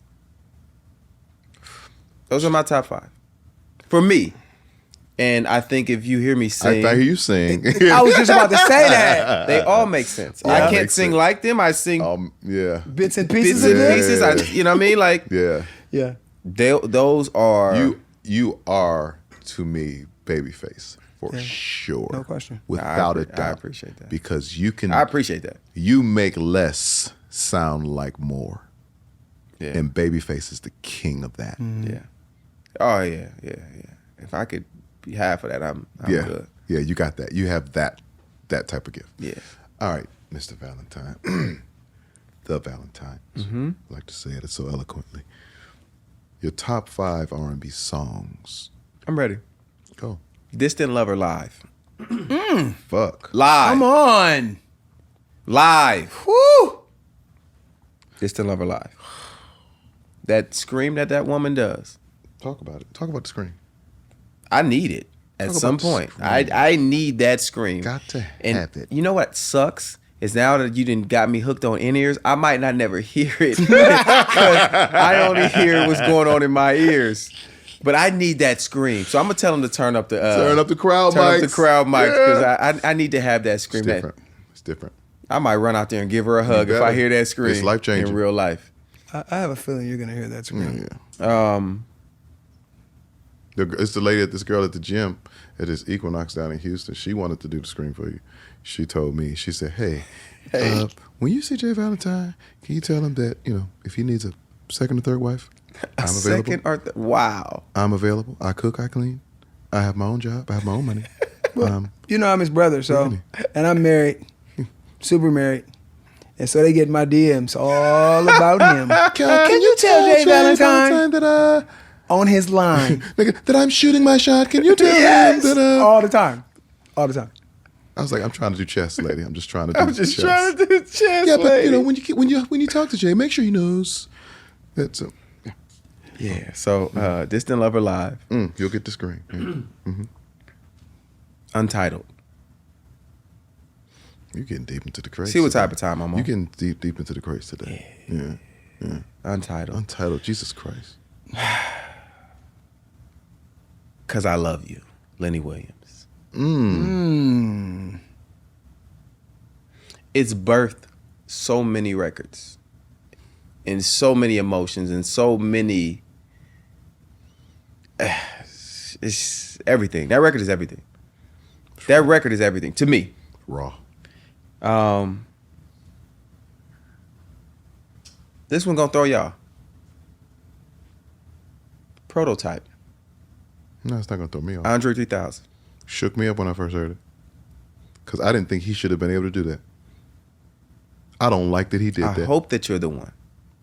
And if not, you are the prototype. I hate that he sang it as a singer. Got on my nerves and sounded great. Amazing. Oh, the prototype. I said, Jesus Christ. I hope that you're the one. I think I'm in love. I think I'm in love. Yeah. Now that record to me is, man. It's I can listen to it and over it's and a over. classic vocal. Yeah. No, you know what I love? He really thought about this though. Yeah. No, He's put real No, thought he's into it. he's cooking. He's going It's a crazy. classic. It's a classic R&B vocal. Yeah. No rapper has a classic R&B vocal. Right. No, that's it. That's it. That record is special. And I since I would consider myself at heart, when I still file taxes, I file taxes under Songwriter. So I'm going to do more than 5 songs, Okay. and nobody's going to tell me. Top 8. Yeah. Go ahead and sing it, because I'm not. I ain't going out. Your top 9. I ain't going out. Because if it's Top 5, 12. no. Because if it's 5, slowly. Ooh. That's why I be wanting to fight you when you don't sing. Because at that point, you're not my brother anymore. I'm a fan. Yeah. I'm a fan. And I'm mad at you Yeah. for that little snippet on Tiny Desk. You don't disrespect Slowly like that, brother. I don't care. They were all snippets. No, not So you slowly. can't snip it slowly. Not slowly. Okay. All right. Slowly's back. Sorry, guys. Slowly, bro. Get back. Slowly. You're right.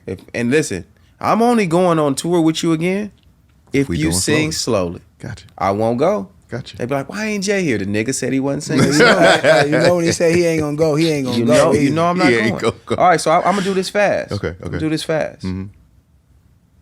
Contagious. Hey. Me and my sisters and brothers at every family function. Talk about it. We pick the male and female parts, Mm-hmm.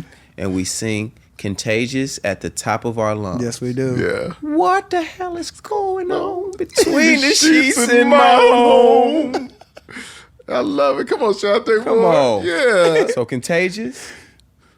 Then we gonna get into our baby face. Mm-hmm. Where will you go? Hello. Where would you go? How, people don't even know about that And while we're record. there, "Unbreak My Heart." Cause that's still Babyface. "Get You" by Daniel Caesar. That's a record right there, man. Who would have thought? Who would have thought "I Get You"? I love those lyrics because Who'd have thought I say it all the time. Like, I don't write from that perspective because, the girls I've wanted in my life, I've been able to date, and I appreciate them for dating me. But I've never, I love Dreams. I Love Your Girl. Yeah. I knew I could never write that record. I've never wanted another nigga's girl, All right. so I don't even know how that feels. Yeah. And that's just being very honest. Like, if you got your girl, nigga, I'm not going to look at her twice. Yeah. Nice to meet you. Yeah. But I might hit her. I might hit her with a Heisman if she try to hug me. Yeah. But you respect Because that's that man's woman. Yeah. I'm just not that type of. Yeah. I'm not that type of guy, and I don't look at it from that standpoint.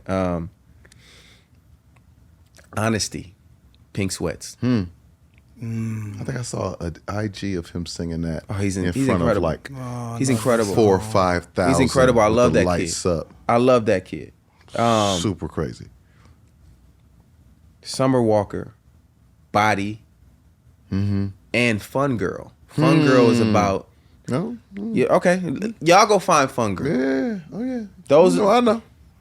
And then Top 28. my last one. My last one. Forever My Lady. Ah. Hey, hello. And it means that much to me. And it means that much to me. And it means that much to me. So that's, I did 47,000 songs. It's like a but dream. These are the people that I love and the music that I love. And, Holding you close. You keeping me warm. Keep me warm. Last time you told your woman she keeping you warm. Yeah. You keep me warm, Yeah. woman. Yeah. If this is ecstasy. And probably Boyz II Men's. Yeah, you can't leave them out. Ah. Oh, wow.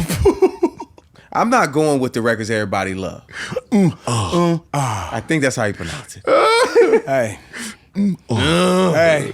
That song crazy. Come on, man. Hey, you was man. instantly getting some. You want to hams. you want to get close to your woman? Put that on. Or a woman you think might want to get close to you? Yeah. on. Put Boyz II Men on. sir. Put Yeah. that Boyz II Men That's song. the sir. ham meter. Yeah. So that's my top 40,000. 86. Okay. Yeah. So Jay, let's do Voltron. Okay. Let's do a Voltron. You know we need the vocal, the performance style, the styling, and the heart of the artist. And I'm gonna add one more for you. Okay. The mind, the intellect of the entity. Okay. I'm ready. So, the vocal. The vocal. My vocal is a hybrid. Charlie Wilson and Marvin Gaye. Shit. That's nasty. That's my hybrid of a voice. I think all R&B at some point gets to those two guys. Shit. You try to find your way with Marvin Gaye and Charlie Wilson. Okay, I'm ready. Shit. I'm ready. That's heavy, Mike. Heavy. Performance style. Michael Jackson. That's easy. I knew that was coming. Easy. Styling. Prince. Just ain't gonna have that shit on. I'm not ready to do the heel because that's just not me. Yeah. And I'm taller than the average man. Got you. So Got I don't you. need, You don't need a that. heel. Yeah. 5'11" is taller than the average man. Yeah, talk about it. I'm not a giant, but Yeah. if I put on a heel, now it's like, okay, nigga, you just want to be You 6'3" really- with some you really heels on. trying, You yeah. wildin', nigga. You got a 4-inch heel on, Jay? Wrong. Hey, we ain't never doing that. Hey, about now, what is you doing? I'll trip him. Nigga be dancing. I'll trip his leg. What is you doing, I'll dog? trip his leg. Hey, you know the leg sweep? That nigga be singing. yeah. I'll sweep that Yeah. leg. So Prince. The heart of the artist, the passion. I got another hybrid. Mm-hmm. James Brown and Rick James. Shit. Two of the coldest niggas. Shit. Stomp down. Stomp down. Stomp down. They meant They it. are not playing. They're not fucking around. And then the mind. The mind. Michael Jackson. He bought the Beatles publishing. He's the He owned diabolical. half of Sony ATV. Diabolical. Michael Jackson. 100%. He doesn't get the credit as a businessman that he deserves. Can't give you that credit because then you're going to follow that blueprint. Yes. Yes. You're not allowed to follow that blueprint. Wasn't he trying to buy the Marvel comic franchise? Trying to buy too? everything. Mike was trying to buy everything. Assets. Mike was in Vegas. He was part of with Steve Wynn. Assets. Mike was something different, bro. You guys just sing music. Don't worry about the assets. Right. Yeah. The publishing, The intellectual the intellectual property. properties. Don't worry about that. Just sing. So Michael Jackson is my business mind. Shit. Yeah. His artist is crazy. His list is. I gotta redo mine. Gotta redo mine. And then I'm gonna run off my quick while you playing. Before you start playing piano, I'm gonna run off my quick R&B groups since I originally come from a group. Come on. Boyz II Men, Jodeci, Jackson 5, New Edition, The Whispers. Those are my top 5 groups. Gotta have the Whispers in there. Gotta have the Whispers in there, baby. Those are my top 5 groups. From loving you. Hey, Hey, listen. Them niggas are so cold. His It's so scat. cold. And when he go to the scat. I love them niggas. This is our man. podcast, right? Man, do what the fuck you want to do. Yeah. Shit. Yes, sir. I'm gonna have to pay Ruben and Jacob overtime. Just charge it to me, Chief. I'll take the I sure overtime will. pay, man. I sure will. Okay. Oh shit. All right, here we go. I think you know what's coming up. Oh shit. I ain't saying no names. I ain't saying no names. I ain't saying no names. I ain't saying no names. Where you was? Who you was with? What you did? Don't say shit. I ain't saying no names.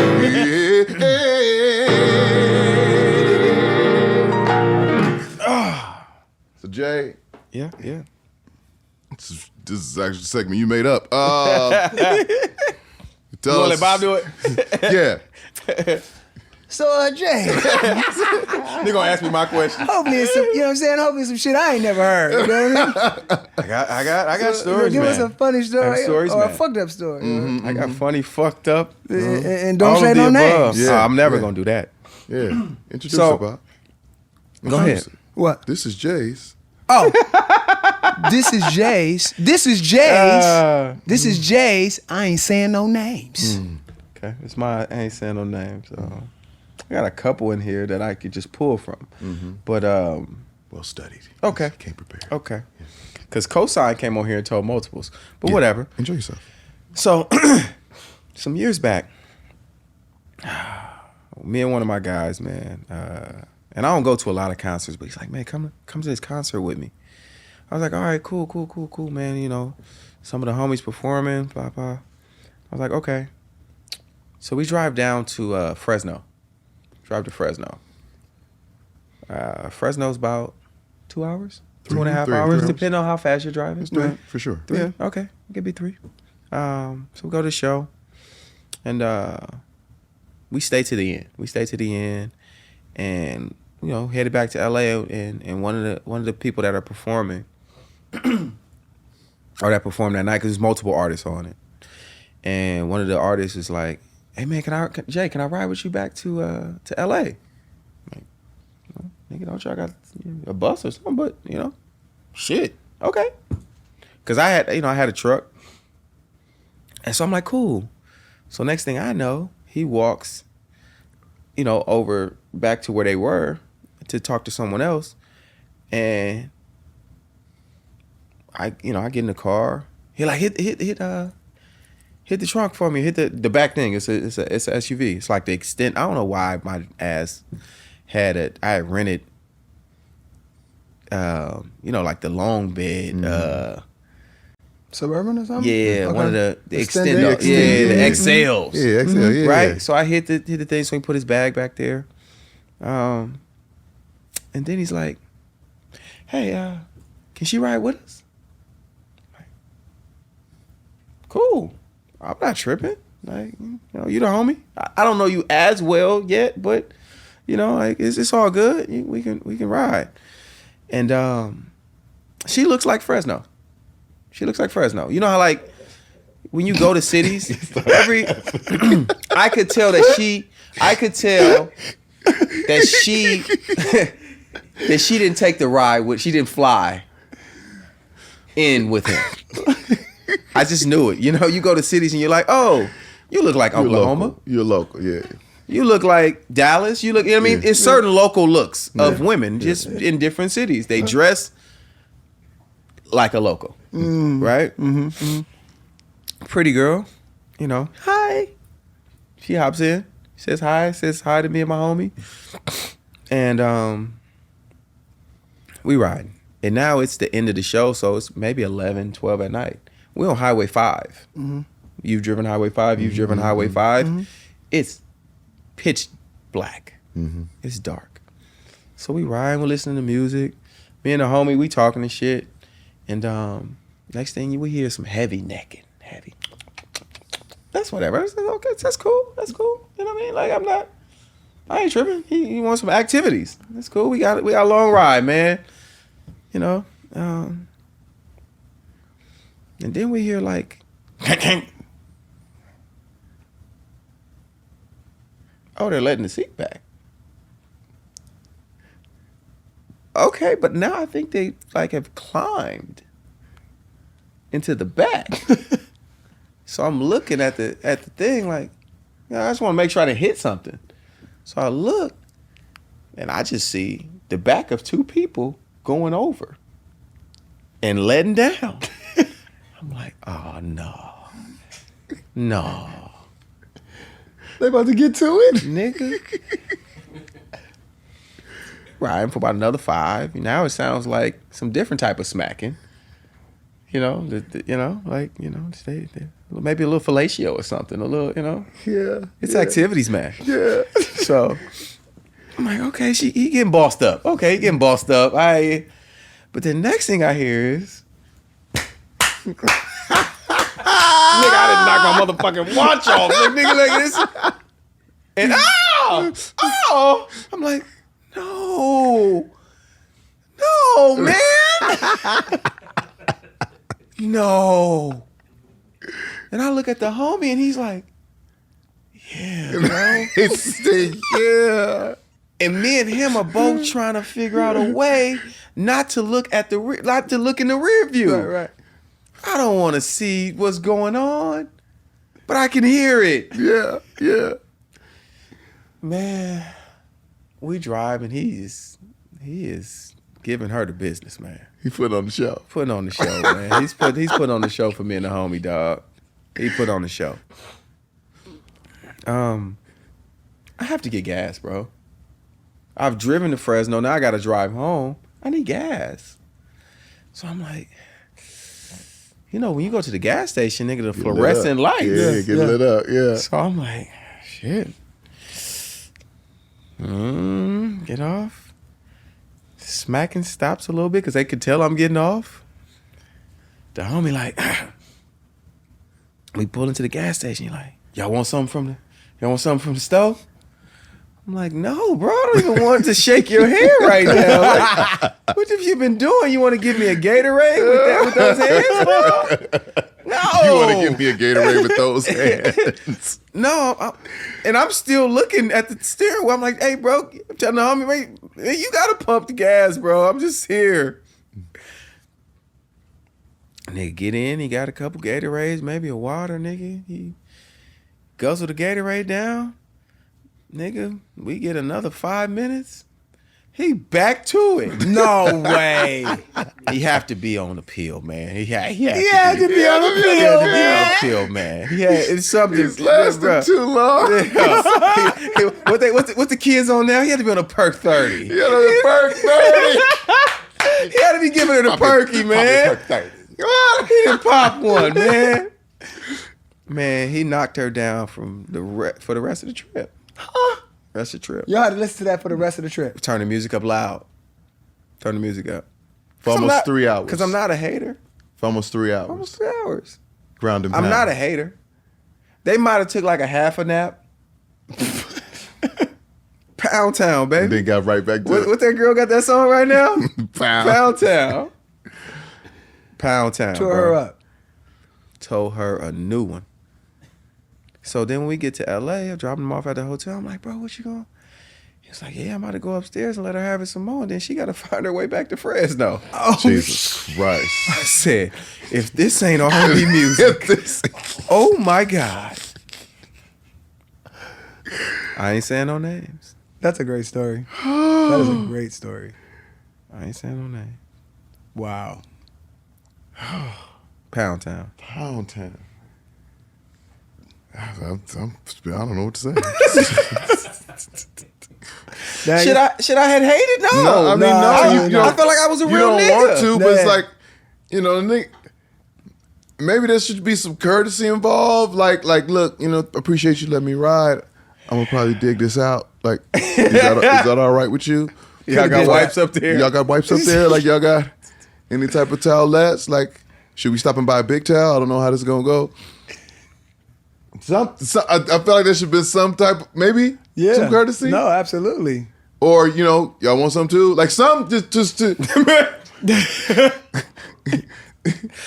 No. include everybody? I don't know, like some No, type bro. of courtesy. I would have turned it down. I would have turned it down. Of course you would have. turned it I'm down. just trying to think of how this could have been sensibly Wow. Yeah. avoided. Yeah, that's my story, man. That's my ain't saying no name. That's an all-timer, brother. Downtown. That's an all-timer. It's gonna be hard to beat that one. Well, I was gonna ask you too. That's right up there with Ari Lennox punching whoever in the face. Yeah, That's right. That's yeah. What would you say, after all the stuff that we've talked about, what would you say is your greatest accomplishment? My kids. yeah. My kids. Mm-hmm. That's my ultimate sacrifice for everything. Yeah. Like I could make way more money, do way more things. I never want to have that conversation to where they feel like I chose anything over them. At this point for me, at this stage of my life, I'm not sacrificing my time with them for anything. Like I'm going to figure out how to get to soccer practice and basketball practice and volleyball camp, graduation, take them to school. Like I'm going to figure it out. Like I can't do it every single day and all day long, but I'm getting my time in. Yeah. So to me, that's my greatest accomplishment. I've made money, I've had success. Nothing felt like that. Yeah. Nothing felt like my kids being born and them. I be acting like I hit a 3 or I did a little gymnastics move. I'm like, yeah, babe. Yeah. How you do that again? See, Dad, if you just you have to loosen your hips, Dad. Loosen your hips, Dad. Yeah. So, you know how Naomi get down. Yeah. So just Deuce and Naomi. Wow. My greatest accomplishment. Yeah, that's awesome. Well, Jay, we love you, brother. That Yes, goes we without do. saying. Love y'all, man. You know what I'm saying? I love y'all, dog. In terms of this, I just think it's so much more left for you to do. So much more left for you to accomplish. Yeah. And at this point, I'm very happy that we're on the road to putting the face with the name, putting the face to the music. You should understand. Yeah. This is why we are the authorities on all things R&B. Yeah. And I'm set out to put us in a space that nobody ever can do what we did. That's it. We managed each other. Mm-hmm. We both made records. Mm-hmm. We made an amazing podcast. Mm-hmm. Because I will say that our podcast, bro, is a great joy for me. Yeah. Like this thing that we have, man, that we've done along with Ruben and with Jacob and with Bo. Mm-hmm.